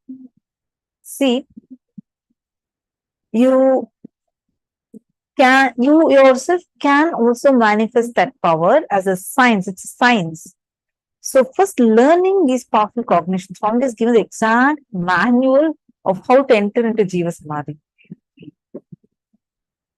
Ma Vinita Nagaraj has posted, Ma, in one video, Swamiji said to see everything happening as auspicious and miracle. However, I listened to the other talk of Swamiji where he said, whatever happening is your own mistake. I was practicing what Swamiji was saying, but this place I am stuck. Okay. I just wanted to clarify this to you, Ma Vinita Nagaraj. If you're listening, could you please wave your hand? Okay, I don't see you on camera. Can I please request you if you could please come on camera? Ma Vinita Nagaraj. Nithyanandam, nice to see you. Okay. See, first thing, when Swamiji is saying, see everything as auspicious, it is absolutely true reality. See everything happening in your life as auspicious. Does not mean you can disown something as not being your responsibility. Understand? Taking responsibility is not called as taking blame on yourself. The context of life should always be absolutely life positive. See, that is why Swamiji even told now in this revelation, right? When you constantly say yes to life, yes to life, even during your death, you will not die, but you'll enter into Jiva Samadhi. Saying yes to life. Every cognition, you should only operate from saying yes to life. When you say that you should take responsibility for all your actions, it is not actually contradicting with seeing life as auspicious. Every moment, when you take responsibility for every action of yours, saying that, okay, this thing I'm doing, this is all I am responsible for it. I am the source, therefore I am responsible for it. The way you approach life will be from the angle of solving it, from the angle of fixing it. Okay, you will be like a person who will want to fix it, find solutions. I've always seen Swamiji, even in the most difficult situations. I can never forget this. How in 2 days, 2-3 days, program is starting in Vidhi Adi Kailash. Program is going to start. The whole construction team had actually planned, like Swamiji had given detailed vision. Swamiji's vision will never even be a vision statement. No, it will be a vision document, because Swamiji will give like step-by-step detailed micromanage level instructions. Like you will see, for example, this particular incident happened during Mahasadashivoham program, 2017 Mahasadashivoham, December it happened. So Swamiji wanted a completely new building to be constructed. And already the basement was ready for it, and Swamiji himself told what hall needs to be where, how the structure needs to be, everything. And Swamiji himself, actually a week prior to, actually 2 weeks before that itself, Swamiji kept telling, Swamiji will actually go personally inspect every single thing. So Swamiji told the construction team, hey, when I see, I can very clearly tell this measurement is not right. Check with the engineer and check the construction. This building will not happen. You will not be able to add one more floor to it. I feel so blessed because I was there in that conversation. At that time, I think I was 16 years old, 17 years old. And I was really blessed as one of the Gurukul kids to be around Swamiji and learning how Swamiji, micromanages, takes responsibility. And Swamiji kept telling that team, but the team was so strongly saying, no, Swamiji, with the really checked all the calculations. Just 3-4 days before the program, it's 1,000-2,000 people were attending that program. It's a huge program. People from all over the world are flying and coming there just to be in the presence of Swamiji, experience the program. It's a very high quality premium program. People are all going to be coming. Many people already started flying out. Just 3 days before, the construction team comes and tells Swamiji, it's not possible now. What Swamiji told was right. The measurements are not proper. And now the engineer who sat and studied engineering, it's his profession, and supposedly has done so many projects and very adept in his profession. He comes and says, I don't know, Swamiji. I have been doing this as my career last 20 years. Swamiji just saw it in one site and identified the mistake. I have actually had a calculation error, and that is the reason why this whole thing, he spent the whole thing, and he actually, it is half semi-constructed. So now we have only 3 days, and we have to now, people are coming. There's like nothing is there. There's zero building. And actually, some people who came 2 days earlier, they know this very clearly because they saw there is nothing that is there. What would any one of us have done? We would have fired the people who did that. We would have sent them out or done something, right? Like, it's like they spend so much money and they waste the whole thing. The infrastructure is not ready, and they are supposed to be the construction team. They are supposed to be the infrastructure department. And like, in that situation, there's like 2 days left.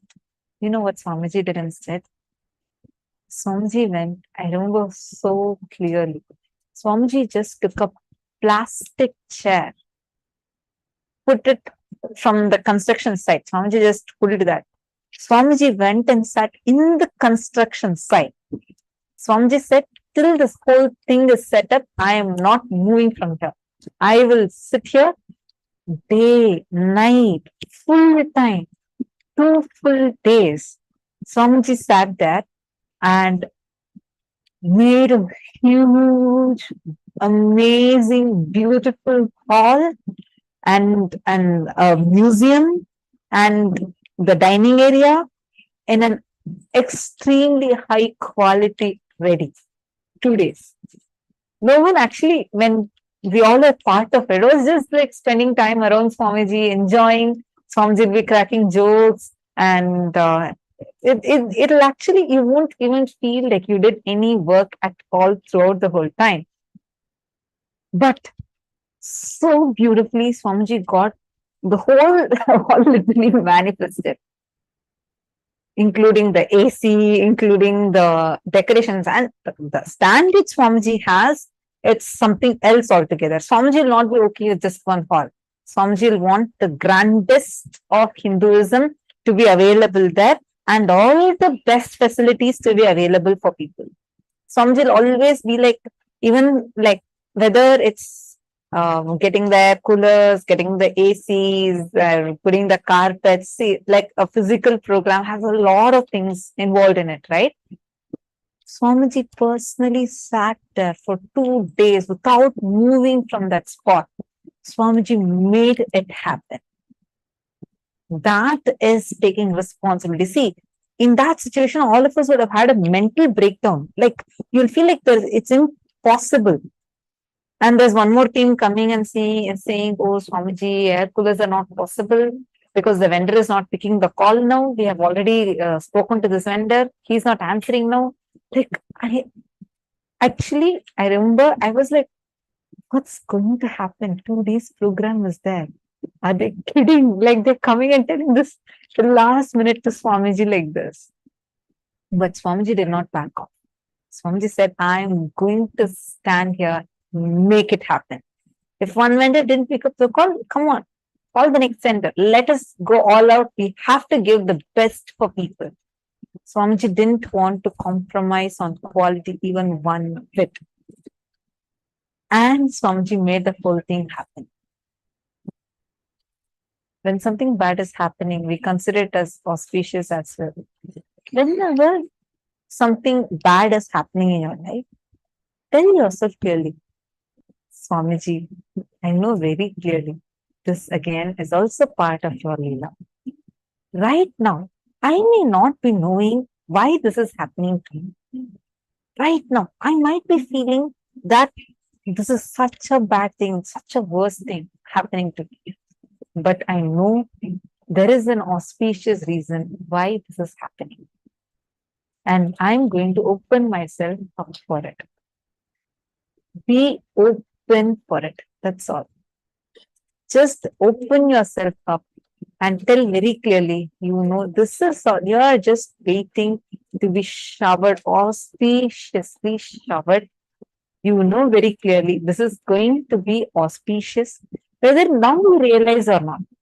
Take any 10 situations and write down and see. You yourself will understand.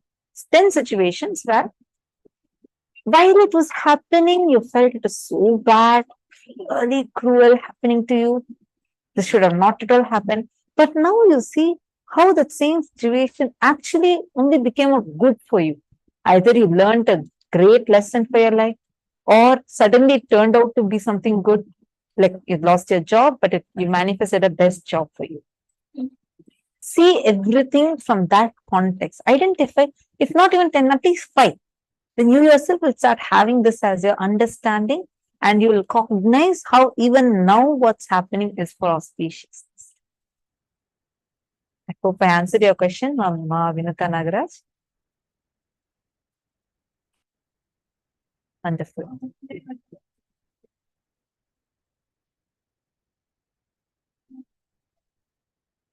Susan Davidson, you're saying it's not obvious when things are not working out for you and people around you are not holding this cognition. Yes, I understand that.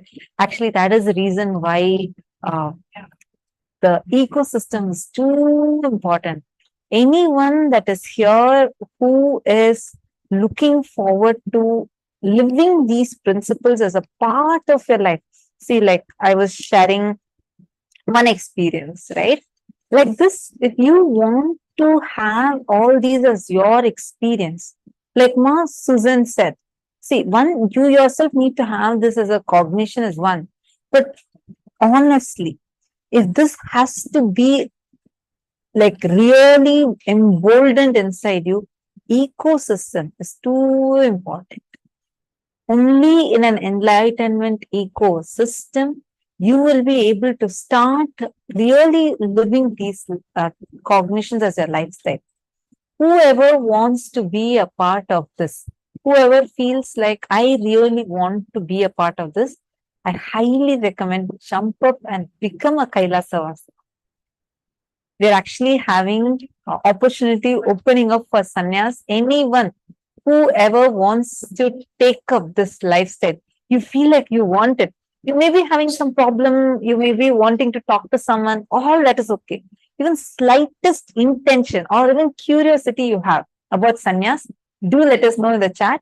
We will connect with you and we will help you understand about it a little more, and you can take your decision, because this time we're having really many auspicious things happening. And being part of KAILASA, especially as a sannyasi, if you are single, then don't even think. Just jump up and take sannyas. Sannyas is the best, coolest, royal way of life. See, when I joined Gurukul, I was just 14 years old. And at that time, I was like a teenager who just wanted to, live my teenage dream, I used to think. And I never thought that I'll become a spiritual person. I never thought I'll take sannyas. I never thought that I'm going to be part of a mission like this. Never.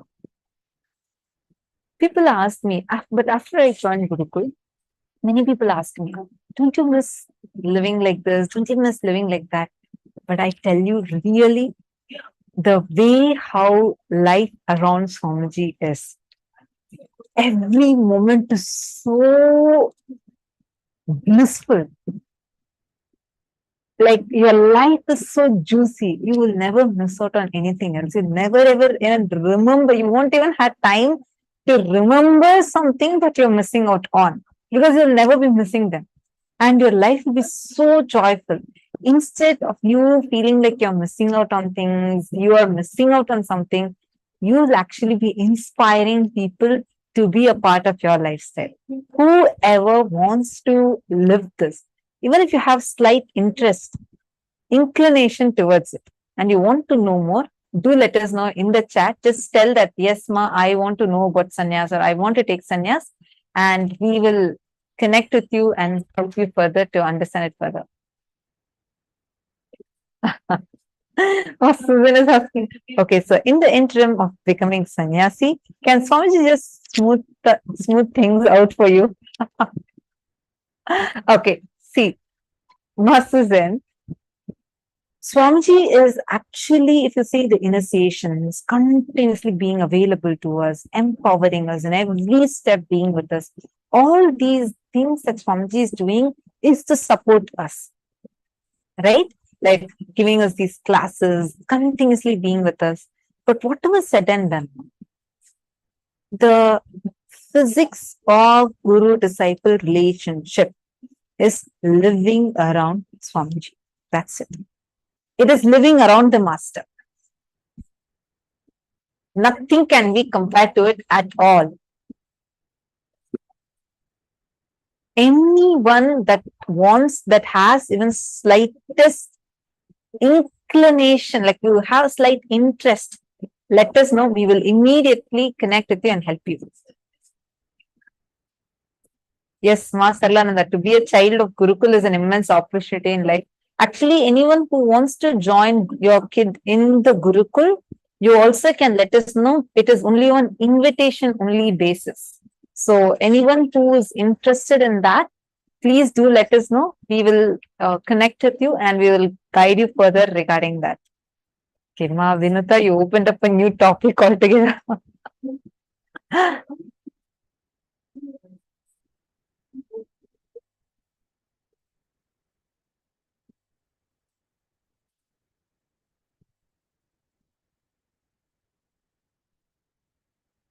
Okay, great. So now let's enter into this internalization exercise, the actual internalization exercise. How many of you are understanding what Jiva Samadhi means?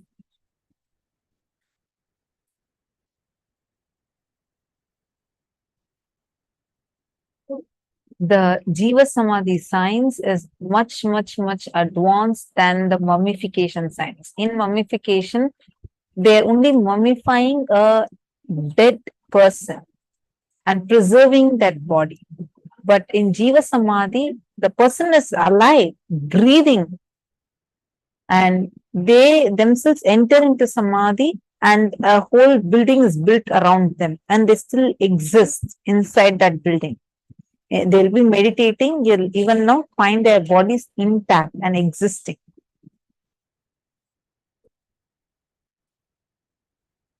So now, Swamiji said very clearly, say yes to life. Saying yes to life as a secret for manifesting this Jiva Samadhi space 3.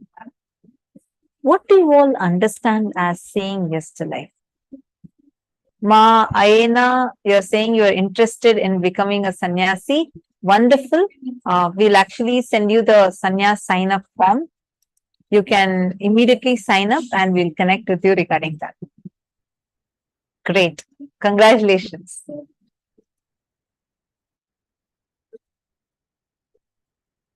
Ma Vinuta Nagraj is clapping. Ma Vinuta Nagraj, even you should jump up and sign up. Actually, you, Ma Sadashivamai, all of you have such immense sincerity. When you take up, just jump. I understand something might be holding you back. But if you have even slightest intention, just jump up. And then you sort out everything else. But the first jump will always give you a breakthrough. All right. See, now let's understand what it means by saying yes to life or saying no to life. The decisions for life. whenever opportunities happen in our life, not just opportunities in anything, even a simple decision whether to eat certain food or not eat certain food, are you doing it from the context of saying yes to what you cognize as life, or is it against what you cognize as life? Look into that. First, you need to go deeper. You need to identify situations. Many times, very casually, we say, I better let me die. These cognitions, sometimes you don't think, most of the times you don't even mean it. But telling those words again and again and again, you are empowering anti-life thought currents. You are saying no to life. So now take a few minutes. You're going to sit with yourself, spend a few minutes, and pen down at least 11 situations when you made decisions against life. The thought currents you entertained against life, the thought trends that you entertained against life. Pen down all those in conclusions. Please take a few minutes and please start.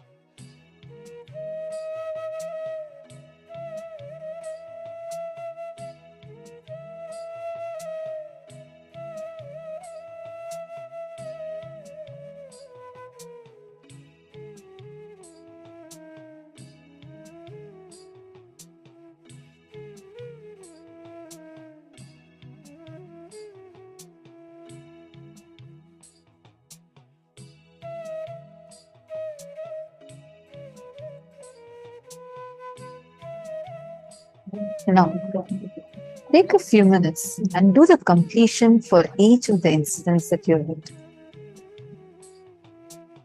Whatever incidents, wherever you have chosen, made decisions against life, take a few minutes. Please close your eyes, sit straight, take a few minutes to consciously perceive your present context. Pick up the incidents one by one. Start reliving and reliving. Relive authentically, consciously. Forget the present context. Relive each incident at least 5 times. Relive till your nervous system is completed, relieved from the impact of incompletions. Don't be afraid. Take some time, relive intensely.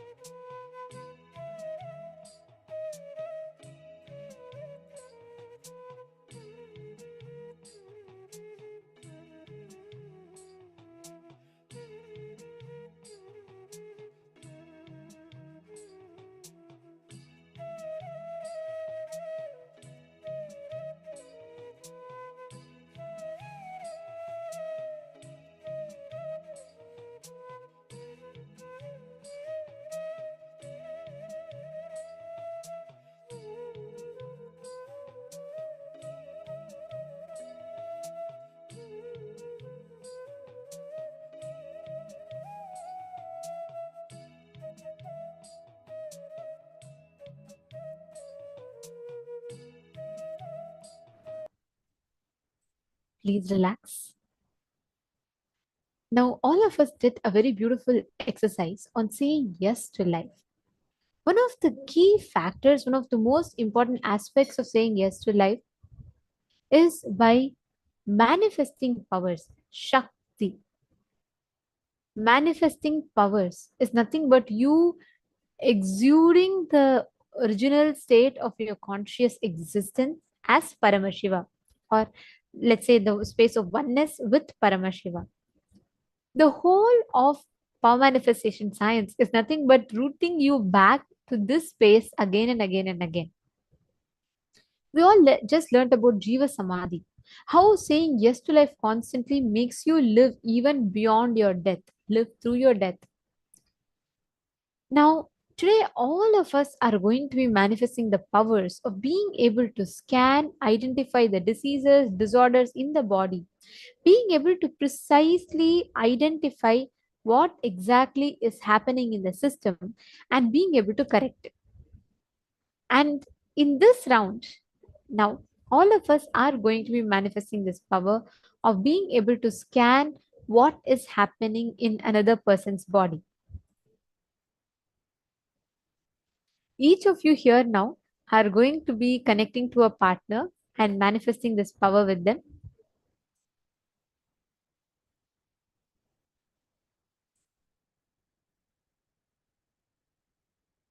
This whole power of body scanning happens where you will be able to scan, identify what exactly is happening in another person's body, and you will be able to describe the whole thing in elaborate detail, right? Let's say, for example, someone has stomach problem, or someone is having toothache, someone is having cavity. You'll be able to precisely identify this issue that is happening in them, and you'll be able to tell the solution as well.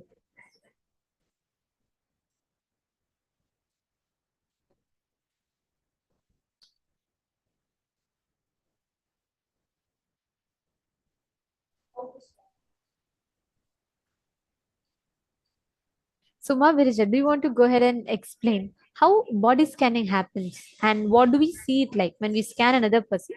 What is the exact process that we do and how exactly do we see the issues in another person's body? Yes. So actually, when you connect in oneness with Swamiji just by chanting the Mahavakya,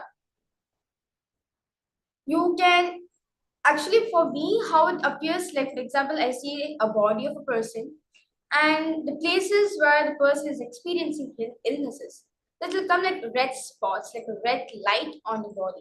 So I have like a silhouette of the body in front of on my third eye, and Swamiji shows like red spots on the areas which has the illnesses. So and then after that, I zoom in into that area, and then Swamiji shows exactly like, for example, if the person is having a block in the heart. So I see the heart, that exact region in the heart, and I zoom in, and I see the heart come, the picture of a heart, and after Swamiji shows, okay, person is experiencing a block. Or sometimes Swamiji will just let it appear, like I'll be able to see the word this person is experiencing a heart block. So it can be anything. Like for some people, like many of the Balasins, they hear Swamiji's voice when they are doing body scanning. For some people, Swamiji showed to them in visual manners.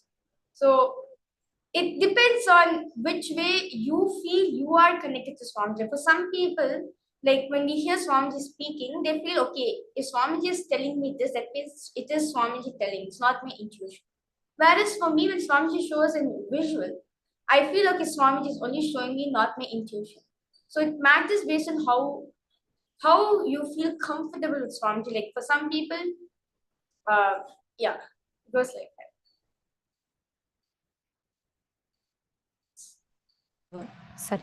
And also, when we manifest this power, you will be able to see it in any different ways. See, like Ma Virija was saying, sometimes you'll see it as a red highlight, sometimes you will see just that organ showing up in your third eye, like let's say stomach, you will actually see stomach, or sometimes you may see the word stomach, or sometimes you may feel something in your stomach which will actually signify something that the third eye is trying to tell you. Start playing with this power. See, only when you become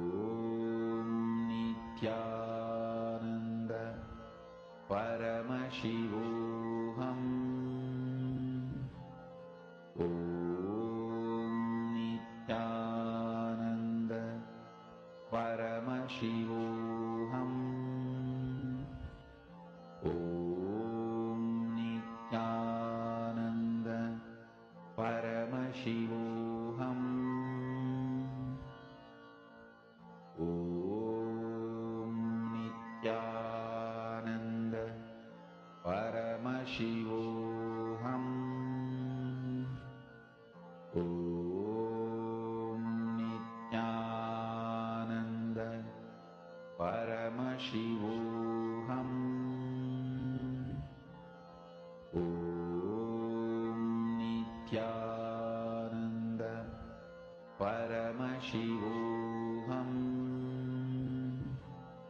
Om Nithyananda Paramashivoham.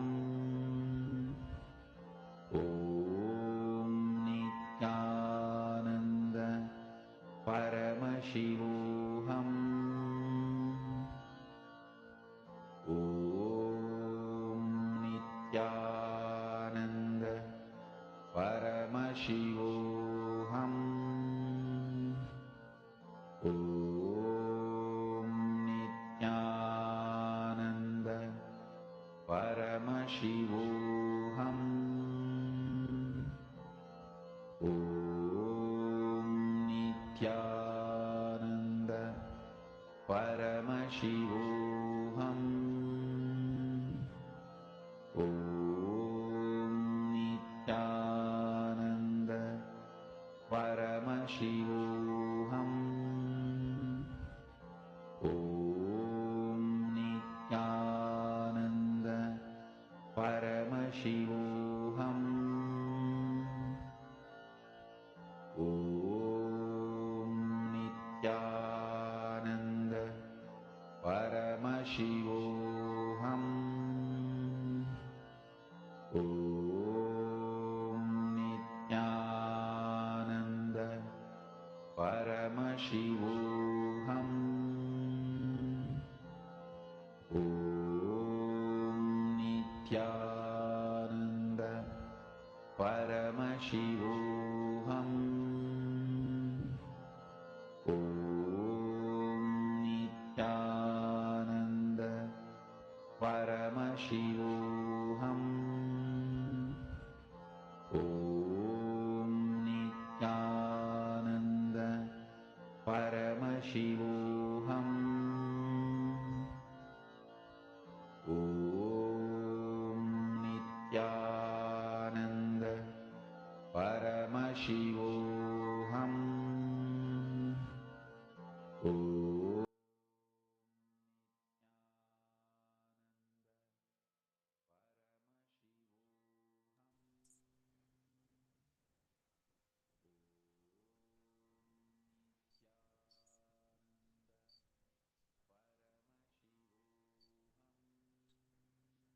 Yes. I request all of you to post your response in the chat, whether how many rounds you have manifested. See the power manifestation is nothing but you experiencing you experiencing the state of Paramashiva within yourself for how many minutes you're enjoying that space.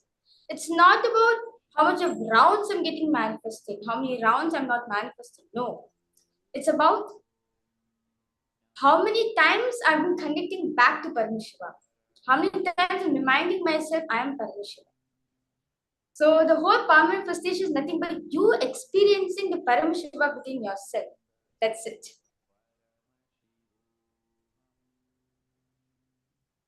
Now, we're all going to be getting ready for one of the most important sessions of the day. Like I shared earlier, today we have a very, very special exclusive initiation. Initiation into the power of being able to sculpt your body consciously, design your body consciously. But is that really possible? How is that possible and what is the software behind it? That is what we're going to be learning in the next session.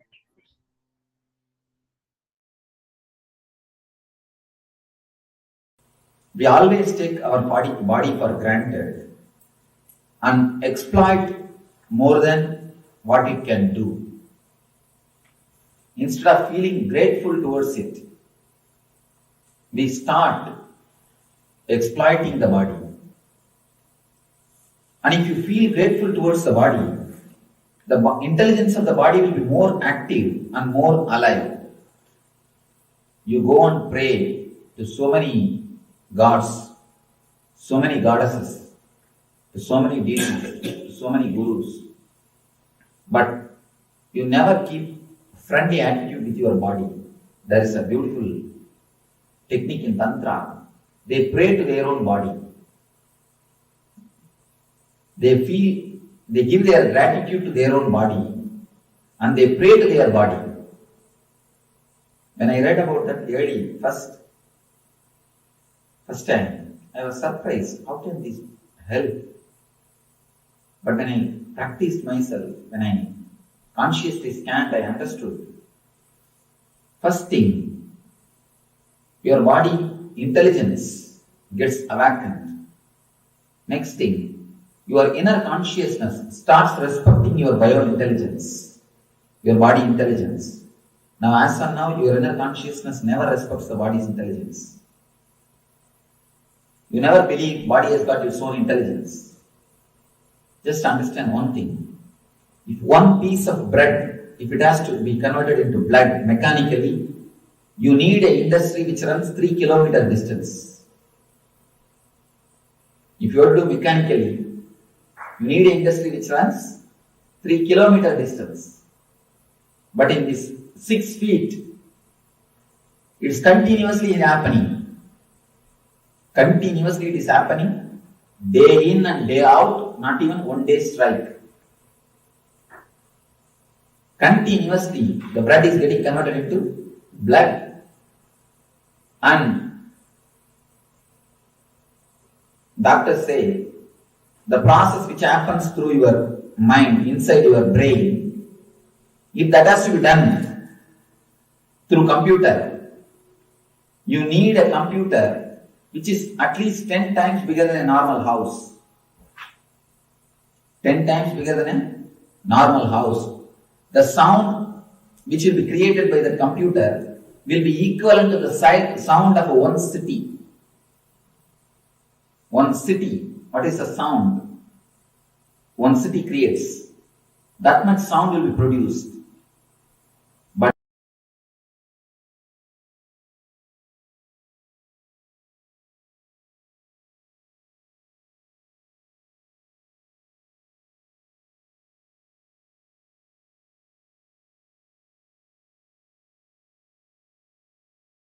it's a temple of consciousness.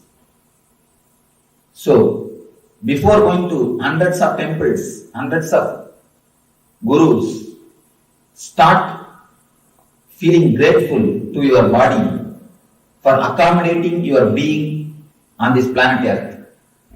And start praying to your body to be more happy and to guide you more clearly in the path of sadhana. You may feel strange because always you only look down upon your body. Always you disrespected your body. And the so-called spiritual people also continuously teach you to condemn your body. Condemning the body only makes you schizophrenia. It's like you try to pull your own shoes and you try to fly. Can you fly by pulling your shoes? You can only fall. So feeling grateful to your body is the ultimate devotion. Praying to your body is the ultimate prayer. Because consciousness is Atman. Consciousness is God. Which is the object available to you, which is nearest, very close to the consciousness. Your body is the only object which is available to you, which is very close to consciousness. The deity in the temple is also close to consciousness, but your body is much closer to consciousness than the deity in the temple. So your body is more worthy. Your body is more sacred. Your body is more divine than any other god or any other temple on this planet Earth. One important thing you need to understand. Why we disrespect body? First thing, we have the idea about beauty. We always have some model in our mind. So we try to become that model. When you have somebody as a model, you don't have a deep respect or love for your body. You don't feel comfortable with your body as long as you have some model. You try to become that model. You try to do makeup or you try to behave or you try to live like that model person. As long as you have model, you will not be happy unto yourself. You are beautiful to yourself. Why should you bother? Why should you care for some other model? If he is beautiful or if she is beautiful, it is for him, not for you. Your body is the closest mechanism available to you. Even if he is beautiful or she is beautiful, it is his body. It's not your body. Why should you have hatred to your body by getting attracted to that body?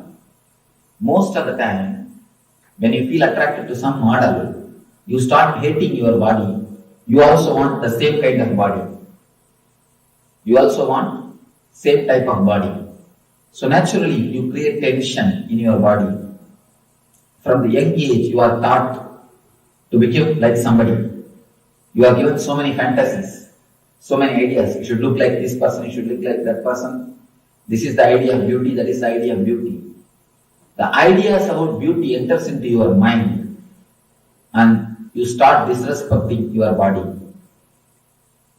You start misbehaving with your body.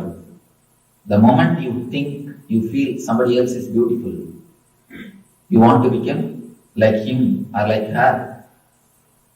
Avoid and drop the ideas somebody is beautiful and somebody is not.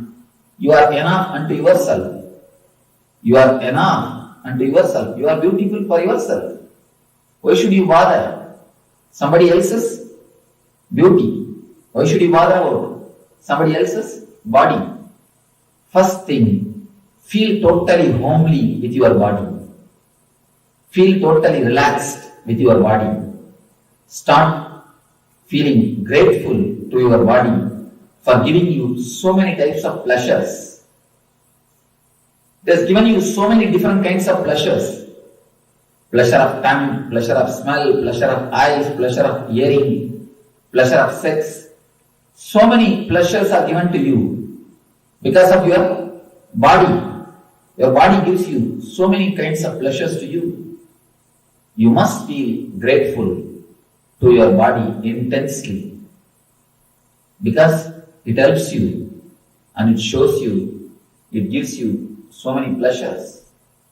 Next thing, pray intensely to your body to guide you, to lead you to Nithyananda state, to help you keep more healthy, to help you more happy, ultimately to help you totally be in bliss. One more thing, your body listens to your prayers. Understand? I have seen so many times, I tell people, if you are having knee pain, just pray to your knee. Please get healed. Please heal yourself. If you have neck pain, pray to your neck. You will see the result. Because of the integrity with intra-organ and internal organ, not only you manifest health, you can design your body as you want, you can manifest multiple powers and possibilities. I tell you, even if you do little completion, you can understand what I said. When Yogananda Puri got up and said, my body, how can they do something which I cannot do it to this body by myself? Contemplate on this. Contemplate on this. You don't need to build power station. You just need to be connected with a proper copper wire. That is called integrity. That's all. Power station is here.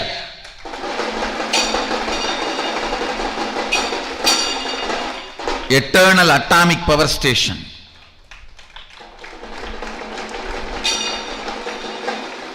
You don't need to You always felt all these Sadashivoham or the spiritual enlightenment, everything was very difficult because you are planning for building a power station which you don't need. I did it already. You just need connection. Integrity is the connection.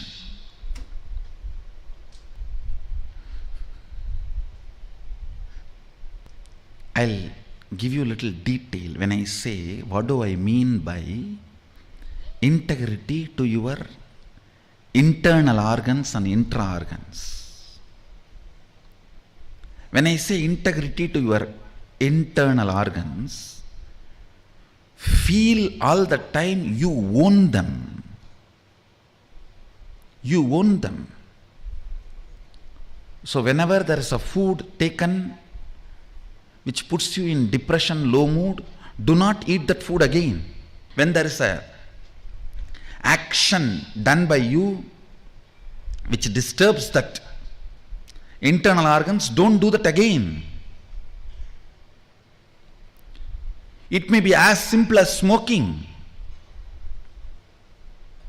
or as difficult as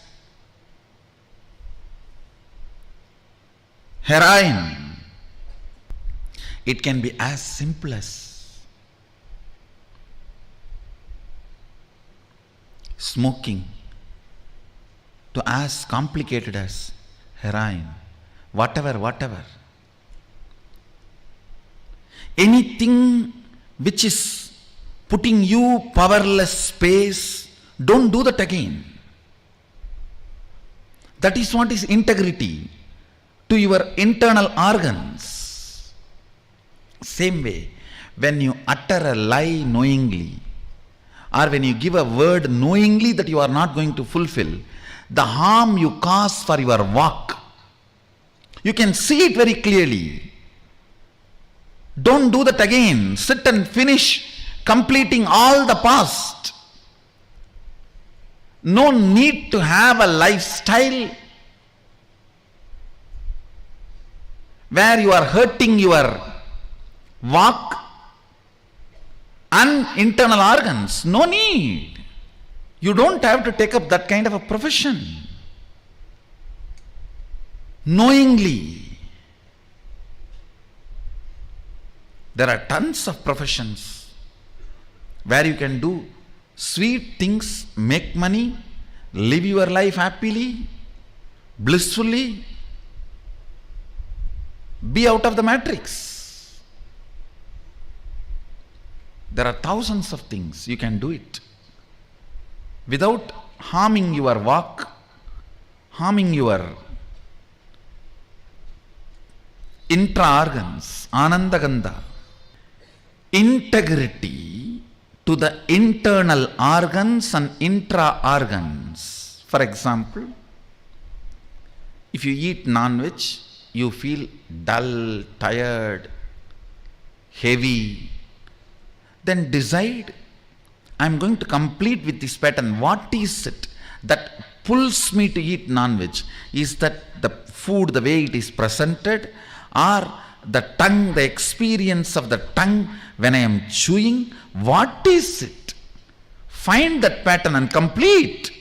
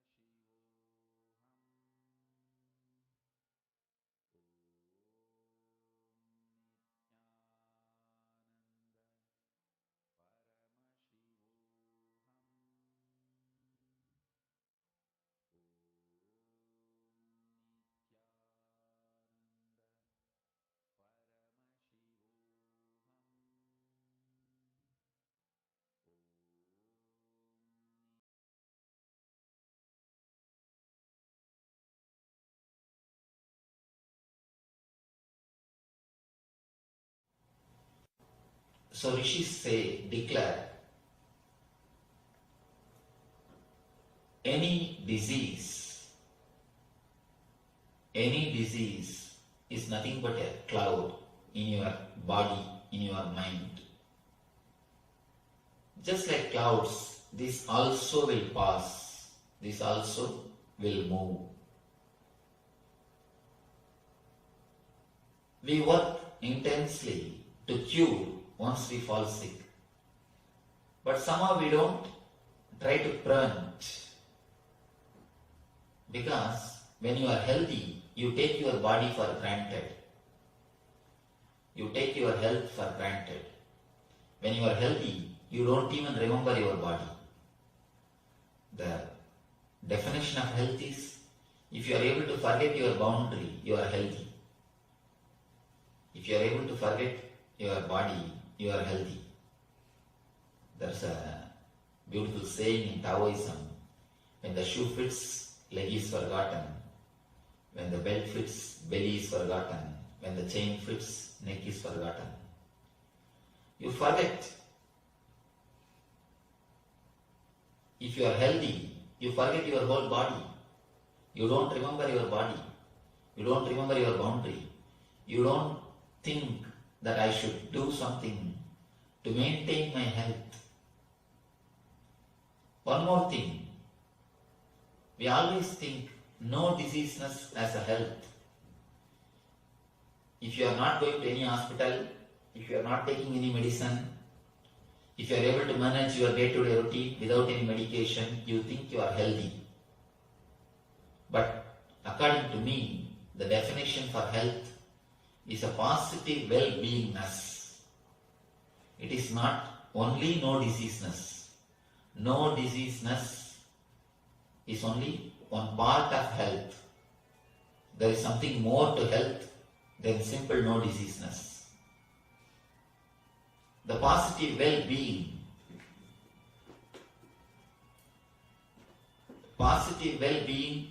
more than no diseaseness is what I call health. Life, if you look at the life from the point of view of the masters, ancient masters, the rishis, they say it is just to be lived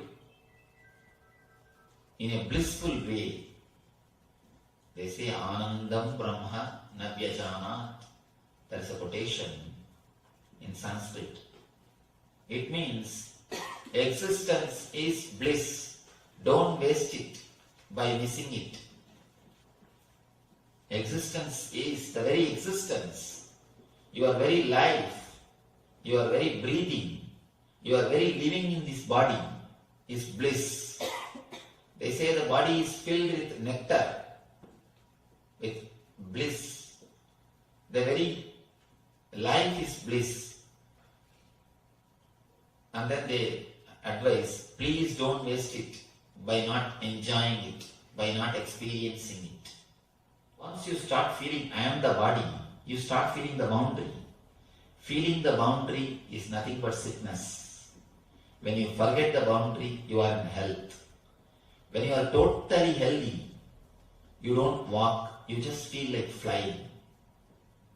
In Zen Buddhism, they say if somebody walks, he cannot be Buddha. Buddha floats. Means don't think he'll be flying, literally. It more means not a physical flying, it's a being which floats. When you are really healthy, when you are really blissful, when you are in ecstasy, you don't walk, you just float. Because your being is so light, so beautiful, just like a flower, you float on the planet Earth.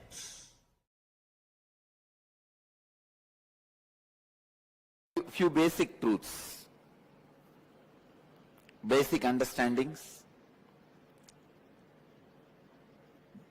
One, health is not just absence of illness. If you are not in the hospital, if you are in the house, don't think you are healthy.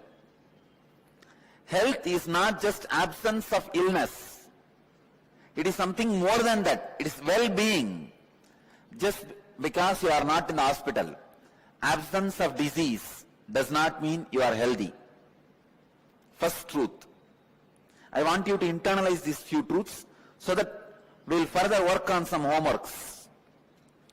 Second, health is a state of physical, psychological, emotional and spiritual well-being where you feel life is good.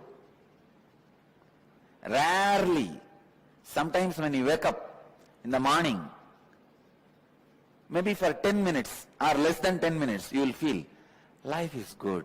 Wow. But very rarely you feel that. Those are the moments you are healthy. But in the modern day, especially city life, the stress level is so high, you forgot like this, sometimes you even feel life is good. Health is a state of physical, psychological, emotional and spiritual well-being. I wanted you to understand not only your patterns or engram, even the way you feel about you is very important for your health. Even if you don't have any external stress, but if you have a wrong idea about you, that itself can destroy your health. I have seen many villages. They don't have any stress. They are not in corporate companies. They don't need to get up and just eat their breakfast while driving and land in the corporate office and whole day get kicked by the boss, and the evening come back and just sit in front of TV for 1 hour and fall asleep. No, they don't live that life. Many Indian villages still retain their innocent life. Morning slowly they will wake up around 9 o'clock, come and sit in the village tea shop and drink the tea and talk the whole politics and story, everything till 12 o'clock. Then slowly 1 o'clock take bath and go around and see the land, the agriculture happening, come back 7 o'clock and sit in front of TV till 10 in the night, fall asleep. There are people, even they fall sick and they also don't live long because the concepts they carry about themselves, the ideas they carry about themselves. Not only the active pattern, the passive beliefs you have also affects your system, also affects your health. I can define health. Physical health means the stomach which can digest anything. Mental health means the mind which can digest any concept. The mind which can digest any concept is mental health. Stomach which can digest anything is physical health.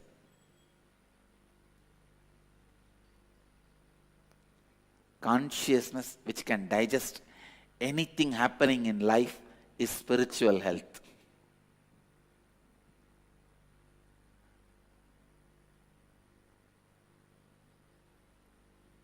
I tell you, with these 4 tattvas, integrity, authenticity, responsibility and enriching, first thing will happen, you will have physical health. You will have physical health. If your intestine muscle memory can taste the healing, pleasant feeling which comes when you practice these 4 tattvas, I tell you, you are successful in the life. You will be successful in the life. Because only when your root thought patterns are complete, your intestine can taste the power of these four tattvas.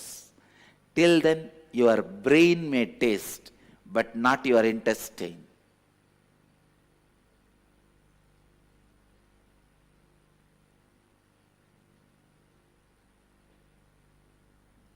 Only when you are in completion,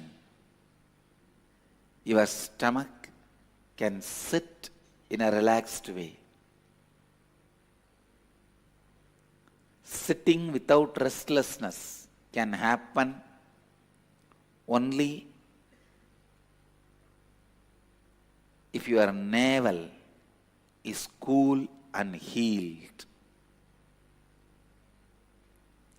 Only if your navel is complete and healed. Spiritual activism starts when your muscle memory experiences, cognizes integrity, authenticity, responsibility, and enriching.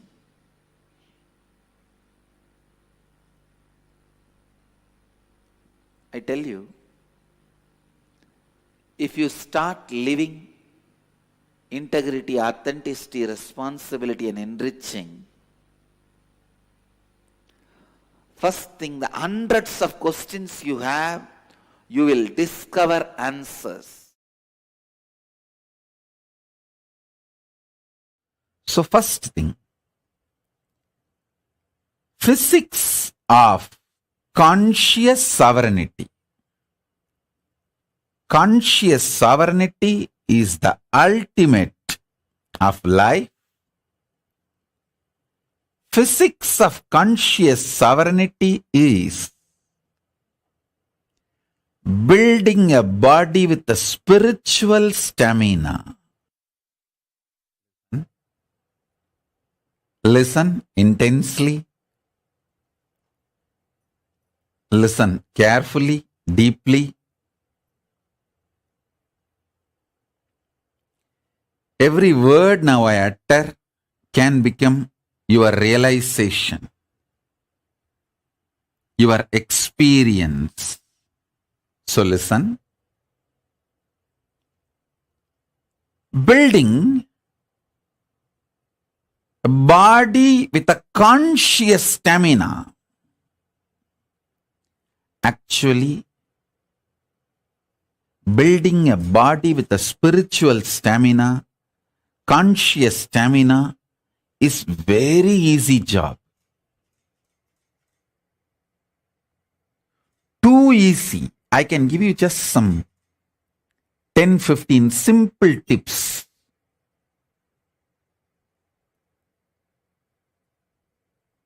If you start following for few days, automatically you will build a body with a conscious stamina which can manifest Paramashivatva.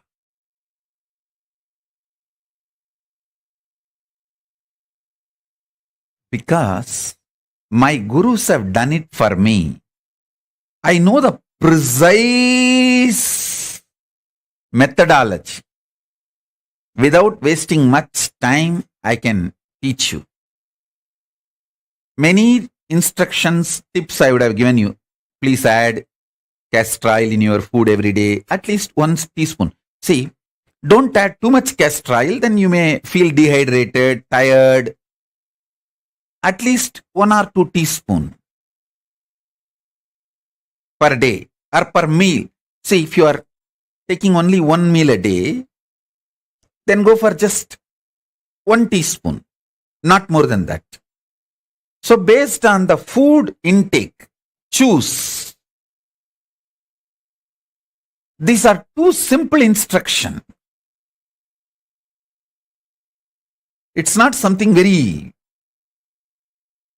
difficult, complicated, very simple. I tell you, I can give you 1 or 2 examples. When you start having spiritual stamina, conscious stamina, You will carry such an amazing space. Anyone can ask anything.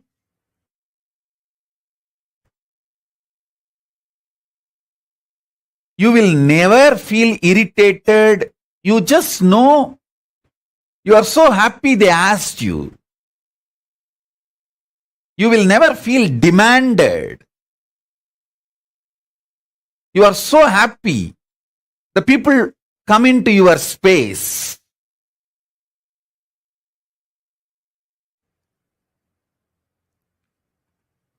More and more people you enjoy in your space, more and more you are a successful being.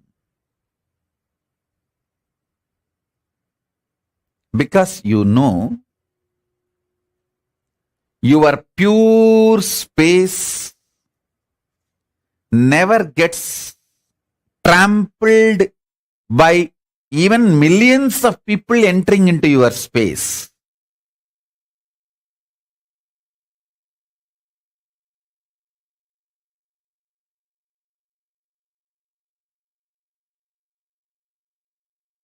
The conscious stamina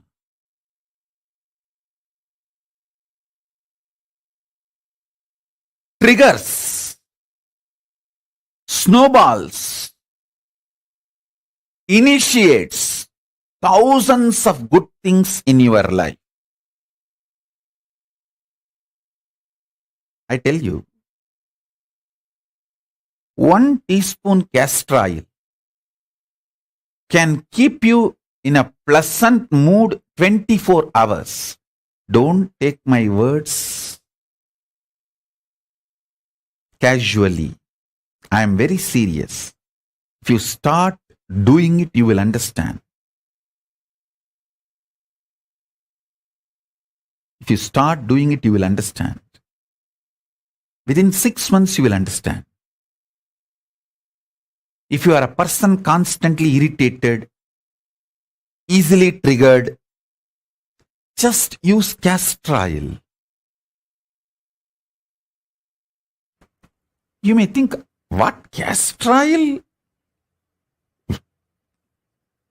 To remove the irritation? Yes, I am telling you. Castor oil will remove the parasites sitting inside your stomach, which triggers irritation continuously. The castor oil and parasites are anti. They don't like it. Listen carefully. Your pitta is responsible for making you doubt about yourself and about your future. See, many times you feel insecure. Oh, if I take sannyas, will I be happy in KAILASA? If I take up this commitment, will I be happy in my life? Not being sure about yourself, you destroy your life so much.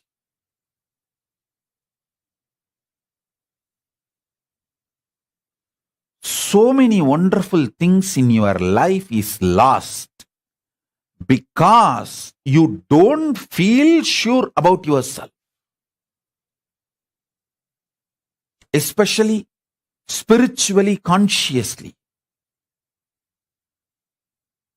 I've seen so many people have this problem. Will I be happy if I take sannyas?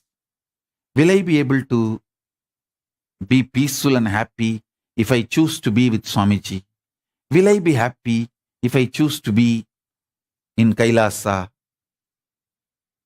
All you need is just this Karsalangani powder, Karsalangani leaf, and every day apply on your upper palate and clean the whole pitta and kapha. Make your body samatva body, samatva sarira.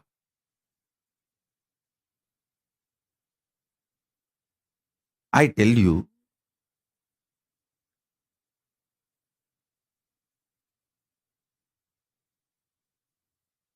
not only my guru gave me 5 gulfi ice cream, he gave me something, the greatest, which is useful in my life till today. That is using Karsalangani and taking out all the pitta and kapha and making me balanced. Listen, whenever your internal organs are strong, your breathing becomes strong. Strong breathing builds a strong internal organs, strong body. Very easily you will build strong muscles.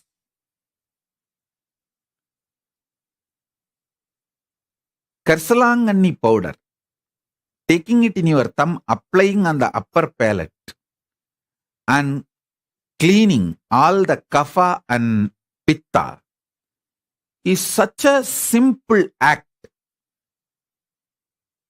It's not at all difficult. Karsalangani is available even in Amazon nowadays. That powder. And it's available in every village home in India. In every village, you will see Karsalangani, Ponnangani, Murungakira. Add all this stuff in your life every day. Karsalangani, Ponnangani, Tooduvala, Murungakira. Just the simple instruction. I tell you, strong internal organs, when the kapha is cleansed, you get the stamina in your breathing, strong breathing. When pitta is cleansed, you get the strong visualization. You will not have doubt about yourself. When sometimes people tell me, Swamiji, I can't handle, I don't know how to care about how to carry on with my life. I feel like I may have a mental breakdown. This problem is because of the pitta. If you ever had the feeling, oh, I may have a mental breakdown, I cannot handle this, I'm feeling suffocated. If you had this problem, your problem is simply pitta, nothing else. Apply Karsalangani on your upper palate. Clean your pitta. You will have so much confidence about you.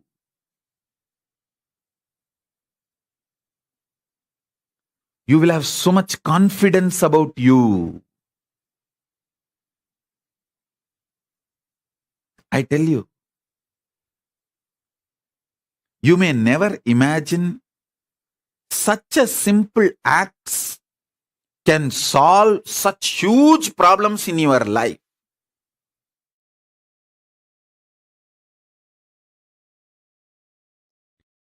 First, I will reveal what Paramashiva reveals.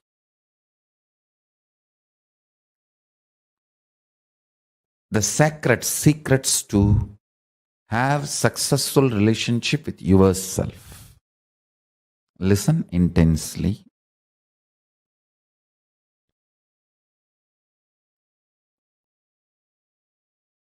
Your body evolved various levels from amoeba to fish, fish to monkey, monkey to man, and still it is evolving. This process is called mutation and natural selection. For example, based on the situation, for your survival need, your body goes through a process called natural selection and your DNA gets better and better. with this natural selection process. Unfortunately, still human beings are not realizing the truth. You are totality of the evolved body and descended consciousness. Please listen. You are totality of evolved body and descended consciousness. You are not just evolved from monkey, just an evolved body. Evolution theory is not wrong, but not complete. Listen to the truth. How the body evolves with the process called mutation and natural selection. That's the words scientists are describing as a reason for our body, our system evolving, and DNA having breakthroughs. Just like evolved body, the descended consciousness have its own process. Descended consciousness has its own process.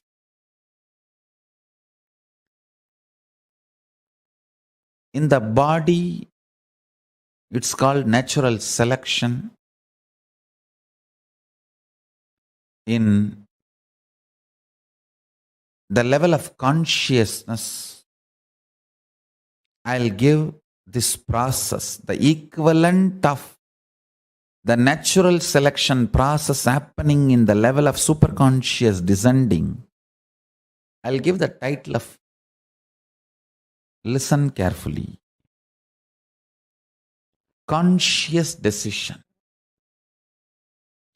In natural selection, you have to select from available options.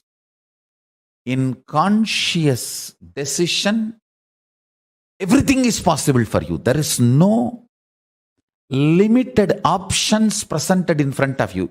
There is no such thing as, here there are million options, choose from this. No.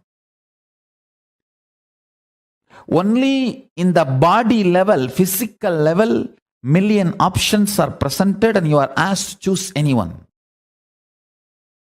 That is what is called natural selection, based on the situation, survival of the fittest, and multiple reasons you do natural selection. But the descendants of the superconsciousness, it's a conscious decision. The good news is this moment you can decide to be liberated. There is no step by step.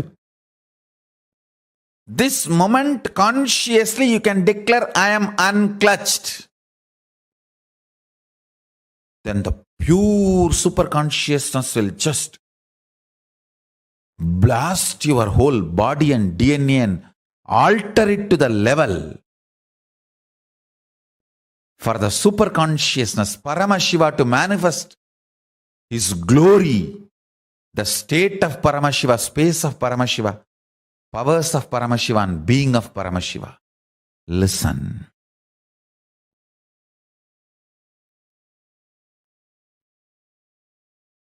Natural selection and conscious decision, if you understand these two,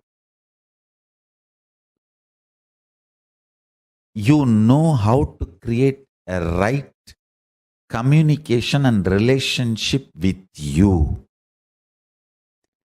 If you cognize yourself only as a descended consciousness, you are not complete. If you cognize yourself only as a evolved DNA, means evolved body, primate species, you are not complete. You are neither just an evolved body nor descended consciousness. You are both. If you understand you are a descended consciousness, you will blast yourself within the system you are carrying. You will explode yourself within the system you are carrying. You will alter the whole system from natural selection to conscious decision. Understand? If you are too much cognizing yourself as a body, you will push even superconsciousness to the natural selection process. If you cognize yourself too much as descended consciousness, you will liberate even your body with a conscious decision process. Understand these two: natural selection and conscious decision.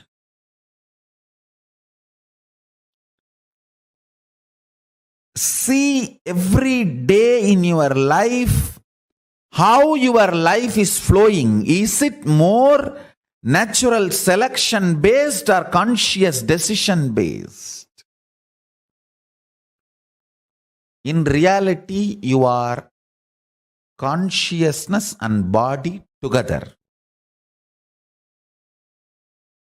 Even after liberation, as long as your body is functioning, you are together.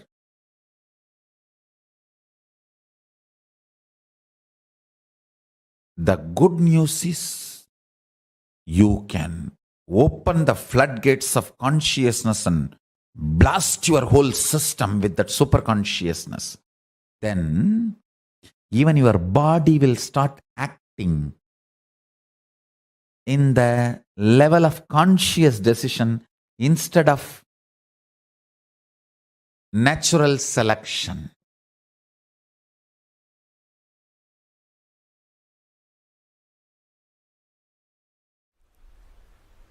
Actually, I feel that whole thing, all of you in front of me, and this whole hall, this mic, everything, this throne, everything, kind of a liquid, semi-solid, where the bhava freezes into matter, where the ideas becoming idols. In that space, I can see the whole operation happening. From this space, I want to give you one advice. Please understand. Whatever you believe, your body makes that into reality.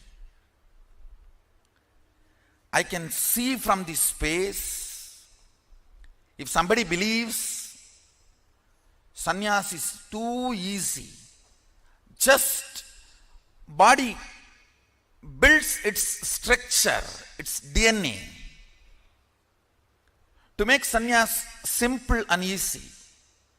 If somebody believes it is very difficult, complicated, structure starts making that same thing, and you have a fear, it is very difficult, but you want to believe willfully it is easy, then that will persistence just swallowing that fear, like a saraba swallowing the simha, like a dinosaur swallowing sharks. I can see the will persistence swallowing the fear.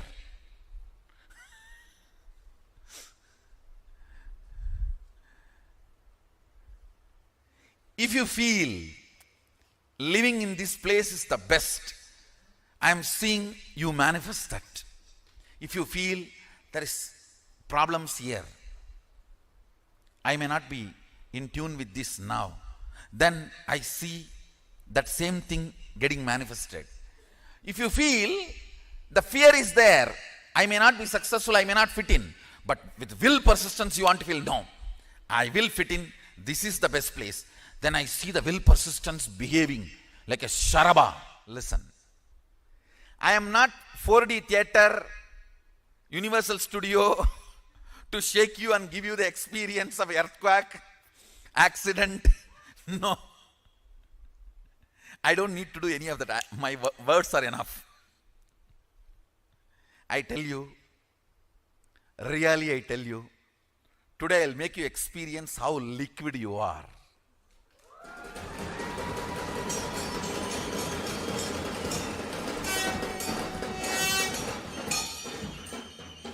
You can touch and feel everything is in a mercury state. The way you want it to become solid, it becomes solid.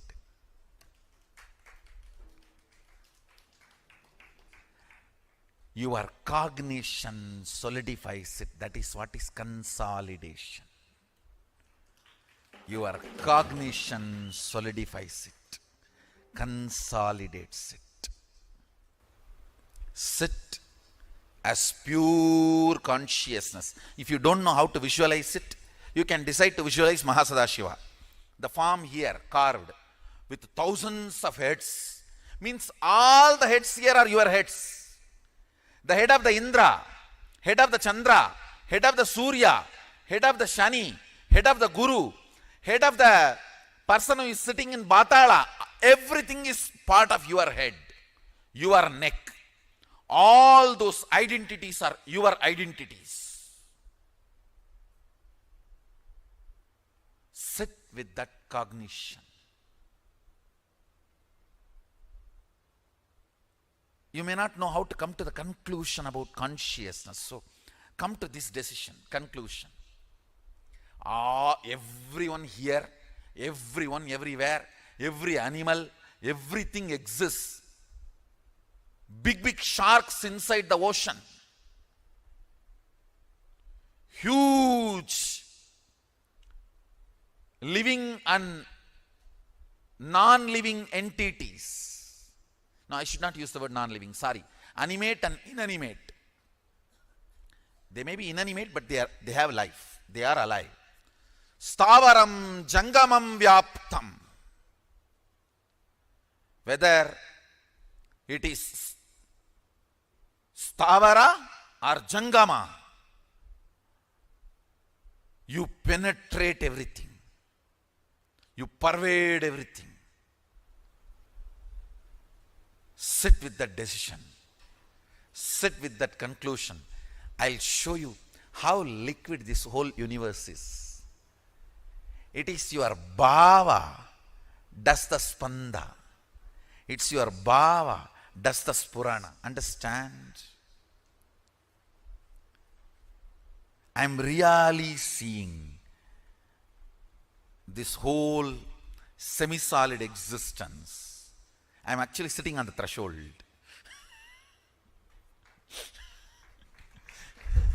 Because I have to be with the reality and I have to relate with your reality. I have to be with my reality and relate to your reality. Powers are nothing but your brain deciding to believe the magical existence of you against the logical existence of you, which is taught to you by your society. See, your society taught to you only the logical existence. Your brain deciding to come to the conclusion, cognition of magical existence. Magical way of existing is what is power manifestation. That's all. I tell you. You are not the body. You are not the mind. You are consciousness. Sit with this one truth. Trusting just because I said, you will not perish. Name bhakta pranashyati. My devotees do not perish.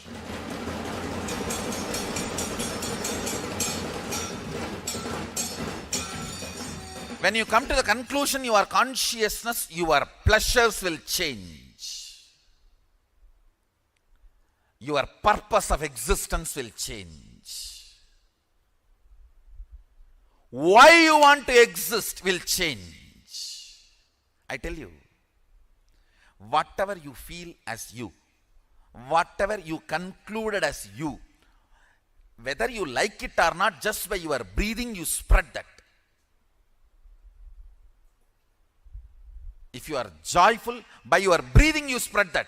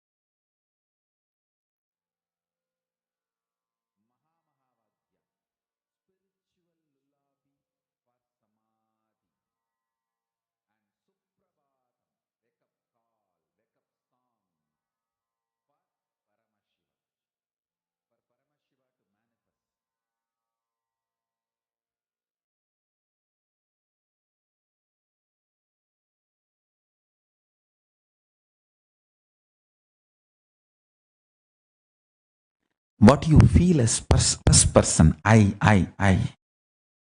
You all know first person means I. second person is you, third person is he. Body is never first person.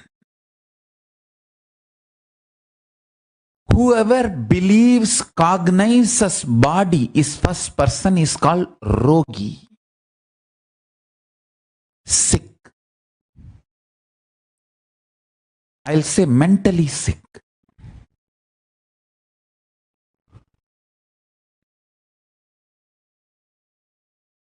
Not just physically, mentally sick. Body is never a first person. That is a first cognition you need to have. For a practicing Hindu, all practicing Hindus are supposed to be practicing yogis. For a practicing Hindu, for a practicing yogi, body is second person. He, sorry, not he, you. Body is second person. Understand? Whoever looks at the body as the second person, you will be free from all sickness. The fundamental disease as per the Ayurveda, Paramashiva's medical science, hunger and sleep, even that will disappear if you cognize body is second person. Understand, body is really not first person. You being taught body is first person is the fundamental delusion. And from there starts all exploitation and bondage. Society starts exploiting you. Everyone starts exploiting you. The moment you are tied with this fundamental delusion, body is first person. I tell you. I'm making this statement. Just this one realization, your body is not first person, it is second person for you. You will conquer all diseases, disorders. You will never be a rogi, you will be bogi. Means a person with a lot of pleasantness. Understand? Surely bogi is lesser than yogi, but much, much higher than rogi. Rogi is person with sickness forever. Bogi is person with pleasantness forever. I tell you. Just this one cognitive shift. Powerful cognition. You are not, your body is not first person for you. Your body is second person. That powerful cognition, cognitive shift, when you manifest that powerful cognition in you, your whole blood will feel like a honey. Your whole body will have so much of bhoga, pleasantness. You will become such charismatic person. Anybody who comes around you, you will seduce them. They will fall for you. Understand, just this one cognitive shift can heal all sickness. When you see body as a second person, you will eat so less. You will eat only what is needed, and the whole alignment of the quality, quantity related to food will happen automatically when you start seeing, cognizing your body as a second person. And the sleep will drastically reduce. The quantity will reduce and quality will increase, and the depth of the sleep will become turiya. I tell you. Please understand.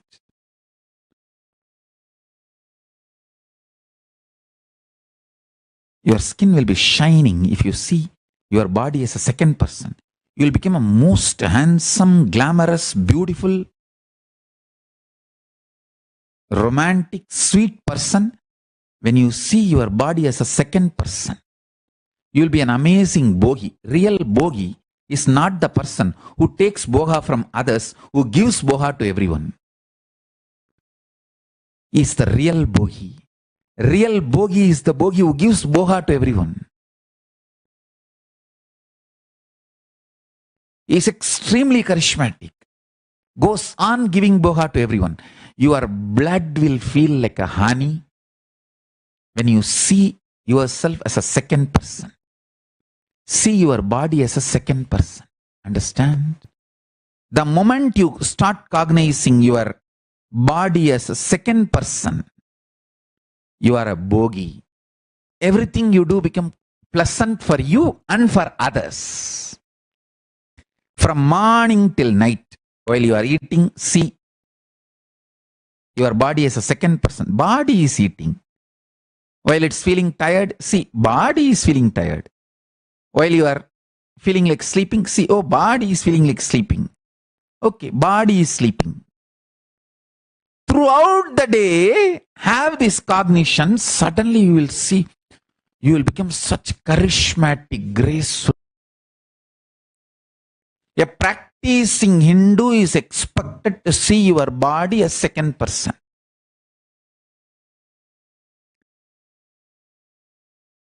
Practicing yogi should cognize body as third person, not even second person. If you start cognizing your body as the third person, you will manifest all kinds of possibilities. Extraordinary yogic fiats. You will not have fear in the muscles. Fear in the muscles is called pain in modern medicinal terms. Understand? Bhaya in the muscle memory is pain as per modern medicinal system.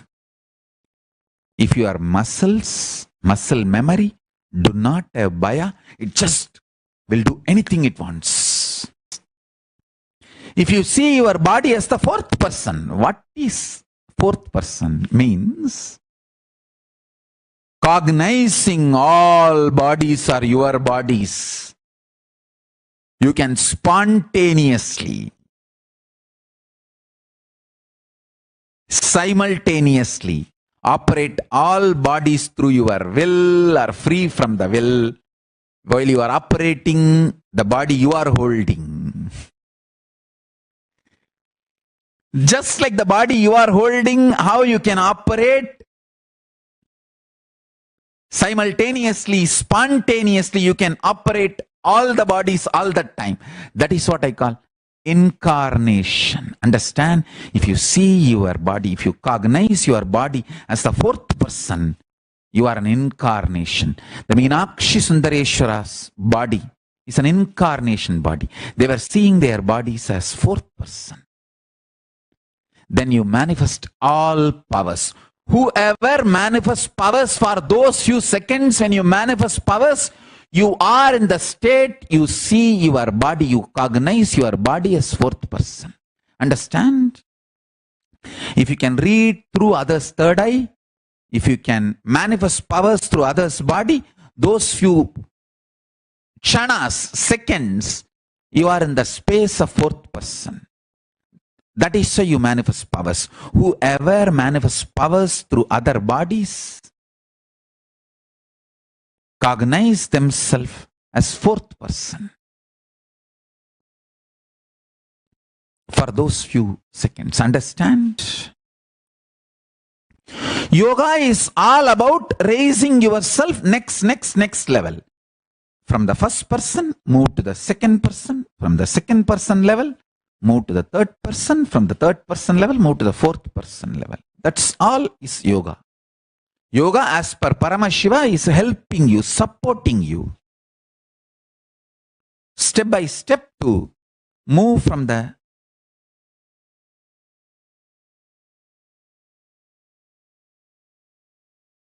level of seeing your body as the first person to the seeing your body as second person, and seeing your body as third person, and seeing your body as fourth person.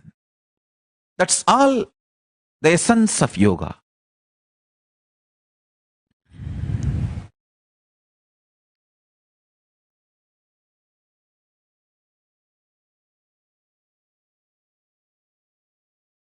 You can use multiple methodology for this progress. For example, when I see myself from fourth person, I know the chemistry of my body, how it functions.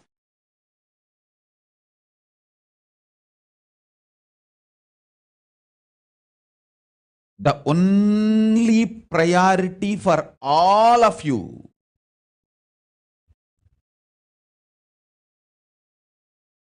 please understand, I am talking to anyone who has a little love or sympathy for me. For all of you, take this as a guru walk. Make your body consciously strong. Listen, gym will build muscles, but only yoga and Ayurvedic lifestyle will make your body conscious. See, only yoga will make your internal organs strong. Just see all over the world, especially in India, all these gym bodies are just dropping dead. All these gym body fellows, top, dying. Because gymming builds muscles, makes you look very nice in the outside. Yoga makes your internal organs strong. And your ability to manifest consciousness strong.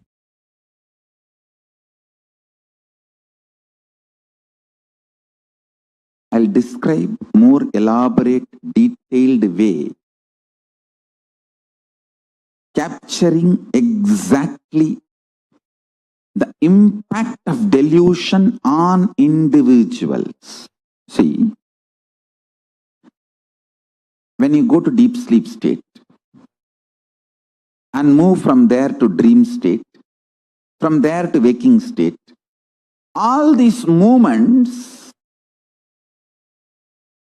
if it flows smoothly, it's called health, mental health.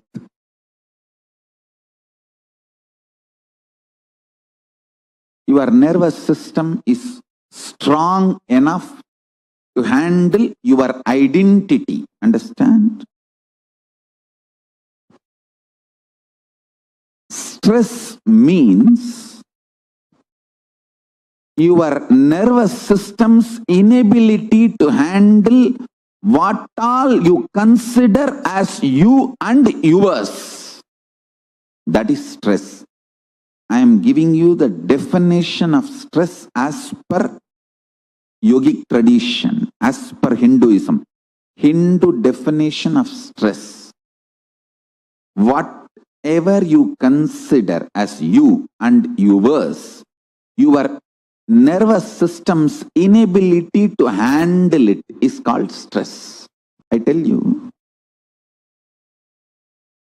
every situation you feel irritated, angry, violated, intruded, just don't react. Be calm and look in. What is making you feel violated? What is making you feel irritated?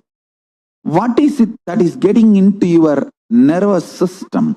What is it that constantly shakes you? If you see, you will understand it has nothing to do with what is happening externally. It is something triggered internally. I tell you. Getting triggered internally and reacting for it externally and making stupid decisions is called delusion. Delusion is worse than death, because death is only 1 minute happening. Delusion destroys you, which is like a continuous suffering. The decisions you make in delusion is worse than death.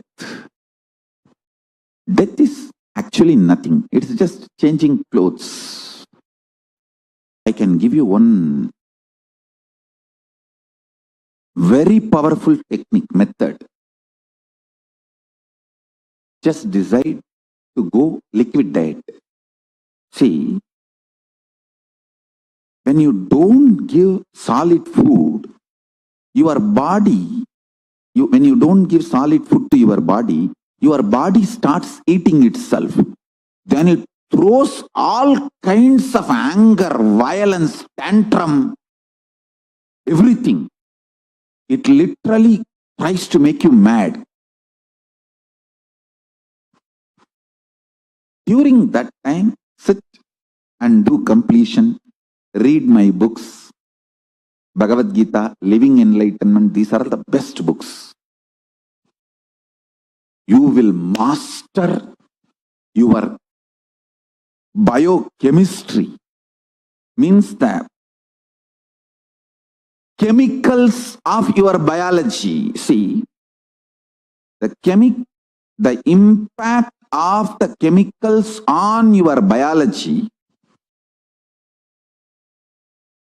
if you master that, you will live such ecstatic life. See, Nirahara Samyama is nothing but you becoming Mahabhairava.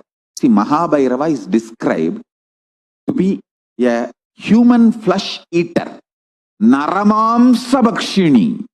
That doesn't mean you will kill human beings and eat. No. Your own body eating itself is Naramamsa Bhakshini.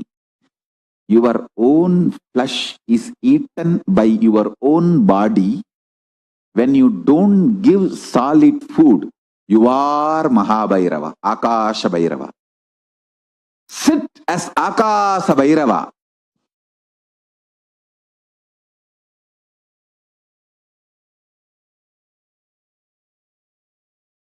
The first truth I wanted to reveal to all of you.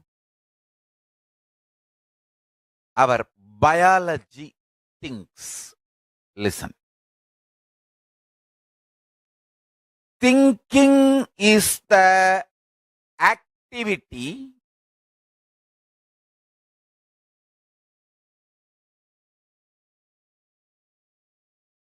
that affects directly one end, the consciousness, the other end, tip of your fingers, nails, tip of the hair.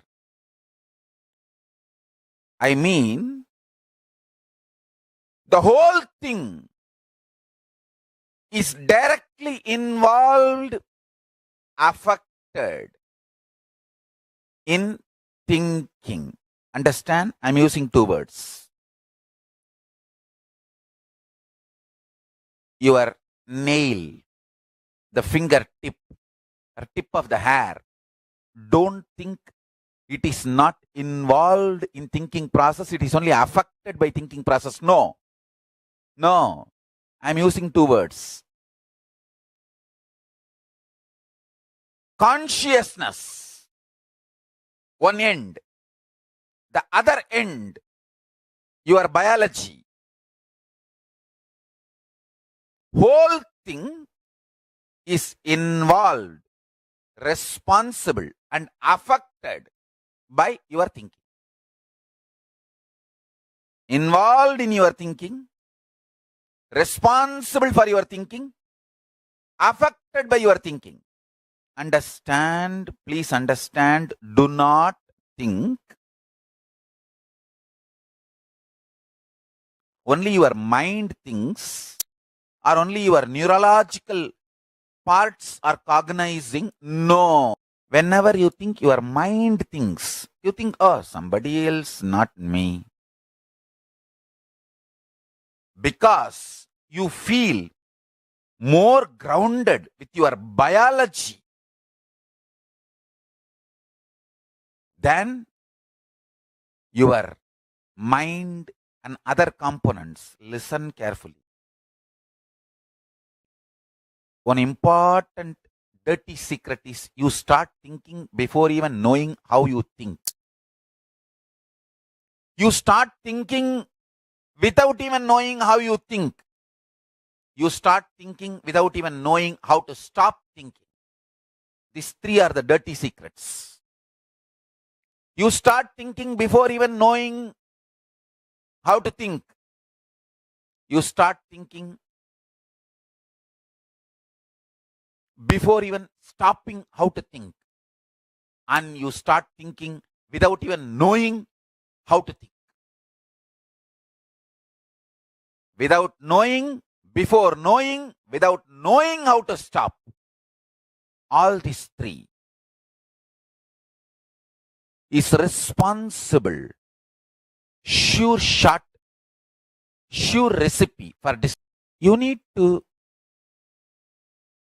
understand your biology thinks. Means the whole system thinks. That is when only if you understand your biology thinks, you will bother about the food you eat. Otherwise, you always think you are eating and your thought currents are completely disconnected acts. You eat all the dash, dash, dash and you think you should be blissful. And you are supposed to be blissful. And you eat all the dash, dash. Only if you understand your biology, whole biology thinks. Length of your hair matters. It impacts your thinking. That is why the jata. Jata is directly involved in awakening your consciousness. Paramashiva is not sadist. He will never give any instruction if it is not absolutely required for your enlightenment. If it's not going to be absolutely supporting your enlightenment process. Listen carefully. Your biology thinks.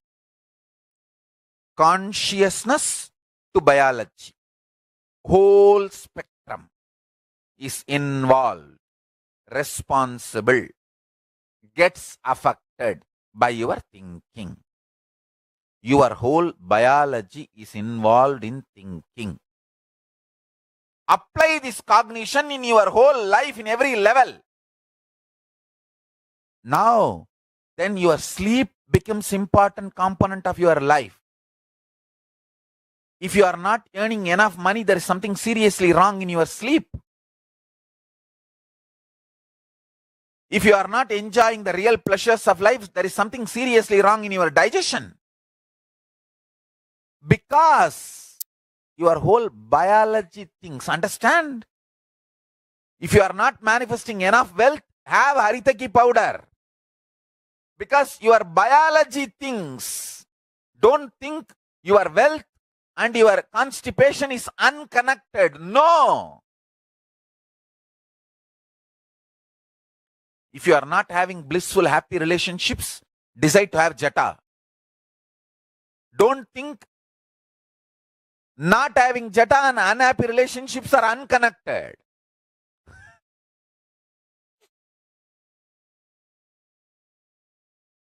If you are not having enough fulfillment in your life, start applying basma. It will bring fulfillment every time you apply basma and enter into some activity. Even now, the moment I wake up from samadhi, the first act is I'll apply basma. Paramashiva. Your bank balance and the length of the jata is directly connected. Your pleasure, your ability to enjoy the pleasure and the way you apply basma on your Forehead is directly connected. The cleanliness of your stomach, inside, I am talking, not just outside, inside, is directly involved in your job promotion. Sometimes when somebody comes for promotion, Kalabhairava says, have Haritaki powder for 10 days. You may think, Haritaki and promotion, how they are? You do not know. You may know logic of life, you may not know the Sankhya of life. Sankhya is multi-dimensional logic of life. Multi-dimensional rational of life is Sankhya. Your whole biology thinks. The whole spectrum, one end consciousness, the other end tip of your finger, tip of your toe, tip of your jata. The whole spectrum is involved in thinking, living. The whole spectrum is responsible for living, life happening.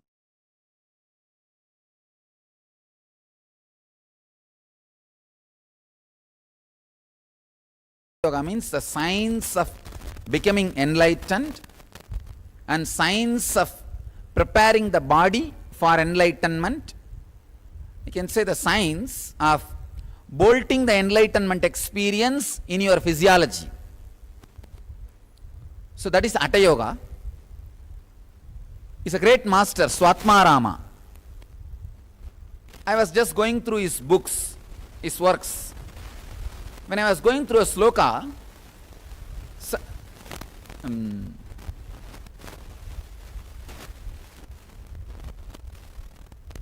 was such a powerful sloka. It was talking about the technique of changing the very shape of your body, the very physiology, just by altering the breath, nothing else. Just if you stop the one side nostril and shift the flow to the other side, just stopping the one side and shifting the flow to the other side, just playing with the flow of breath, flow of breathing, very playfully, the very physiological structure can be changed.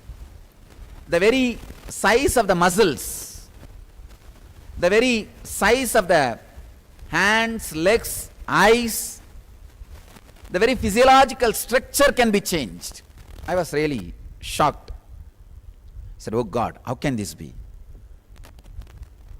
Does it really work in the modern day? Please understand, any technique, any process, any method, first I apply it on this physiology which I am having. See, this physiological structure, this body is born and brought up in this modern day, went through all the ups and downs of this modern day body, whether food or lifestyle or system, everything. So I apply it on this physiology. Only if it works on this body, it will work on those bodies. Actually, only if I apply it on this body and experience it, I will get a right word to transmit that experience in you. Transmit that technique on you. Transmit that process to you. That is an important thing you need to understand. I decided to apply that process on me. I'm just seeing how the whole flow happened. See, for example, if you lift 10 kg with your right hand, some changes happens in your muscles. Some changes happens in your breath, breathing. Some changes happens in your chakras, energy centers. Understand? When you lift 10 kg, some changes in your muscles, some corresponding changes in your breathing system, corresponding vibration changes in your 7 chakras. So I was trying to do this reverse, trying to reverse this whole thing. I tried to create the same vibration in the chakra. I saw very clearly the same breathing changes are happening and same muscle changes are happening. So now I know the formula of shaping your body without working out.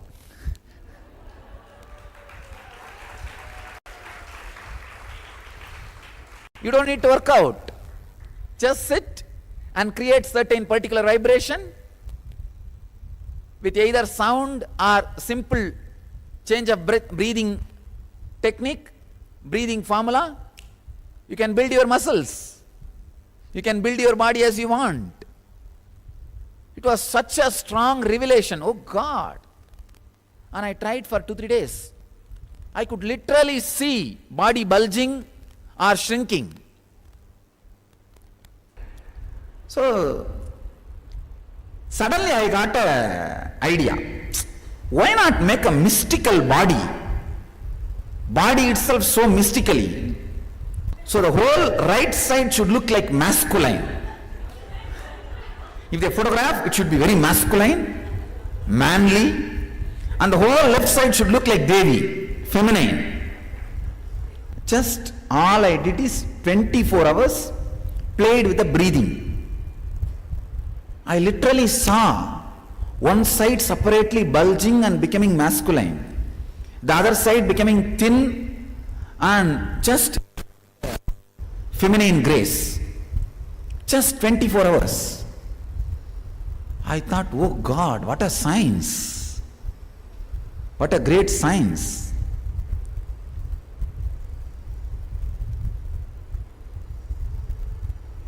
That surprise and shock. See, I always know Hatha Yoga was great science, but I never thought it is alive even to this body. It works even on the modern day human bodies. Then this surprise became excitement. I went on scanning 200 different techniques from Hatha Yoga. Download, work, scan and see how it directly either leads you or keeps the enlightenment experience in the body. So I saw very clearly how the non-mechanical parts of the brain is awakened.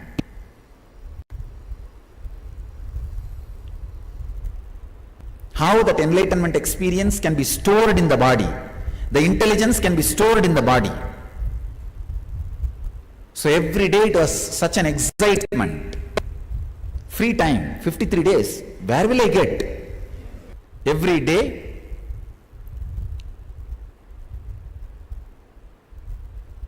these techniques, scanning.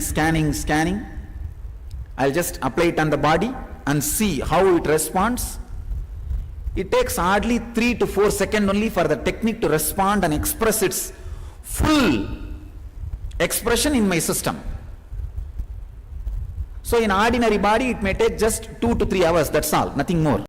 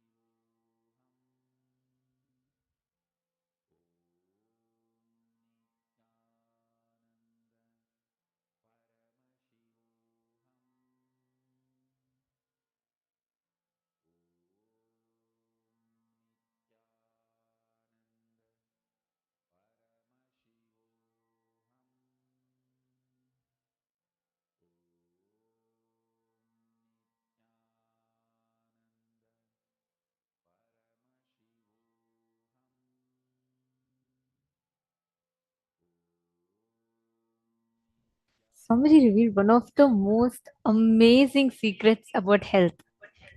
Actually, what science Swamiji revealed in this, right? Exact same science. It is this exact same principle that all of us live, practice in Kailasa, which gives us one of the most amazing health.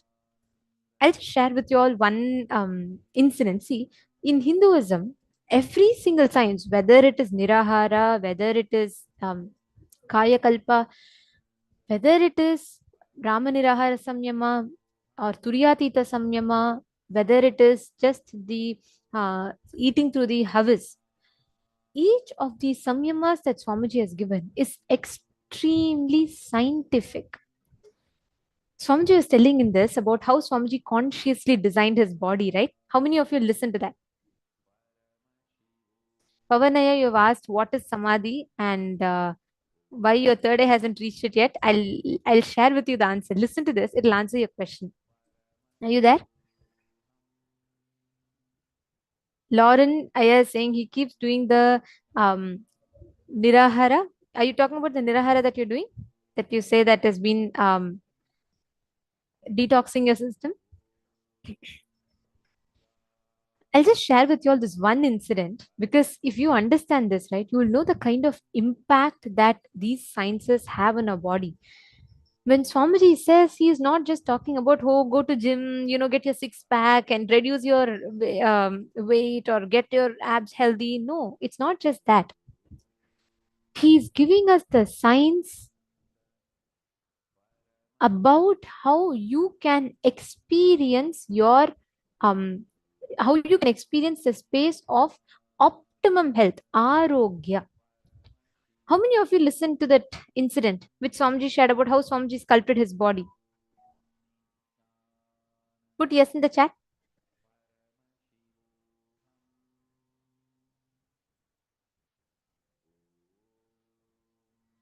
Okay, great. Now, I'll tell you one incident that happened. Vinitha Nagaraj, you'll enjoy this for sure. There was one person who wanted to, she was in construction department of the Adinam and she's an Adinavasi and she was from Australia. So she was like very well educated, but her only thing was health. Okay. Which like she used to have a lot of diseases and not diseases per se, but having a lot of like deficiencies and always weak kind of a thing. So that she used to really struggle a lot with that. She was an Adinavasi and she is an Adinavasi. And what had happened once she went to Swamiji, Swamiji had given the vision about the Golden Temple. So she was not able to grasp it. She said, like, she said, I always face this issue. I'm not able to grasp the whole thing. And she said, Swamiji, I want to take up Nirahara Samyama. That day, Swamiji blessed her. She actually didn't even know why that statement came out of her mouth. But the moment she saw Swamiji and she listened to this revelation, she just she said it was like from her being. So it just came from her being that Swamiji, I want to take up Nirahara Samyama. And Swamiji blessed her, saying Tathastu. Not just Nirahara Samyama, Swamiji blessed her, saying you'll be Ita Mrityu, which means you will leave the body only when you want. You will not leave the body without your permission. Which means even if you had decided to live for 100 years, your body will live for 100 years. You will not leave the body till you decide. It's called Icha Mrityu. Swamiji blessed her with this and she was like so excited, okay? And then what happened was she had a very strong fear. She was like, oh my God, I have been, I have told I'm going to do Nirahara, but then what about my nutritions? What about my vitamins? Where will I get those that strength from? Where will I get my vitamins from? And she was very highly, she started getting into that kind of a thing like self-doubt. And somehow, because of one thing, she said, because I committed to Swami, since Swami has blessed me, I'm going to do Nirahara. She started. 1 week passed, 2 weeks passed, 3 weeks passed, 4 weeks passed. That fear in her completely melted away. 4 weeks became 4 months, and 4 months became 2 years, and more than 2 years she was in Nirahara. More than 2 years. Okay.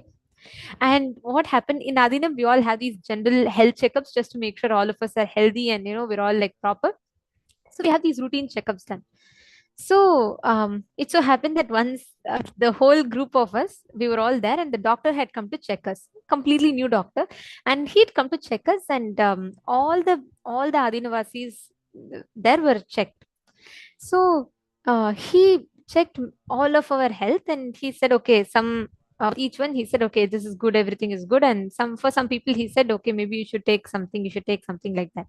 So doctor checked hers, because every one of us were like, 2 years she's been only on liquids, and she's not done anything, she's not had any nutrients, her supplements, everything she stopped. So is she healthy really? We were all like curious.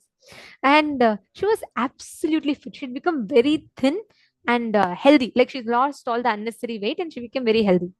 The doctor came, I still remember. All of us were standing. The doctor checked her and the doctor asked her, what diet are you having? The diet that you are eating is the best diet you're eating. And I suggest that everyone does the same diet as you are doing, because in this whole room, I see only you are having the most proper food. And she's the only one who used to not at all eat. The doctor said that her whole health was in the such an optimum level. Her blood, everything normal. Her her vitamin levels all perfectly fine.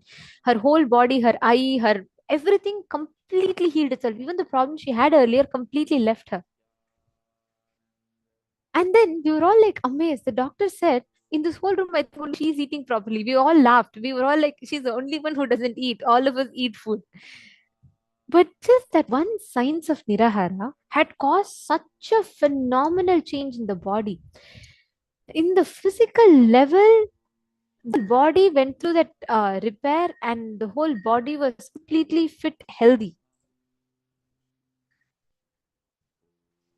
So every one of us that are sitting here, see, please understand, each of us are gifted this same science. When Swamiji tells through Kaya Kalpa, you can master what exactly is happening in the body, he literally means it, because Swamiji has given us this precise science.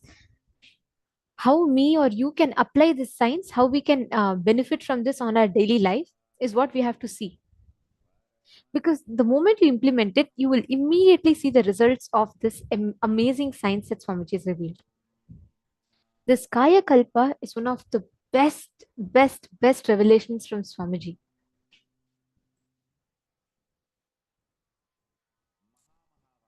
Ma Vinuta Nagaraj is saying, yes, this happened to me as well. I wanted to do 9 days of water fasting for this year Navaratri, and I do it every year, but I crave a lot and struggle very much. I feel so weak. But this year I asked for Swamiji's blessing before I started. And after he said Tatastu this year, I didn't have craving or tiredness for even a single day. I felt like I can go on for another 10 days with just water. Wow. Wow. Do you see? This is the exact experience that happens with the sciences of Kaya Kalpa. Like this person's experience that I shared with you all. I saw her when she had so many diseases and so many things like deficiency in the body. But when the doctor came, and this one comment literally, like, all of us, even now the whole group that were there, we all will remember this, because Swamiji told her, you will have absolute health and you'll have Icha Mrityu. The doctor told only she's eating proper food. She's the only one who was not eating any food at all. That, see, our body has innate ability to heal itself. Our body has its own inbuilt ability to fix, like how our phones has its inbuilt ability. When you run the troubleshooting or when you run the fixes, it fixes its bugs automatically. It has an auto update mode, right, in apps. Similarly, whenever you do Nirahara, you are literally enabling the auto update mode for your body. It automatically starts fixing itself. Obesity, sugar levels, today they are rampant everywhere. People all struggle with this. This one truth that Swamiji revealed in this is the solution for optimum health to manifest. Today, all the participants sitting here, we're all going to be receiving this advanced power, ability to consciously design your body, ability to experience Jiva Samadhi. When you bring integrity to your internal organs and intra organs, you start manifesting the power. This is what is the power of Vak. See, when you consciously decide and sculpt your body, how does that happen? When you bring integrity to your thinking, when you bring integrity to your existence, you start tuning your body into it. I'll give you all an example, okay? Uh, Ganga, right? River Ganga. She is flowing continuously. When you bring the space of completion, when you stop deciding to stop abusing your vak, it'll become pure. Same like Ganga, like continuously she's flowing. All of you should know Ganga is extremely polluted continuously by the factories, the industrial waste, the stubble burning, the waste of stubble burning. All of these go into her, and continuously this chemical dump, all of it pollutes Ganga so much. You don't need to start any cleaning campaigns. You don't need to do anything like that. If you just stop polluting her for 24 hours, she will just become clean. During COVID, it's a study that they did. During the COVID, worldwide, there were lockdowns. People are all like having continuous lockdowns. So, because of the lockdown, all the factories were shut. So, the pollutions were almost 99% curbed completely in Ganga. Automatically, in less than 24 hours to 48 hours, Ganga was so clean. They published, so many newspapers published article about this, how Ganga looked cleaner, way more cleaner than it was in the last 10 years. You know why? Nobody needed to go and do some cleaning. They just stopped polluting. Same way, you don't need to worry about, oh, all my life I had been lying and how will I suddenly expect some change in my work? No. You should understand, the moment you decide, now if you make the decision, actually you will see your work will get cleansed on its own. It is not something extra for you to do. It will automatically start becoming your experience.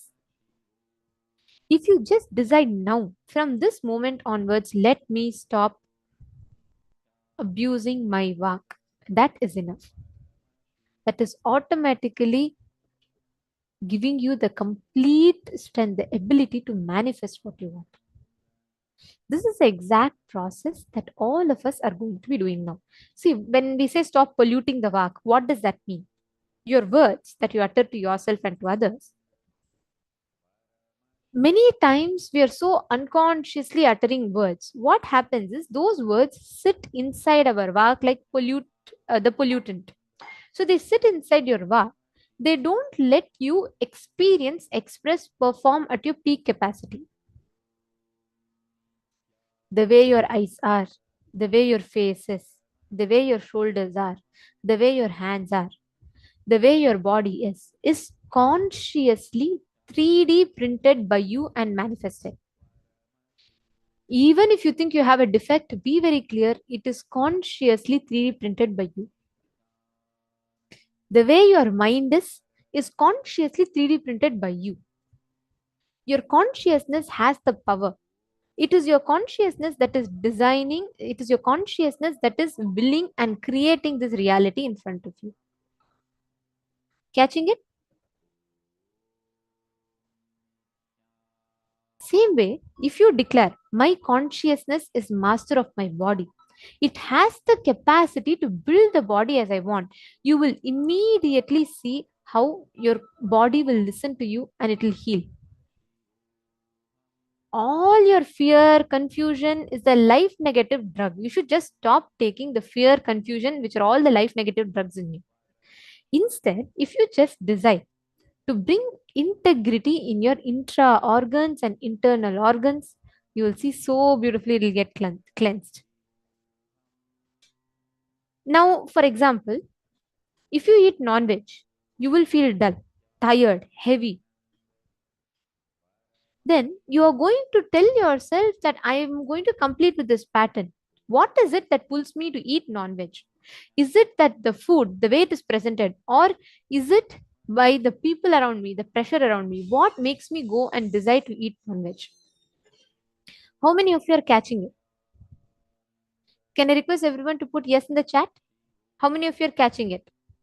Ma Hongzu, Ma Nitya Mahagovindananda, Ma Tanja Devarane, Mamsakala. See, many times you will decide, oh, come on, today I'm going to eat all healthy. But what happens by evening? When you're watching something, you want to go and take your packet of chips. You yourself decide. You yourself don't like the impact that it creates in your body, but you go and touch it. How many of you do this to your body? Put yes in the chat. You decide, okay, I am going to do yoga.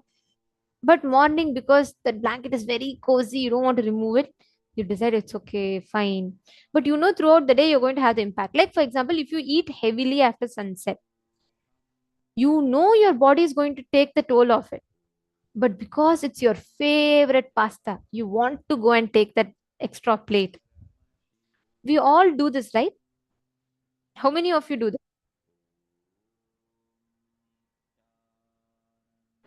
I'm seeing many people are thinking slowly. Should I put Ma Kerin, Ma Mahaganapati, Ma Mala Bisun, Ma Lita Sege? Same way, when you watch your favorite movies, your eyes will crave for rest. They'll beg you for rest. They'll be like drooping. But still, you will have to forcefully sit up and you have to finish that climax. You want to know what is happening in that movie. We all take our body for granted so much, isn't it? Now, it is time that we complete with it. Ma Christy Garcia, Satyojata Ayya, are you all catching it? All those that are watching us on YouTube? Now, it is time that we take responsibility and consciously complete these abuse that is done to the body. I'm seeing Ma Prematavasi, Ma Saroja Plush. Okay, I'm seeing all of you clicking with here. Very nice. Now, if we all take responsibility to complete with these non-integrities, these are the ways we pollute our work, our body. Now, take responsibility to go back and fix it. Take responsibility to identify these non-integrities you do to your body.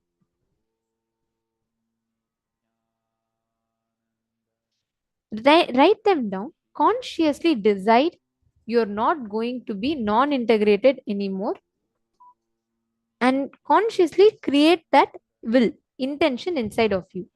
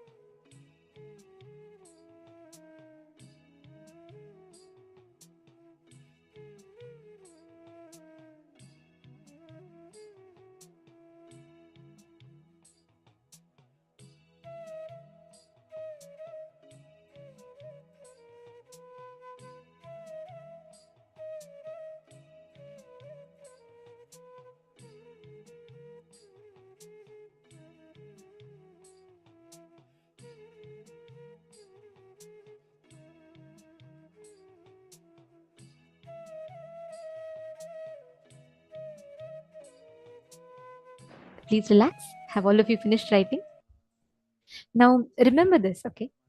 All the incompletions that you have written down, consciously or unconsciously, knowingly or unknowingly, these all have damaged your system. It is important that you take responsibility to fix it so that it does not repeat again. Catching it?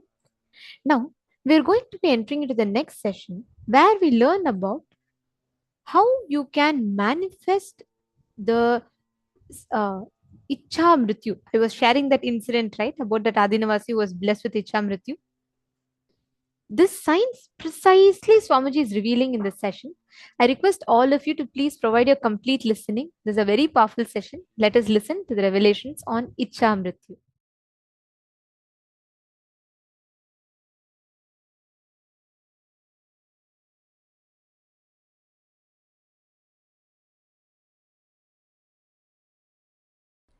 Understand, I wanted to tell you a fundamental truth. I am not claiming anything. I don't claim. With all my integrity, I can stand in front of Kalabhairava. With all my integrity, I can tell you, in Hindu tradition, we achieved immortality.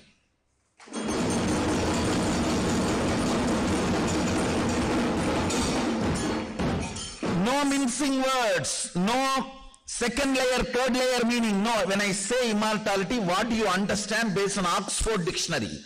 Means you will be living with your body beyond time. I am talking about that immortality, not like, oh, your consciousness will be there forever in the peace. No. I am not talking the metaphorical immortality. No. I am talking about physical, what you perceive as you, even though you are confused. Even in your delusion, what you associate as you, that component, the matter, the bone, flesh, blood, muscles, which you are operating, with which you perceive, you enjoy, senses, pleasures, relationships, concepts, ideas. This body, in Hindu tradition, we achieved immortality. Understand, we have not commercialized. We did not work on making that available irrespective of any psychological commitment from the human beings. No, understand? We have not commercialized. That does not mean the science was not discovered.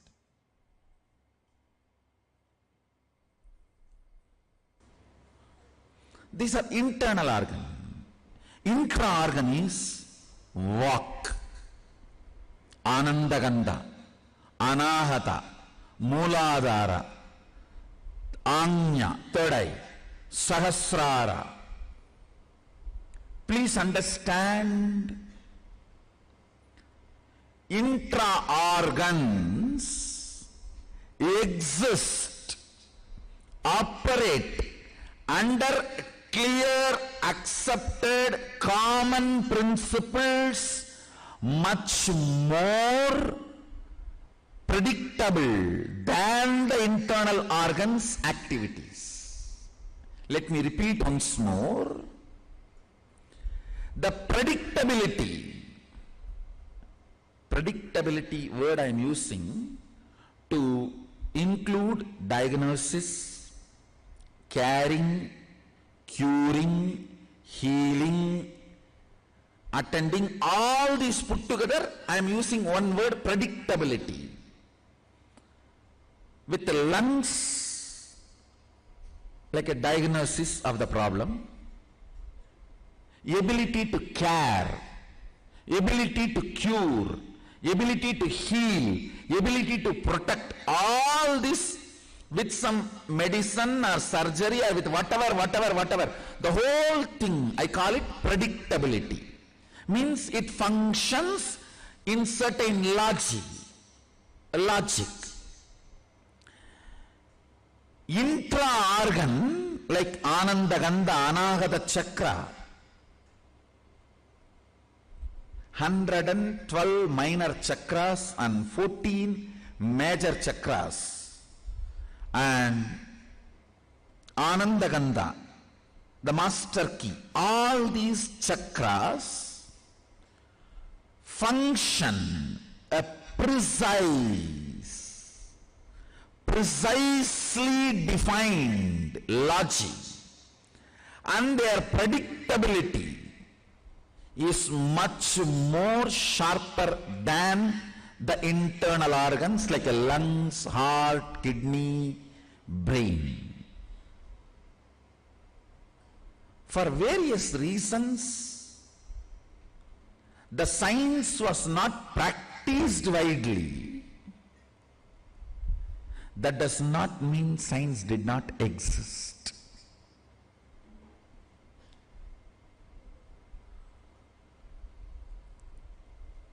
Internal organs were treated with herbs. Intra-organs were treated with understanding. Immortality is possible. Two angles. One, the internal organs need to be maintained by the external support of chemicals, herbs. I should not use the word chemicals, I should use the word herbs maybe. The naturally available herbs. Intra-organs need to be supported by the strongly cultivated cosmic understandings. And again I am reminding you about the result. I am not talking about the way the consciousness is immortal. I am not talking about the amritatva of Vedanta. I am talking about the amaratva of Agama.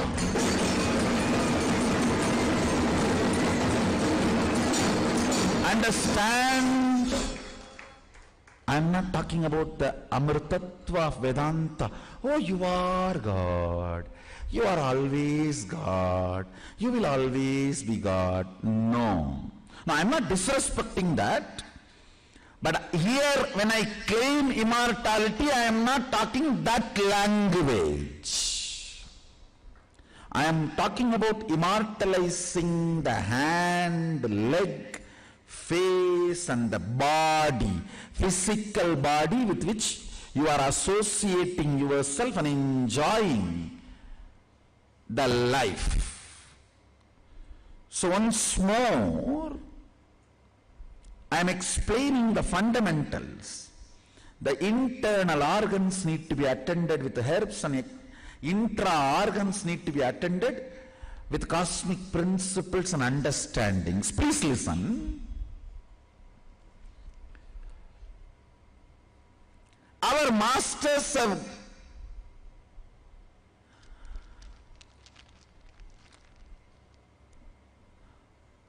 gone a step further. They try to make things as easy and simple as possible for you. They know if they tell bring integrity to keep the walk pure, bring awareness to keep the third eye alive, immediately you will bring all problems. My wife is not behaving properly, that is why I have to lie. My husband is cheating on me, that is why I am not able to all the time happy, peaceful. You will bring every possible reason why it is not possible. So that is why the science of Aushadha, understand?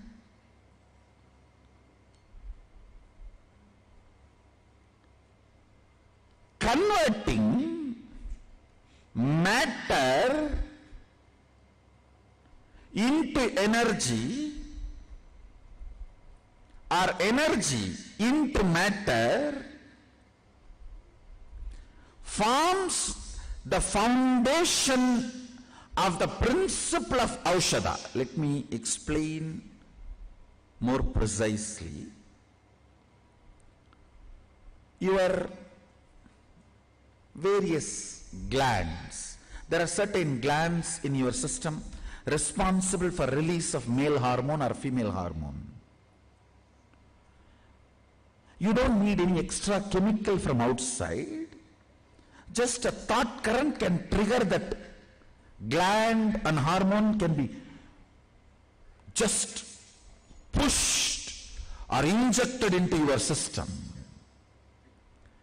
Same principle, understand? Certain thought current can be converted, put inside matter, can be sent in your body either through applying on the skin or orally. That can generate that thought current into your intra-organs and keep your intra-organs active, in turn keep your internal organs active, in turn keep you immortal. I'll give you the essence, few lines I wanted to utter. 1. Immortality is possible. Second, all the side effects of the immortality like anti-aging, expanding the lifespan, all the side effects and after effects, the connected products are all possible. Our Hindu rishis have cracked the code of the problem. Not only they cracked the code of the problem, they developed the software powerful enough to give the result. And next, it is two-part, internal organ, intra-organ. And the internal organ is supposed to be done by the herbs. The intra-organ is supposed to be maintained by Aushadha.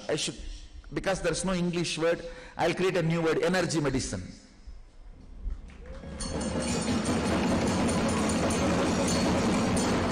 Where, as per the Shastra Pramana, without deviating, the precise thought currents are infused into certain herbs and processed, which has the power to infuse the same thought current in your intra-organ when it is taken in either by through the skin or orally, whatever the prescribed method.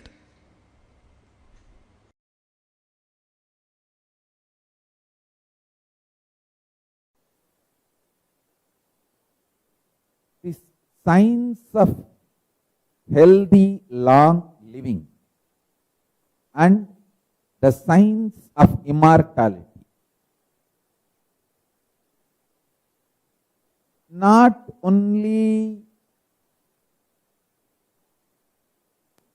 reality, it is easy, listen. Just simple dietary change. Some of the diets you need to change. The way you eat, the things you eat, you just need to change. And if we can detox you, if the parasites and microbes sitting inside your body and triggering you, if they can be removed from your system, diet is such a simple, easy lifestyle. Listen. It is not that you are really incapable of becoming immortal, but the parasites sitting inside you, microbes sitting inside you,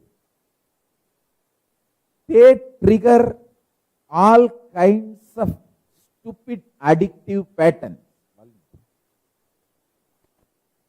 addictive patterns, and those patterns does not allow you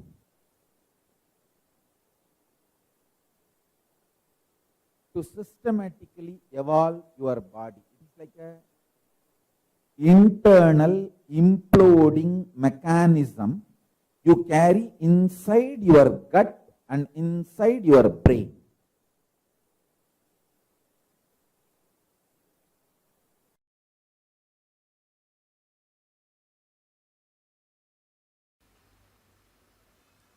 Your unquestioned enemies,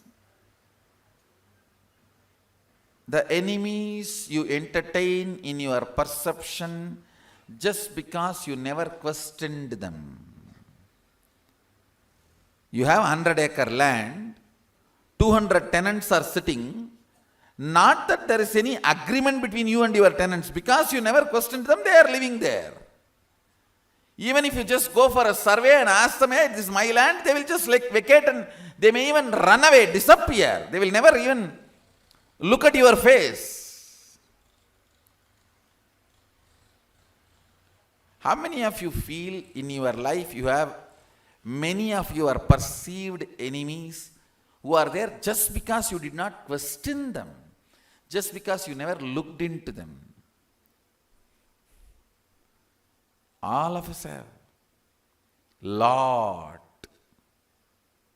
See, I am not even talking about the enemies with whom you are fighting.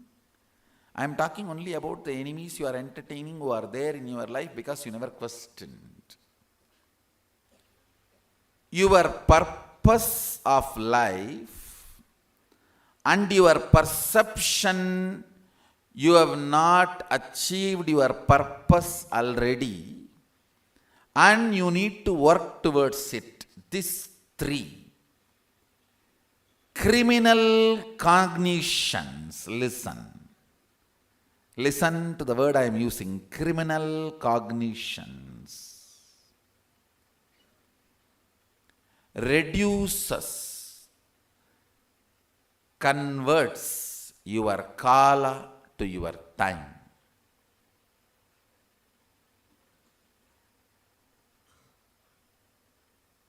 Aligning many of the fundamental understandings with the first principle of life. The first principle of life is oneness. Using the first principle, oneness, when the problems and questions are handled, conversion of your kala into time is drastically reduced. Understand? Depth of personality means your ability to handle all the fundamental questions of life with oneness in the source itself. In the source itself, if you handle many of your questions, your kala will not be reduced to time. Your inner space will reside more and more in kala. It will not go through the fears and greeds of time. All fear and all greed is your ability to understand whether you have less time or more time. That's all.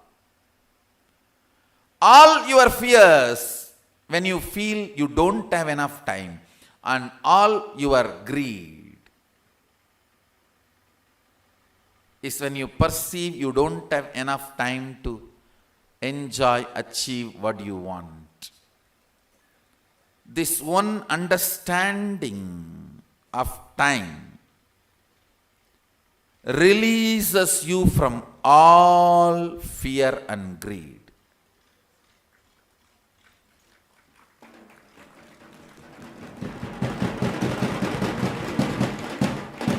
If you know,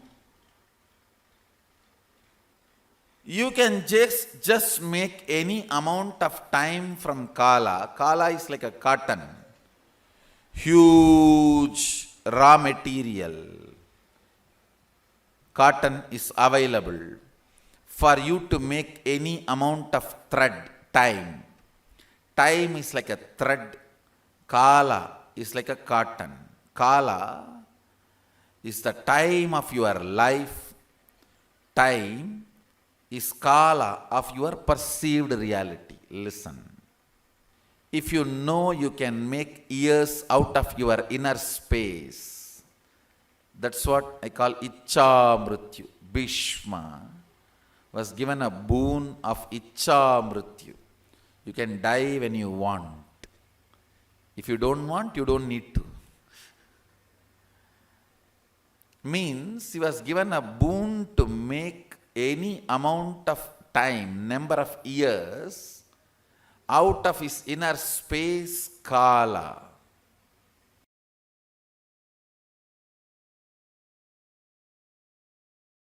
Nothing else is required other than this basic clarity and will persistence. Hey, I tell you, even Yama could not do anything to a 16-year-old boy, Markandeya. He's just 16-year-old boy, Markandeya. He held himself with Paramashiva with his will persistence, which was more stronger than the Yama Pasa. Yama's rope. Yama has a Pasa rope through which he can get any life out of any body.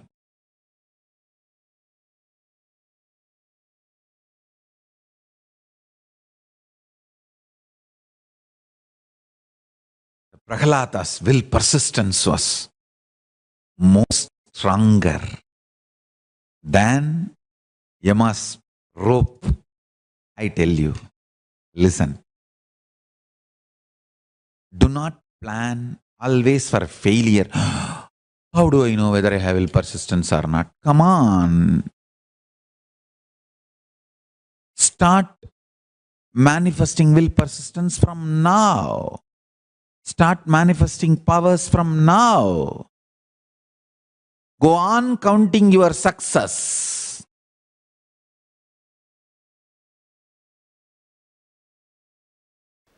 Even in Markandeya's issue, when he was trying to take the life of Markandeya, Mahadeva appears and intervenes. Yama says beautifully, "O Prabhu, it is you who ordained me in this flow of life and law of life. When you want to interfere, no one can question, but I surrender me also at your feet. Please take my life also, because my life has been ordained by you to maintain the flow of life and law of life. Now, when I am not able to do that, I am surrendering my life also at your feet." Mahadeva accepts his life into him, reprograms and says, "You will maintain the flow of life and law of life, exempting my devotees," and gives the life back to him. Understand? He is so sincere, authentic, integrated to his programming. Even when Mahadeva interfered, he said, "Prabhu, I can't question your interfering. You are above all this. You have every right to interfere, but take my life, for which you programmed me.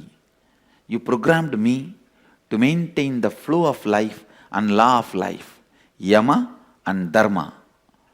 Now, when I am not able to do that, I surrender my life itself at your feet." So death was killed once in Tirukadayur. Death was killed. Yama was killed. Then Mahadeva reprograms him and gives him life. Gives life back to him, saying, yes, you will maintain the flow of life, Yama, and law of life, Dharma, exempting my devotees. Name bhakta pranashyati. My devotees never perish. With this vow, which Krishna repeats in Gita, in the same state of Shivoham.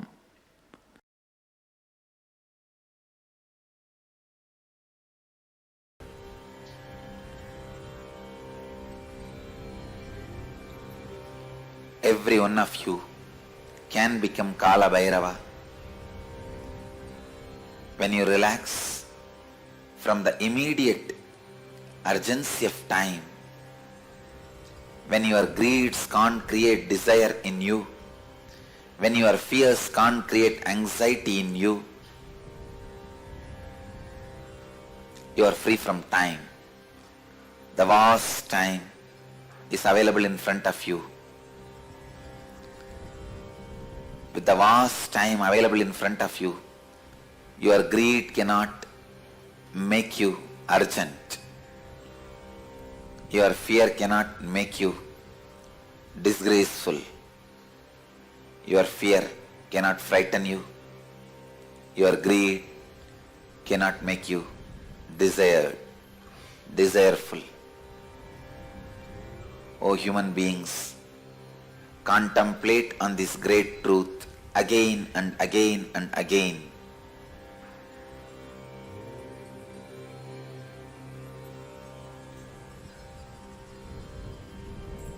The brain which I am using to radiate this truth to all of you is capable of transmitting that very truths to all your brains, as brains do not have individual consciousness.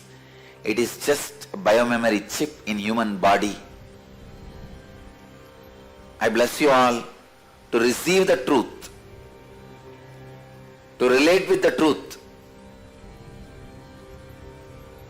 to be receptive to this truth. It can be transmitted just like that. It can be easily transmitted. It can just be downloaded.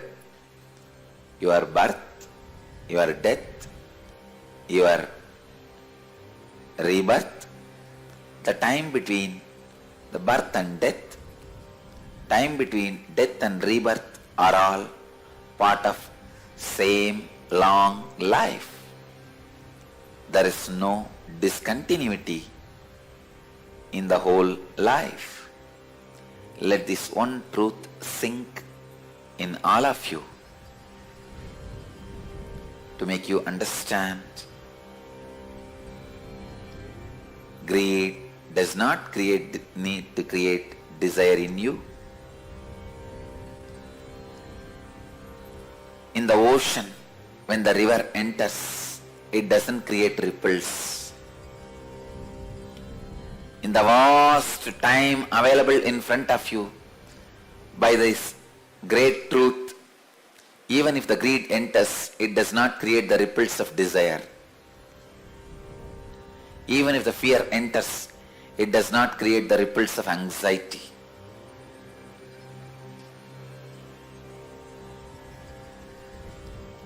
I bless you all. Kala Bhairava puts his footprint on all your brains. Let your biomemories be awakened to this great truth.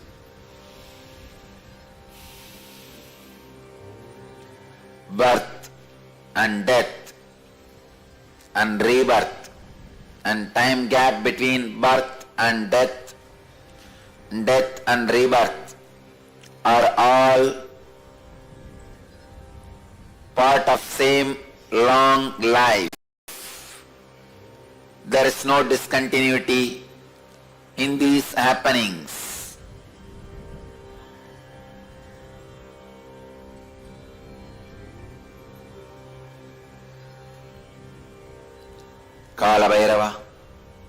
bless you all with this great truth.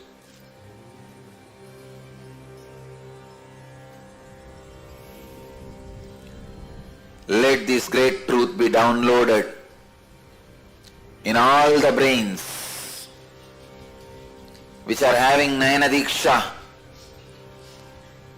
from this brain all over the world. Namah Shivaya.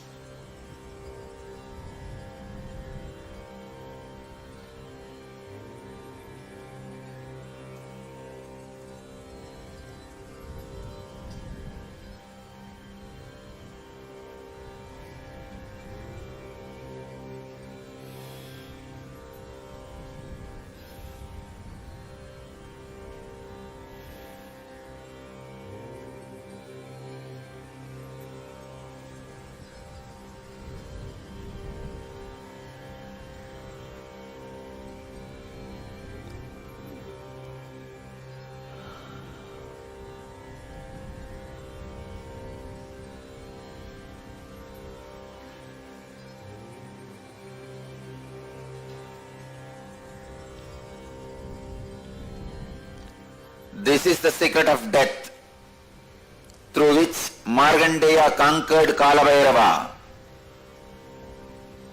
Markandeya conquered Yama, the Lord of Time.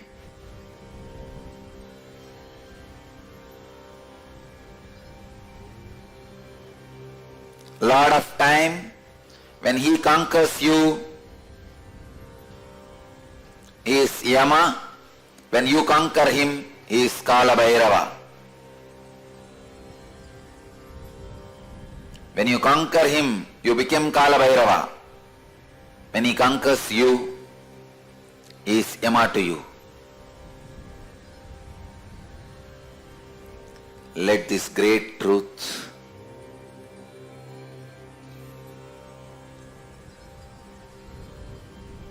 land on all of you.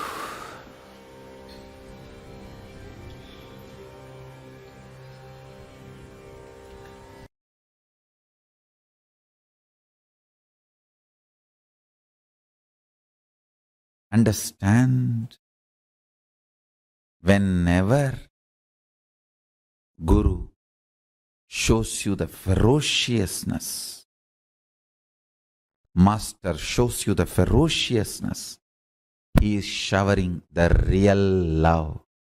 Don't think Adi Guru, the great Master Dakshinamurti and Kala Bhairava, all the ferocious forms of Paramashiva,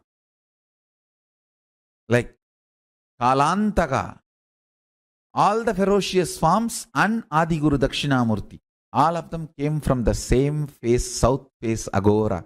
Don't think it is coincidence.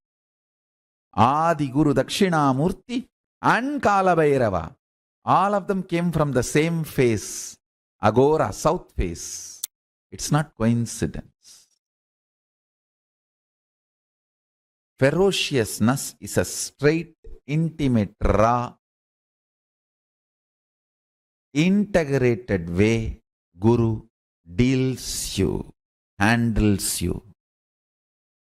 If he has to strategize and present himself very sweetly to you, understand you do not have an integrated relationship with him. You have a strategic relationship. He will also be having a strategic relationship.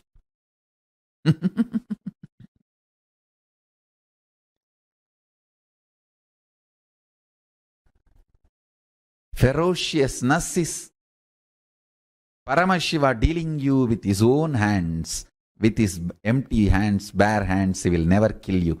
He will only hug you. Anything you see other than ferociousness, all forms of sweetness, is handling you through a strategy, means some weapon. The weapon may be looking very comfortable,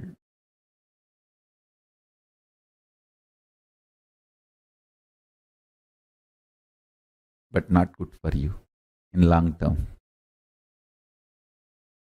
ferociousness, straightforwardness is the best integrated, intimate relationship with Guru. Understand, my love is lubrication for your machine. My ferociousness is energy, fuel, power for your machine. Any machine can run without lubrication, but it cannot run without power, energy. My ferociousness is as important as power is needed for the machine to run. My love is lubrication, optional, which is not compulsion. Don't even expect lubrication.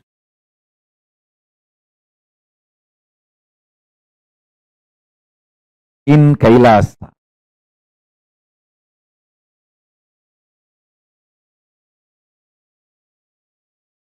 you will feel empowered by every being seeing you as Paramashiva. You will feel so empowered, you will simply start seeing yourself as Paramashiva and everyone as Paramashiva.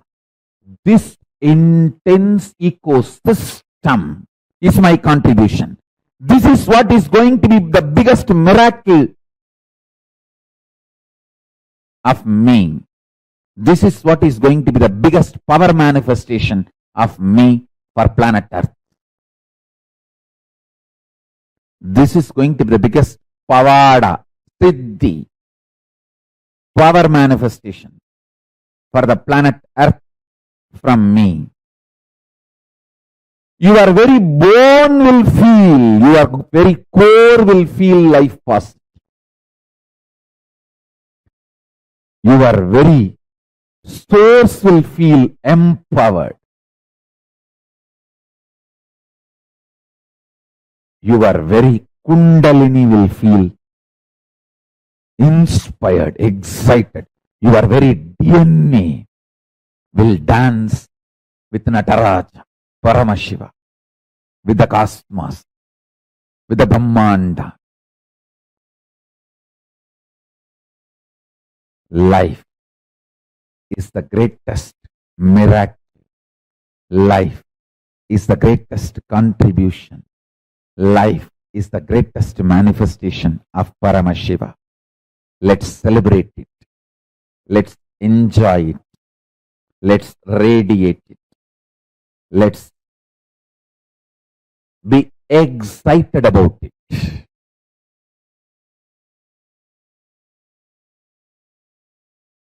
Life is a life is a life. Nothing can equate it. Nothing can define it.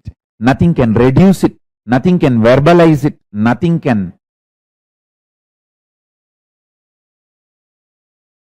even box it. Nothing can box it.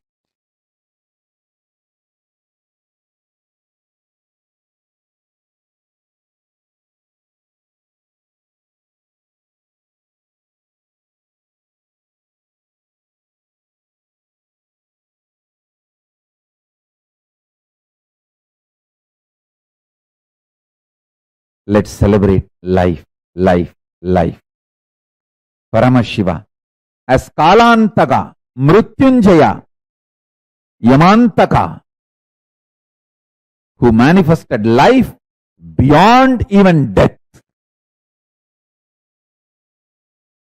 Let's celebrate Paramashiva, Kalantaka, Mrutyunjaya, Yamantaka.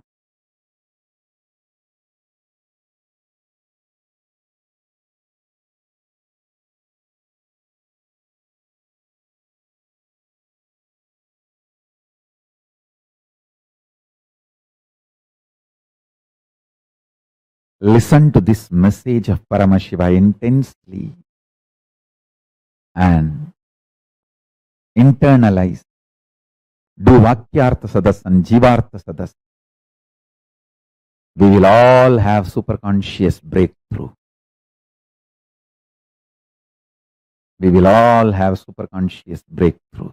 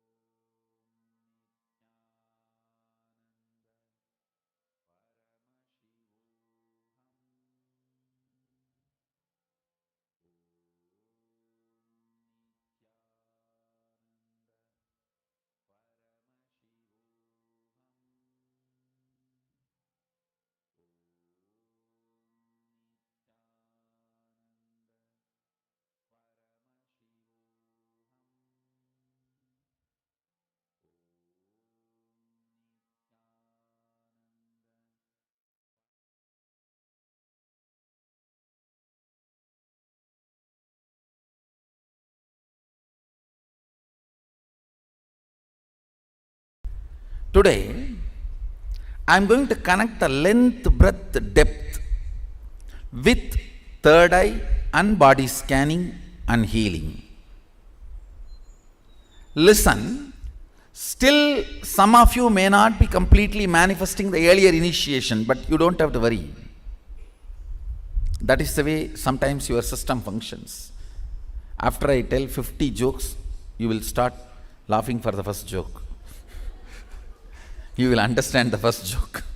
No, that goes on, that happens, what to do? So, after I finish the 50 initiation, I can read third eye. அது போன சதாசிவத்துக்கு கொடுத்த தீட்சடா. அது initiation கொடுத்து 1 வருஷம் ஆயிடுச்சு. But what to do? There are some people only. This is the logic with which they function. And it's okay. At least they function. See, fundamentally, I am doing something which is unprecedented, to tell you honestly, which was never done earlier. So the product I am delivering also is unprecedented. So the integrity I demand also is unprecedented. The kind of a whole life need to be just opened and intensified.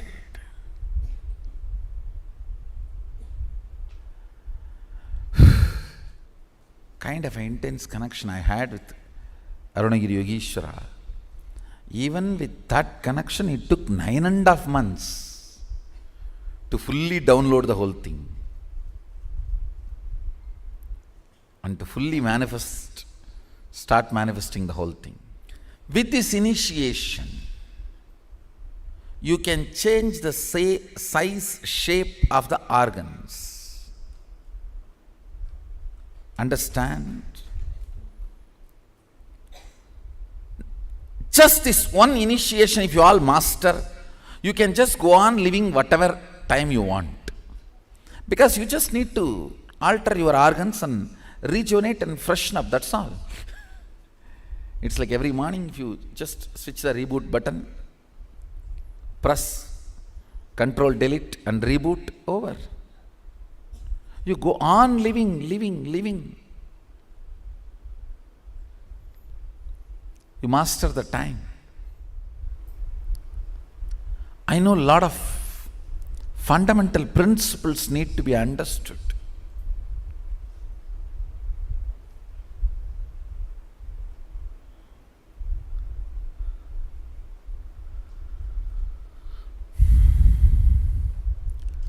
Unfortunately, humanity has moved so much away from nature.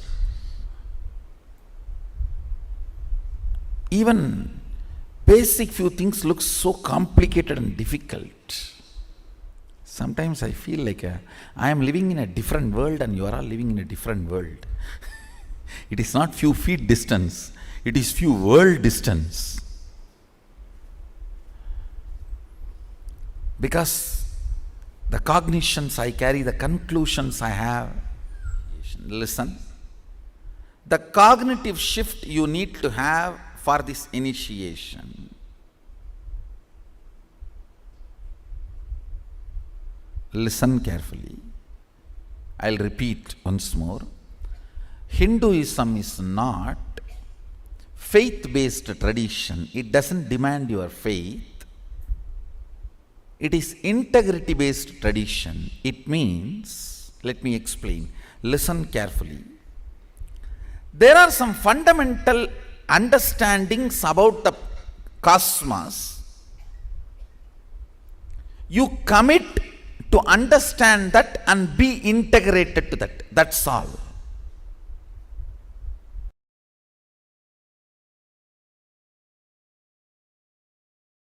First time I started initiating others into healing in a Jiva Samadhi, means a living tomb called Nerur Sadasiva Brahmendral Samadhi. In Tamil Nadu there is a Jiva Samadhi of a great enlightened master, Sadasiva Brahmendral. I went to his Samadhi after I realized my Sadashivatva to have his darshan. He himself appeared and gave the Dhruva grass.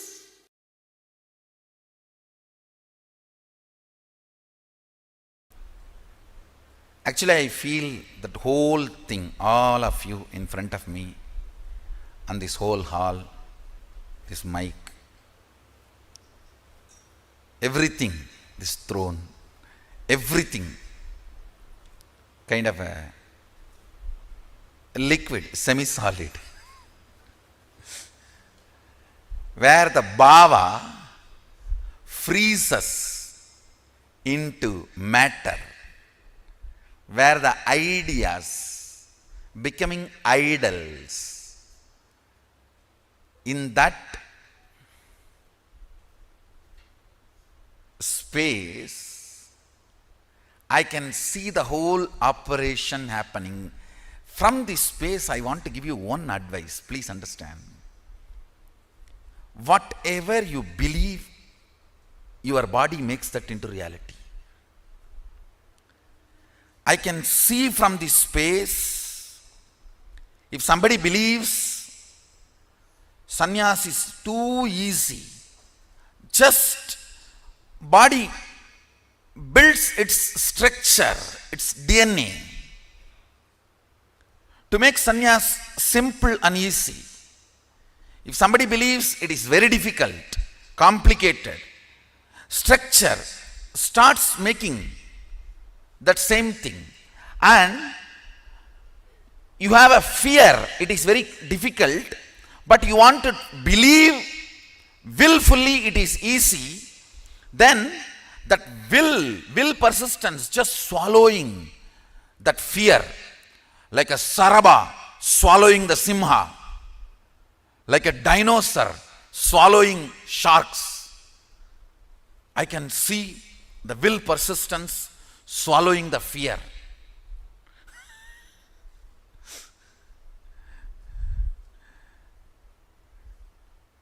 If you feel living in this place is the best, I am seeing you manifest that.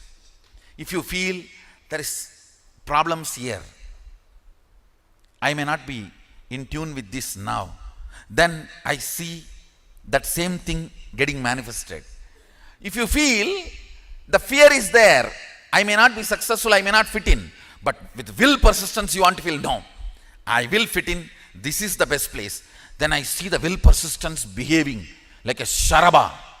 Saraba means Mahadeva's incarnation to remove the blood of Hiranyaksha and Hiranyakasipu from Narasimha. See, Narasimha has to kill Hiranyaksha and Hiranyakasipu in a very raw way, like a physical, violent, eating the intestine, because the intestine was capable of keeping the DNA alive, which Narasimha does not need, doesn't want. So he has to swallow it. Whatever is said and done, because that fellows have done a lot of tapas, that qualities went and got settled into the Narasimha's body. So now it's Mahadeva's responsibility to clean up Narasimha's body. So he takes up the form of Saraba, means the face of Saraba. Saraba means the lion with elephant trunk and the huge wings. He assumes the form of Saraba and releases Narasimha.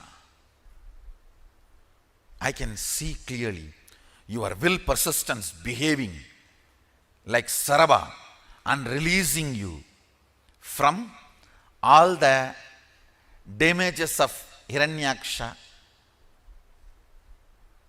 all the incompletions. Understand?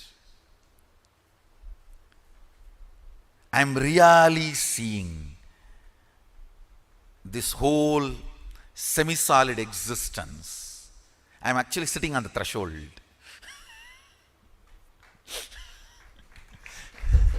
Because I have to be with the reality and I have to relate with your reality. I have to be with my reality and relate to your reality.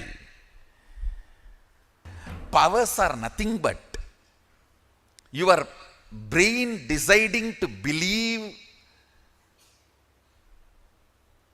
the magical existence of you against the logical existence of you, which is taught to you by your society. See, your society taught to you only the logical existence. Your brain deciding to come to the conclusion, cognition of magical existence, magical way of existing is what is power manifestation. That's all. I tell you. You are not the body, you are not the mind, you are consciousness.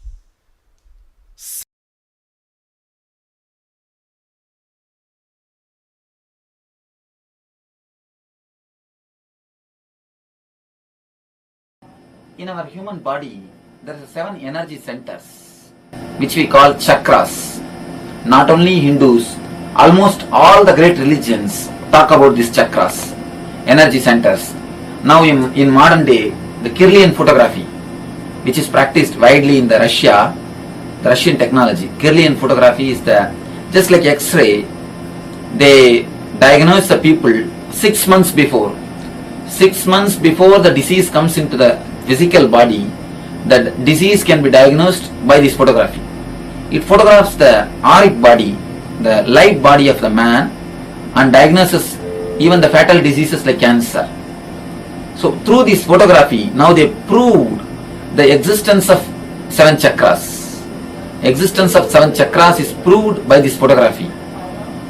Whenever someone chakra is more active or less active, if the imbalance happens in someone chakra, that causes disease. These energy centers, these chakras only manage our physical, mental, spiritual, emotional activities. When some one of these centers get imbalanced, naturally the man falls sick. So if the energy centers can be activated, energized by meditation, if they themselves meditate and activate those energy centers, it is called self-healing. In some people's case, the disease is too much, it has grown too much, and the people also may not be able to do the right meditation. So at that type of time, the person who already mastered the meditation, who has become enlightened, he can meditate and give the energy to that person. When we meditate and give that energy to that chakra, to that person, he gets healed. If the meditation is done by somebody properly, the energy can be created and be given. If he himself does the meditation and gets healed, it is self-healing. If somebody else does the meditation and gives the energy to him, it is healing. We may ask, can energy be given? According to Einstein, whatever exists is energy. So, energy is subtle matter.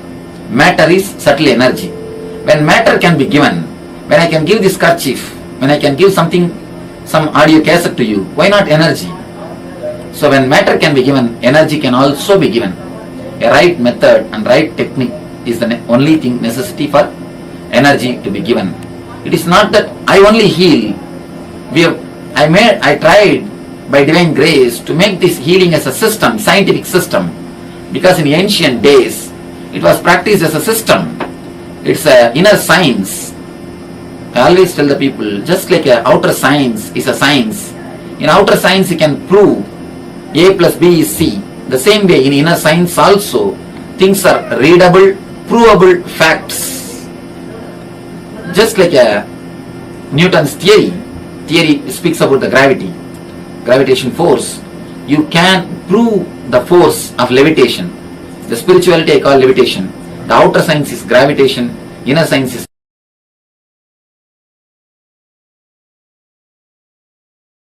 Today the first question.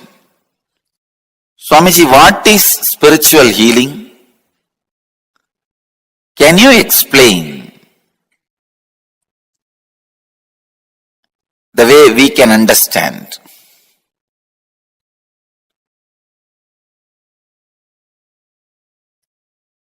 First, I wanted to say few basic truths about the spiritual healing scientifically. See, the other day, I was reading an article by Dr. Bruce Lipton, who has done some of the breakthrough scientific discoveries connecting the science and spirituality.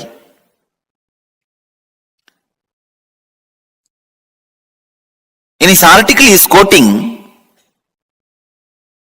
a term called entanglement from quantum physics. In quantum physics, there is a term entanglement. Means, when one energy source entangles with another, they interfere with each other. This interference can be highly positive and transformative and harmonious. Please understand. If one energy source comes in contact with another,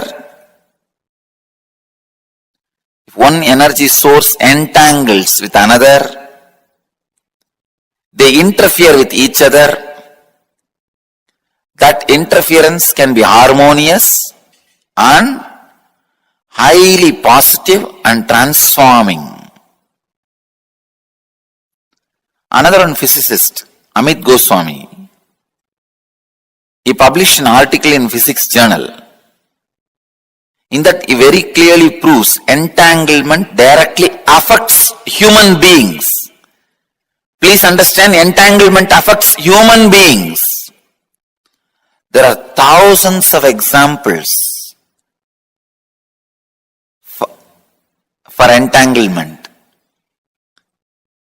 If you have some 200 pendulum clocks put on one wall, the wall can be any length. It does not need to be within certain length. It can be like China wall, any length. If you have few hundred pendulum clocks,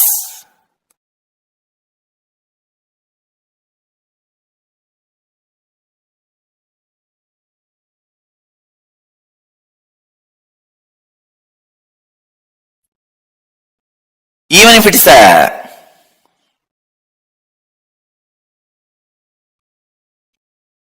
long wall, put hundreds of pendulum clocks and start them all at different times. See, within next few minutes, all the pendulums will swing in synchronicity.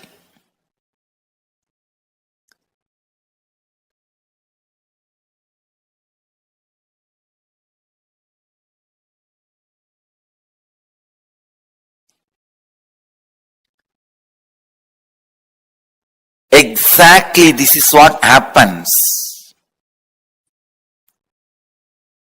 when you come in the breathing space of the healer. Please understand.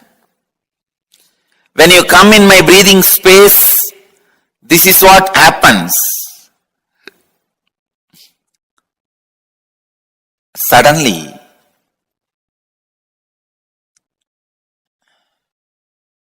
your mind gets entangled with my no mind. I wanted to tell you, entanglement is only in the thought level. If your mind entangles with my no mind, it is entanglement, thought level. Next, please understand, if your muscle memory gets entangled with my muscle memory, that is called entrainment. If your biomemory gets entangled with my biomemory, it's called enlightenment. Entanglement can move to entrainment, then entrainment can become enlightenment. You need to know a few things. How this healing happens. See, healing happens in the entanglement level. Kundalini awakening happens in the entrainment level. Levitation happens in deeper than entrainment. I can say momentary enlightenment.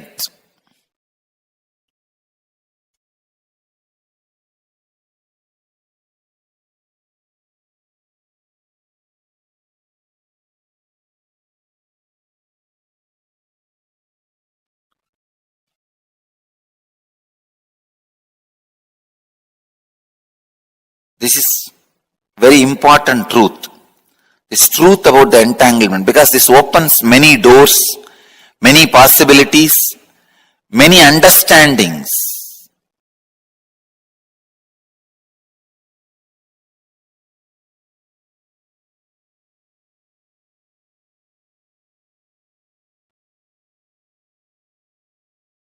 How I heal through healers?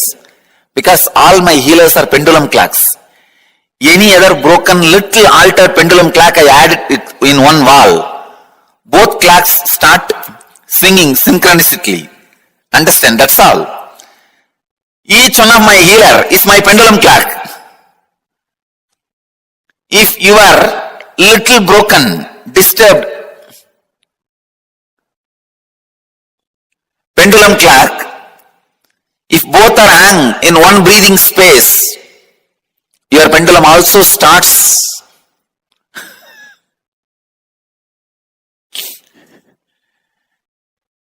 vibrating, moving.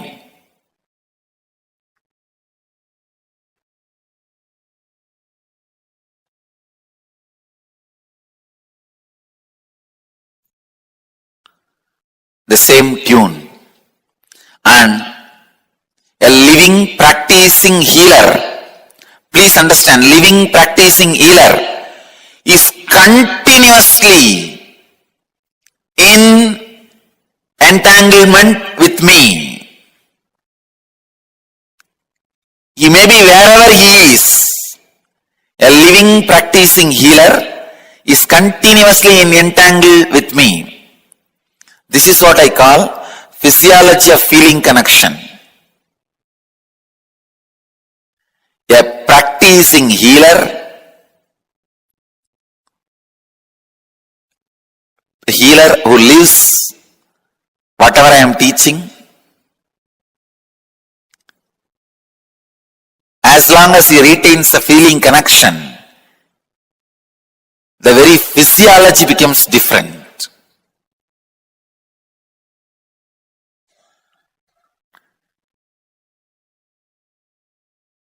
Entanglement means two persons falling in tune with same thought. Entrainment means two persons falling in tune with the same idea. Enlightenment means two persons uniting beyond ideas.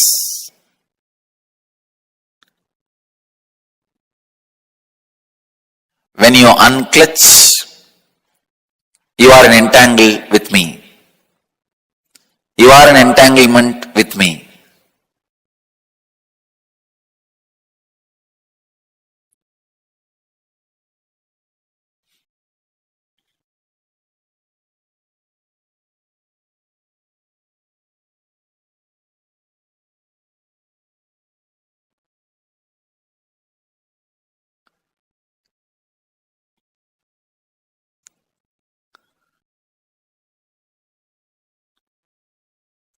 This again opens a huge door.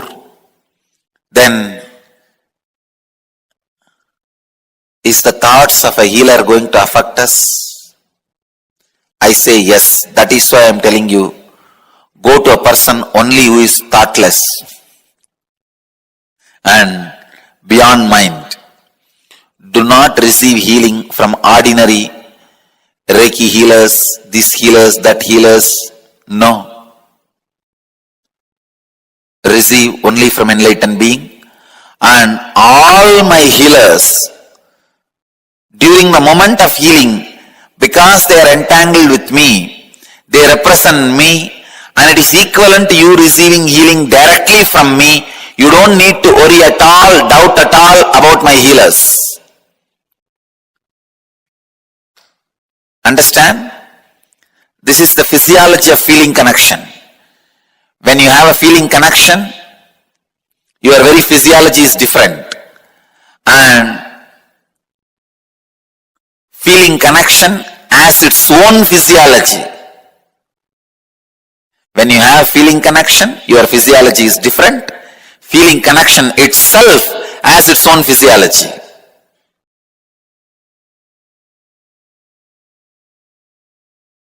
Please understand, the truth as it is I am sharing with you, the secret of healing, the essence of healing.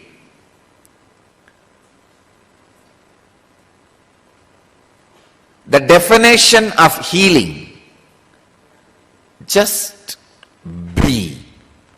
You will heal your body and people who are around you and the whole cosmos. Please understand, just be, nothing else. Be in your body. As and now, you know one thing, you are having a body and you are aware of having a body. You are being aware of having a body. Please understand. Just be inside what you think as your body. That's enough. You may think, what is this? That is what we are doing. No. You think you are inside your body. You are never inside your body. Be inside your body. First thing will happen to you is, you will heal that intense pain and battered consciousness you are carrying. When you decide to be inside your body, the power of present moment will work on you. Power of the present moment always heals your system. That is why I am telling you, again and again and again I am reminding you, just come back to your body. Just be. Even now, decide till the end of this satsang, decide you will be heavily present, intensely present in your body. You will see healing happening in you. Be. Just be in your body intensely. Suddenly you will see the compassion biomemory, intelligence biomemory, awareness biomemory, all of them are kindled, awakened in you for no reason, because being is the right button you need to push. Be intensely inside your boundary, inside your skin, in this moment. You will really see your body, mind, inner space gets intensely healed. Nothing else need to be done. Anything else is a ring attached to the gadget for easy pulling and pushing. To heal the cosmos and to heal yourself, you don't need anything else. Just be. Biggest problem is, we think that be is too simple or too difficult. Don't decide it is too simple and think it will not bring the result. No. Don't think it is too complicated because you failed last few times and stop making effort. No. Neither thinking it is too simple, it will not bring effort, bring the right effect on you, nor thinking it is too complicated, it will not be possible for you, is going to help you. Just try to be now. If you are not able to do after half an hour, forget about it. It's okay. Now, for the next half an hour, all of you have decided to be around me. Decide just to spend this time, be. Once you catch the taste of being, just be. I don't need to inspire you continuously. I don't need to give sermons to put you into the Vedantic experience. No. Your very living will be healing you and the cosmos. Just learn to be. You will heal yourself and the world. Even if you are not in the field of healing, if you want to heal yourself and the cosmos, I am giving you this process of technique. Just be. Intense compassion will start oozing out through your very system. Nothing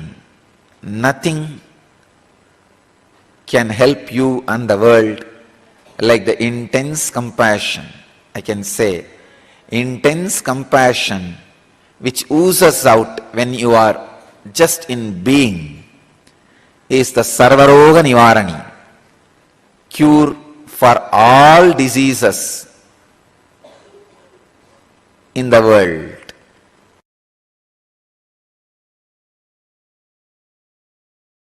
Anandaganda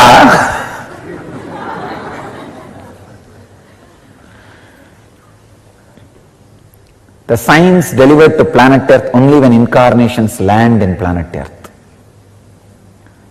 I can say this is the ID card of incarnations.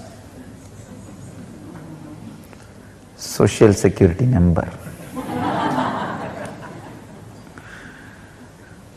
Driving license, maybe I can say flying license.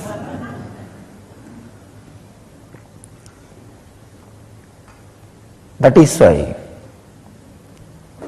the truth, the secret knowledge about Anandaganda first time becomes available to the mass, because it is only now the necessity to reach the mass and possibility to reach the mass for enlightened beings have happened. One, the necessity to reach the mass has happened only now because there is no one geography dedicated to the enlightenment science. Till my last predecessor, there was always one geography dedicated to these great truths. They don't need to reach the mass. If they create one group and transmit that science, it is done and they take care. But unfortunately, after the India's independence, worst calamity happened to the planet Earth is the geography dedicated to enlightenment is destroyed. It lost its uniqueness in the name of pseudo-secularism. Understand, real secularism is taking the essence of all religions and using it, experiencing it. But the pseudo-secularism, discarding all great truths of all religions and living your own materialistic culture. Anyhow, so the planet Earth is now swindled. So now the necessity to reach the mass has happened. Second thing, the possibility to reach the mass has also happened. So understand, the need to reach mass and ability to reach mass has happened first time in an incarnation's life. After these two happened, maybe I am the first guy happening.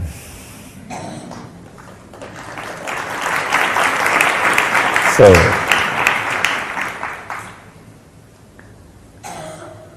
that is why I have to set all new trends. All pathfinders are path breakers. That is the reason the science of Anandaganda is revealed to the world first time. That's a source of superconscious healing. Understand? You have 7 major energy centers.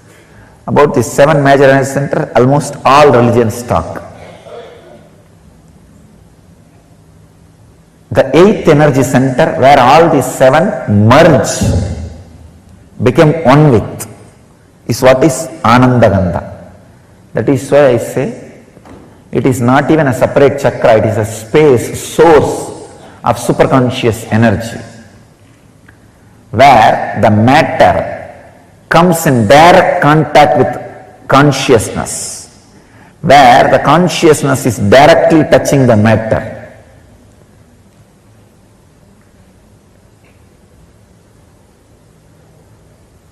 It is the experience where the consciousness has some yoga into matter, where matter has some yoga with consciousness. When you relax into that space, consciousness fills matter. So naturally, the superconscious healing happens. It is the highest happening which can happen to matter, not just physical healing or mental healing, radiating pure consciousness. Understand? My advent has happened to give a breakthrough for human consciousness, to bring new consciousness, new age man. New man who does not age.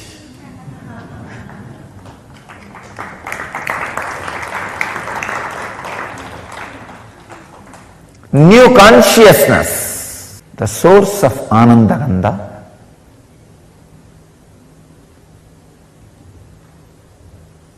which is source of spiritual superconscious healing, is the ultimate science towards enlightenment. Not just physical healing or mental healing. Physical healing also happens because your very DNA structure gets re-altered when you relax into superconscious state. The other day I was reading a book, The Biology of Belief. A great scientist who has done a great service to spiritual tradition.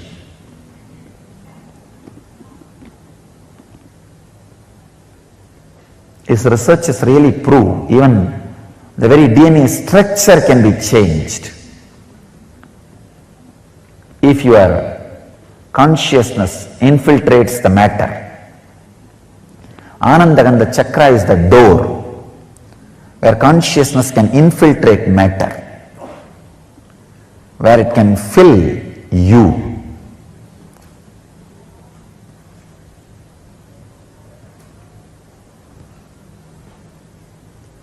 Where it can give you the extraordinary conscious experience, means breakthrough in human consciousness. I tell you, even the definition of enlightenment I am updating and upgrading. Understand, I am not only updating the definition of enlightenment, I am upgrading the experience of enlightenment to human bodies.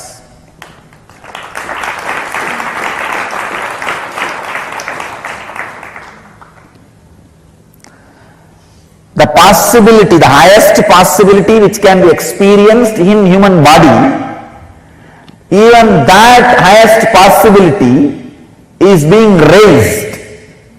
That is why I am saying, I am upgrading the highest conscious happening on the human body.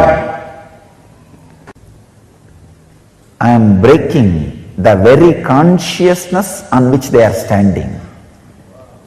I am giving a breakthrough to the whole human consciousness.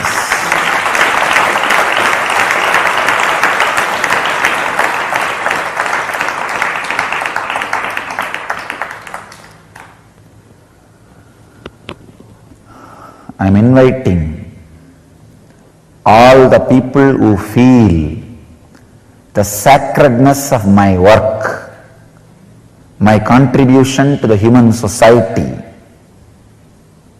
to drop small differences, to drop all these petty ideas, one or two if you carry, and gather together to spread this science to the world and protect it without being extincted, destroyed by these unconscious groups, establishments. I am giving open invitation. Whoever feels helped by what I am doing, sympathetic towards what I am doing, feeling friendly for what I am doing, feels this ought to be done to save planet Earth, I invite all of you to drop this petty, foolish, small ideas, self-centered sufferings. If you are self-centered constantly, you will create suffering for you. Drop all those foolish things. Let's stand together to preserve, protect and spread this great science of Anandagandha, the great process of giving breakthrough, great breakthrough, transformation to human consciousness. The very science itself cannot be described in one session. I'll try to give you the glimpse.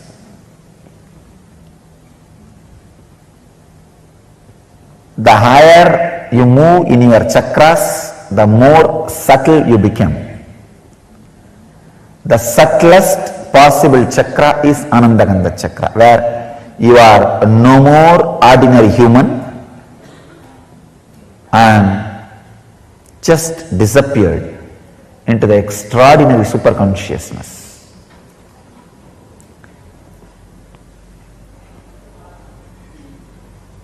The technique or the process is two. One, if it has to be done just by your effort, unclutching. If it can be done with my effort also, process. If it has to be done only by me, initiation.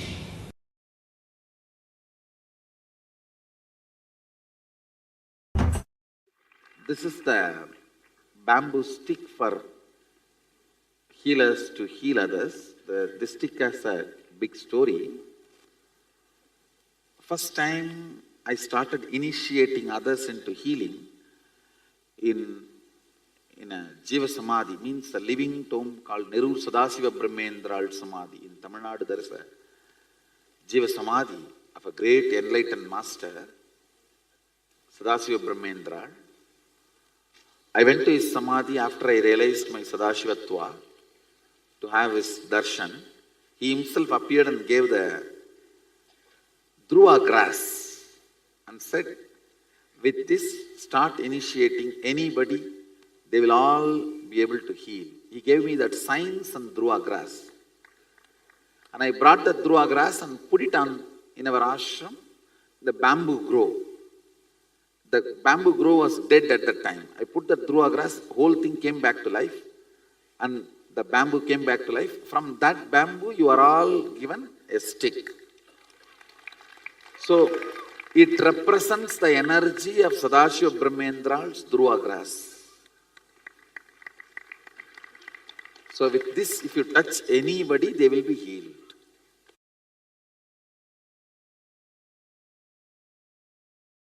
In the healer's initiation, I take the oath till you achieve the state of eternal consciousness.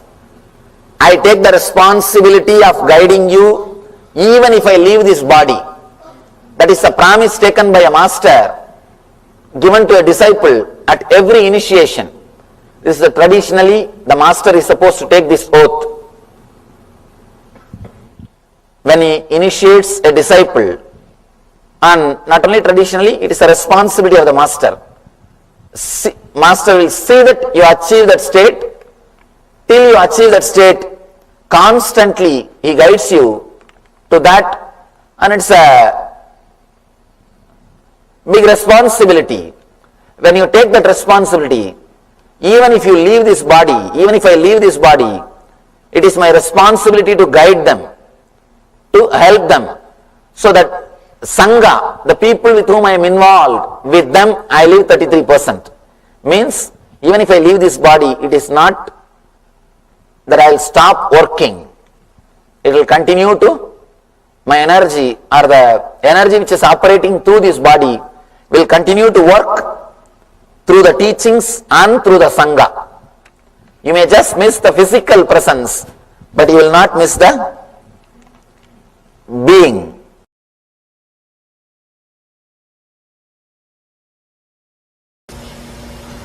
Before you take the oaths, please be aware that to become a healer. That's all. Oath 1. I hereby swear that the power given to me by Swamiji will be used for the service of all, both animate and inanimate. Your first oath is never to refuse healing to anyone or anything in need of it, be they people, animals, plants, or inanimate objects. Any personal conflict or difference in ideology should never affect your healing. After all, this healing power is not yours to give or refuse. The power that is invested in you flows from a divine source, and the divine does not distinguish between right or wrong, saint and sinner. Divine mercy is unconditionally available to all who ask. The healing system I offer you has been created and perfected over the ages by the greatest ancient masters. It is a culmination of centuries of rigorous tapas.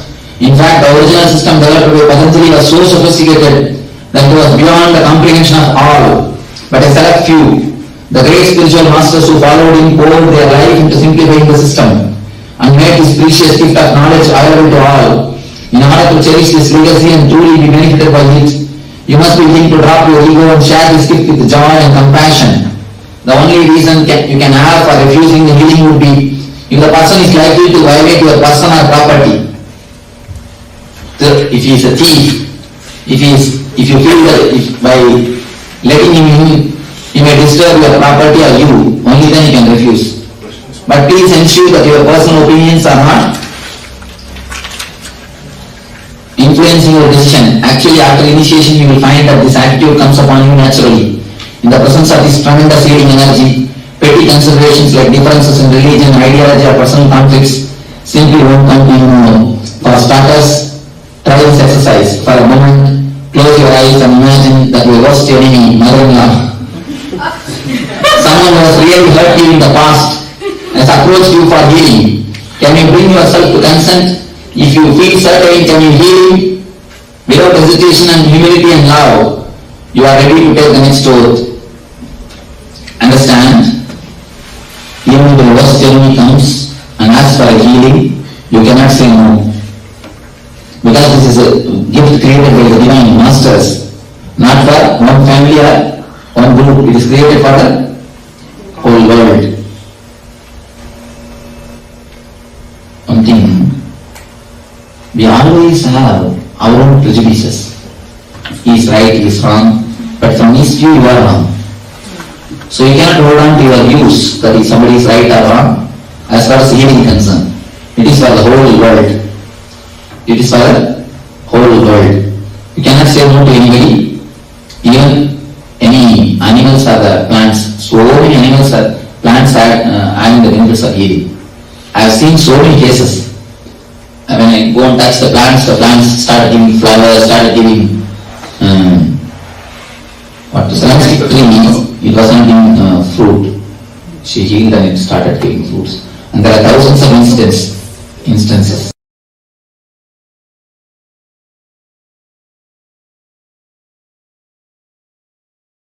Everything can be healed.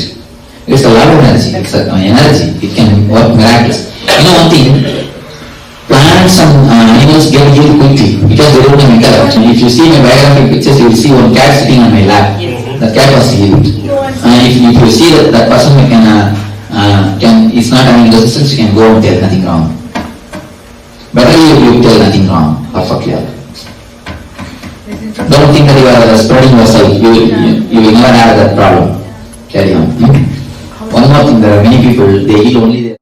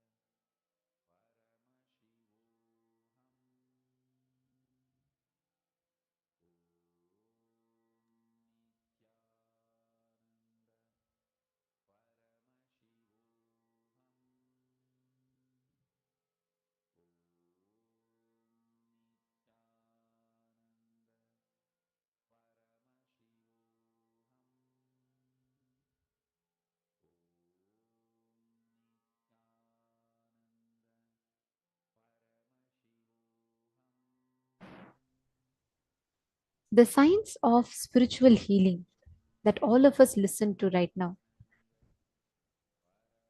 This is the initiation that all the Paramashivoham Level 3 participants are going to be receiving today.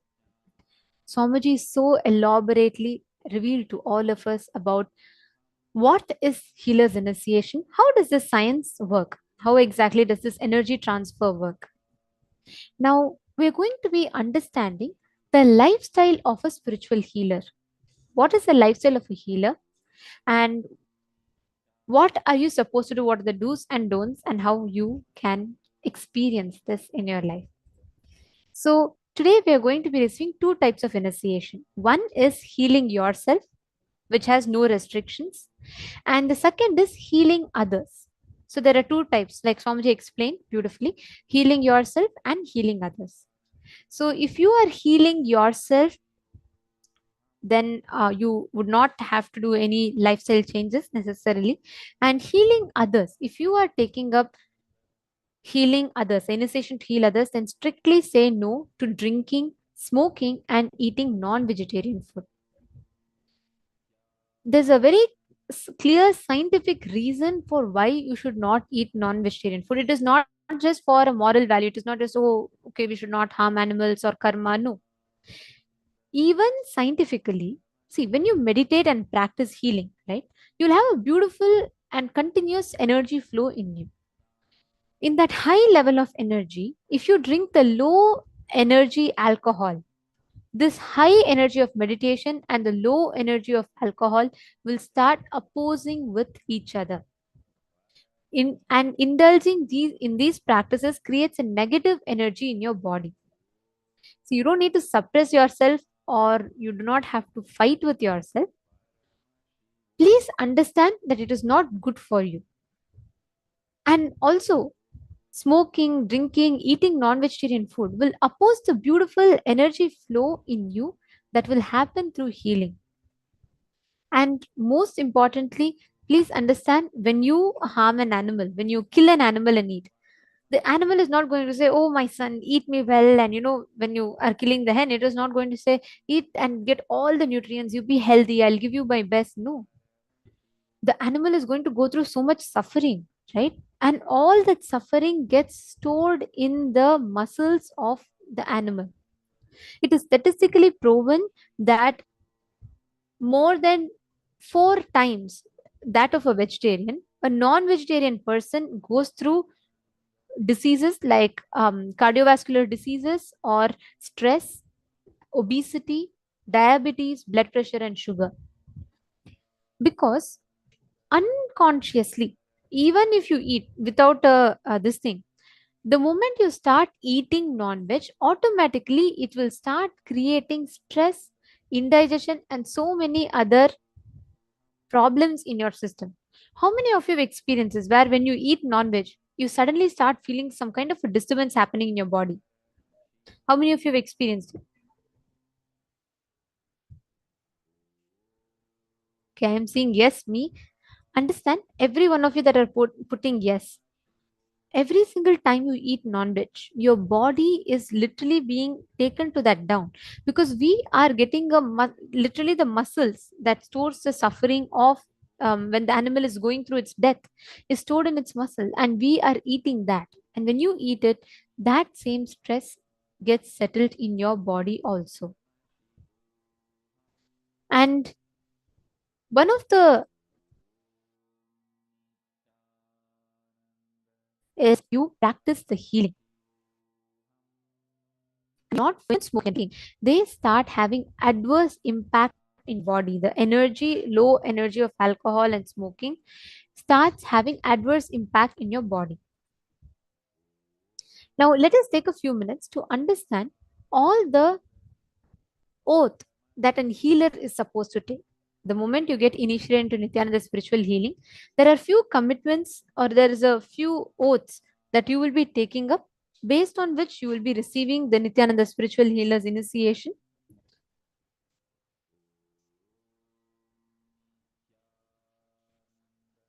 We will be taking you through that now.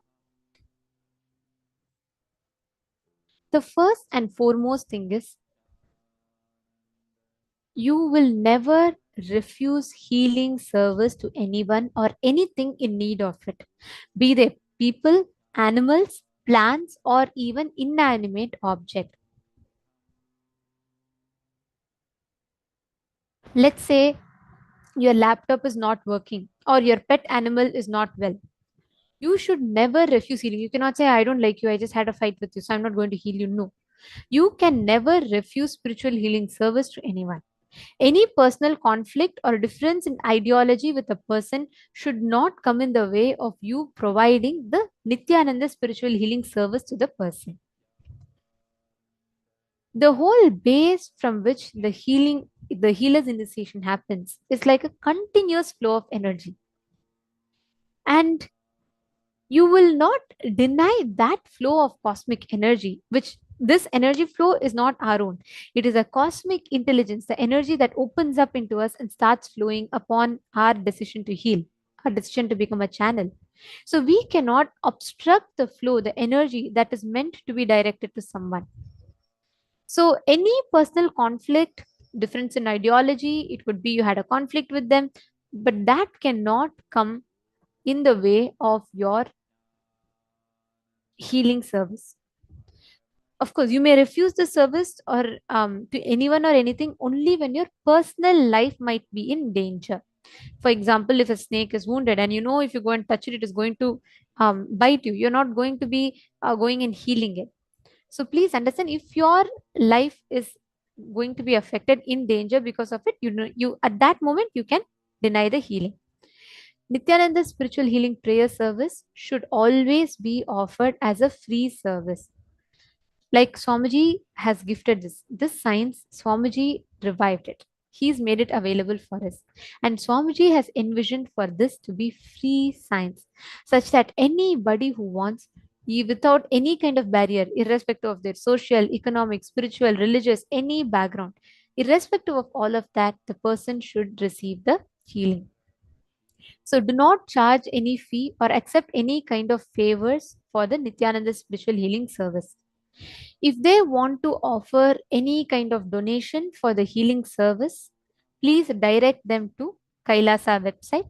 They all can offer it directly in the KAILASA website. See, because when the person is offering, let's say, even if someone tells, oh, thank you for healing, because you healed, I want to give you this money, you should deny it. It is not just that they're offering the money, but along with that, their gratitude, their karma, everything they offer back to Swamiji's feet. So we should just direct it back to Swamiji. You should not, just because you healed someone, you should not say, since I healed you, can you drop me off at the airport? Or can you buy me something? Can you do me a favor because I gave you the healing? You should never charge directly or indirectly for any of the Nithyananda spiritual healing prayer service. So please understand, it is not just for the spiritual value. Sorry, it is not just for the moral value. Even spiritually, it has an impact. Because the moment you heal the person and they offer back, they are literally giving their karmas, everything back. That should go back to Swamiji's feet. Healer's initiation is an opportunity to give to others the great gift that we have received ourselves. Let me ask you all a question. How many of you to this day remember the person because of whom you got connected to Swamiji? How many of you feel like, oh my God, I feel so grateful for the one thing that they did to my life? They gave me Swamiji. How many of you feel that gratitude towards the person, someone that took responsibility to bring you to Swamiji? Put yes in the chat.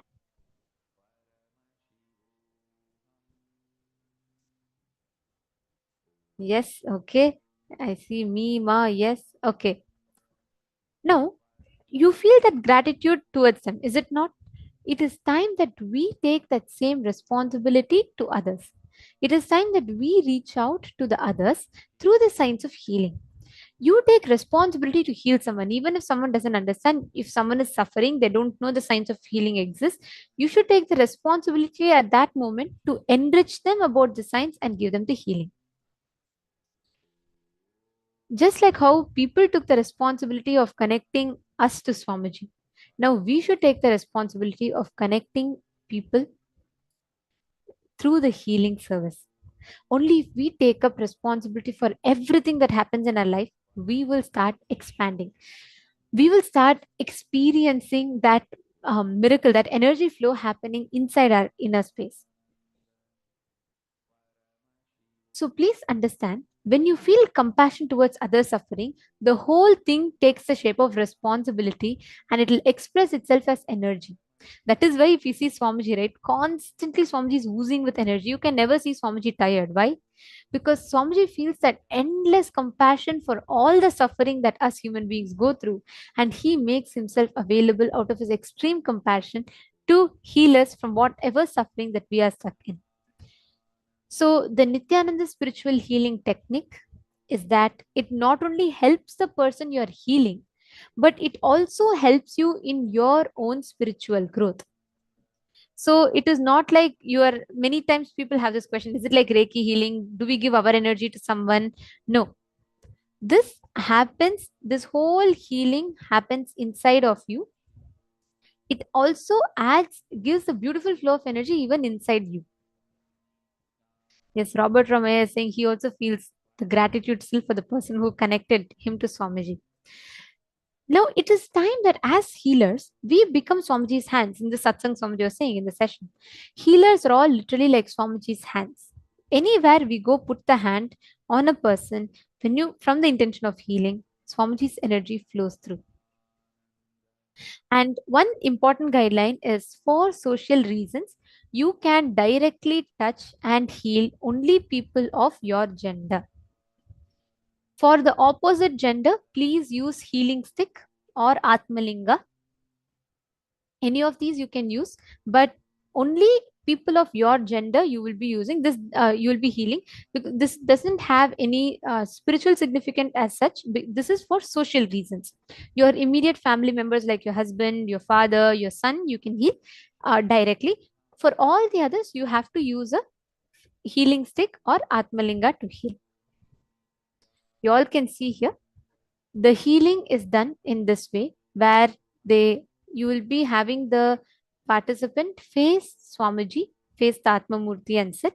You will be playing the Mahavakya and you will be standing in the side, placing your palm or placing the healing stick on the person's head, or if there's any particular part, let's say they have shoulder pain or back pain, you'll place your hand on that particular part, or you can just place it on their Sahasrara Chakra.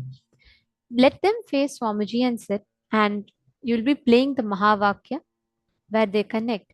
And intensely, you'll see suddenly the energy will automatically start gushing through you.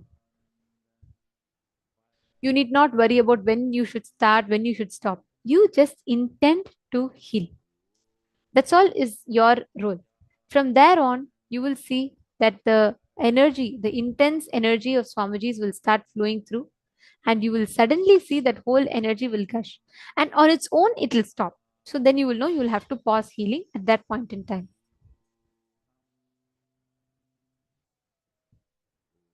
Now, to all the participants who are receiving the healer's initiation to others today, right after this, after the healer's initiation, we will actually be doing healing. So don't worry, it's not just learning, you'll actually be doing one round of healing, so you experientially understand, you have the experience of this. And one important thing is, as part of the healer's initiation, even yeast, eggs, none of them are allowed. You should not eat yeast or anything. If you have eaten accidentally, you cannot continue the healing. You have to request for reinitiation.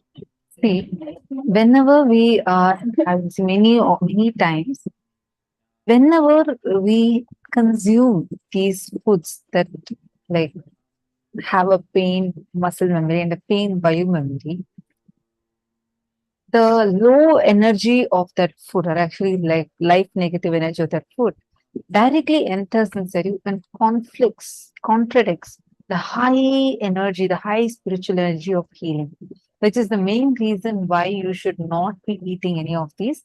Therefore, if any of you have by mistake in the past eaten any of these items and you would like to receive a re-initiation, please do let us know. And if any of you who have taken, probably you chose to take only self-healing before, and today you want to take healing for others, you are also more than welcome. Today we are going to be having this very special spiritual healers initiation. Nityan, the spiritual healers initiation.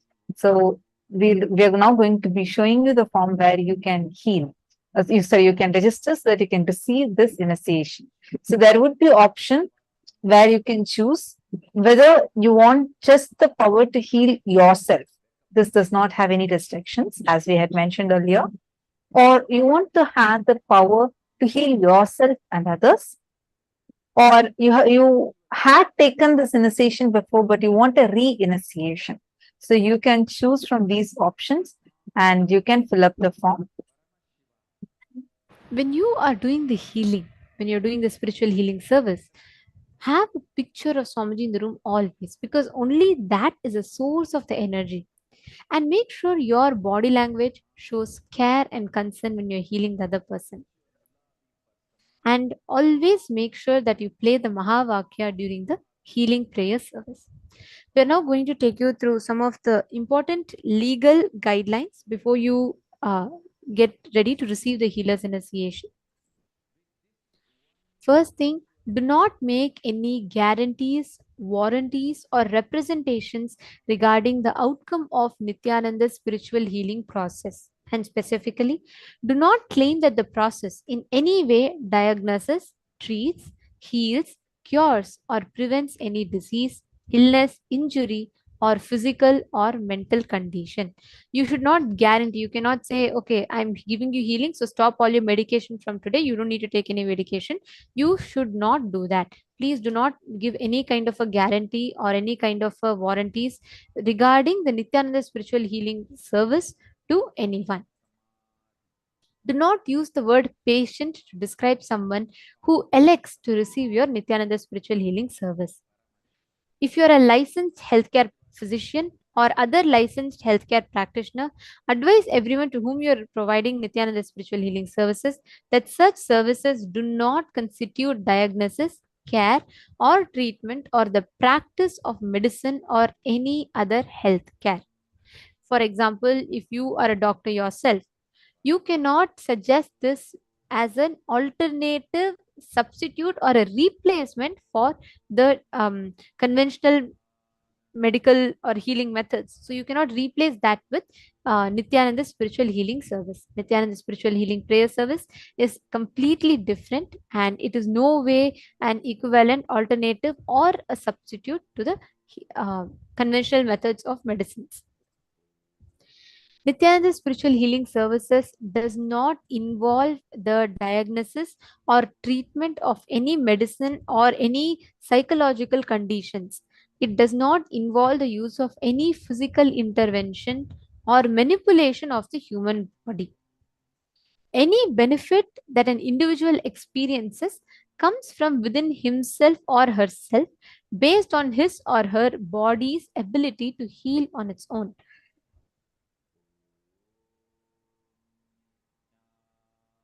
Nithyananda spiritual healing prayer service, this whole spiritual healing is purely from the person, the receiver's innate ability to heal himself. That's what Swamiji awakens to the healing. So it does not involve any diagnosis, it does not involve any treatment. You can't call that you're under giving someone a treatment because you're healing them. No, this is no way an equivalent or substitute to a treatment. And we request every one of you to take a few minutes, and if you're all understanding what we have shared with you so far, and if you acknowledge that your participation in the Nithyananda spiritual healing program is on a voluntary basis, so please go ahead and you all can acknowledge in the chat. Please confirm.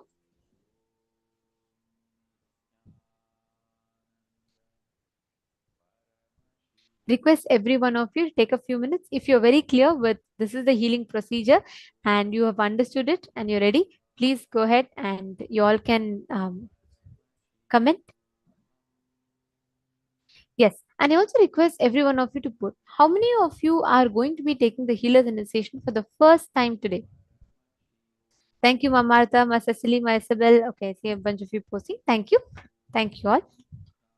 Now, The next few guidelines. First thing, do not provide Nithyananda spiritual healing service if you are suffering from any physical, mental, or psychological disorder, or taking any medicines for any physical, mental, or psychological disorders.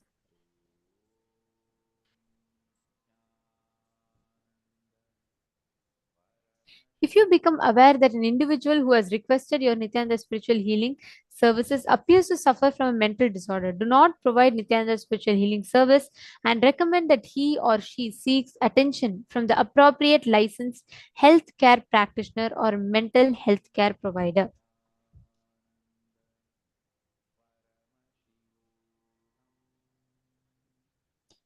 If you are a licensed physician or other licensed healthcare practitioner, do not engage or claim to engage in medical diagnosis, care, treatment, or in the practice of medicine or any other healthcare profession in conjunction with any of the activities as a Nithyananda spiritual healing practitioner.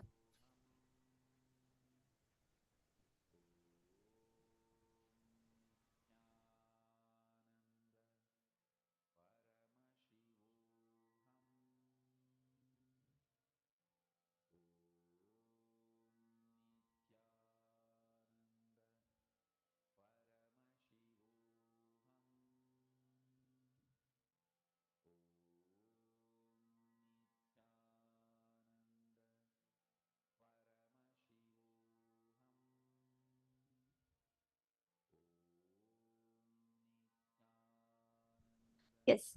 Nithyananda, if all of you have understood the guidelines that we took you all through, and if you all are clear, I request all of you to please take a few minutes. We are now going to be projecting a form for all of you. Whoever is applying for an initiation or a re-initiation, even if you want to get initiated again, please go ahead to the form that we'll be projecting to all of you, and we request every one of you to fill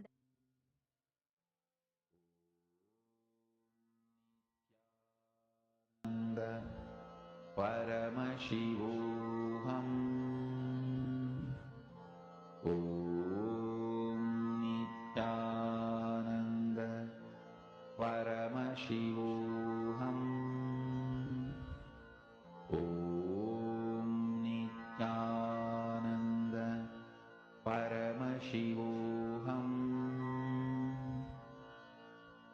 Om Nithyananda Paramashivoham Om Nithyananda Paramashivoham Om Nithyananda Paramashivoham Om Nithyananda Paramashivoham Om Nithyananda Paramashivoham Om Nithyananda Paramashivoham Om Nithyananda Paramashivoham Om Nithyananda Paramashivoham Om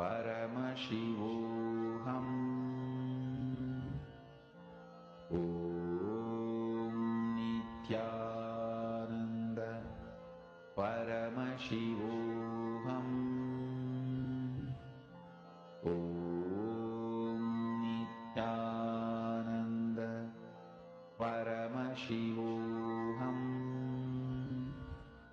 Om Nithyananda Paramashivoham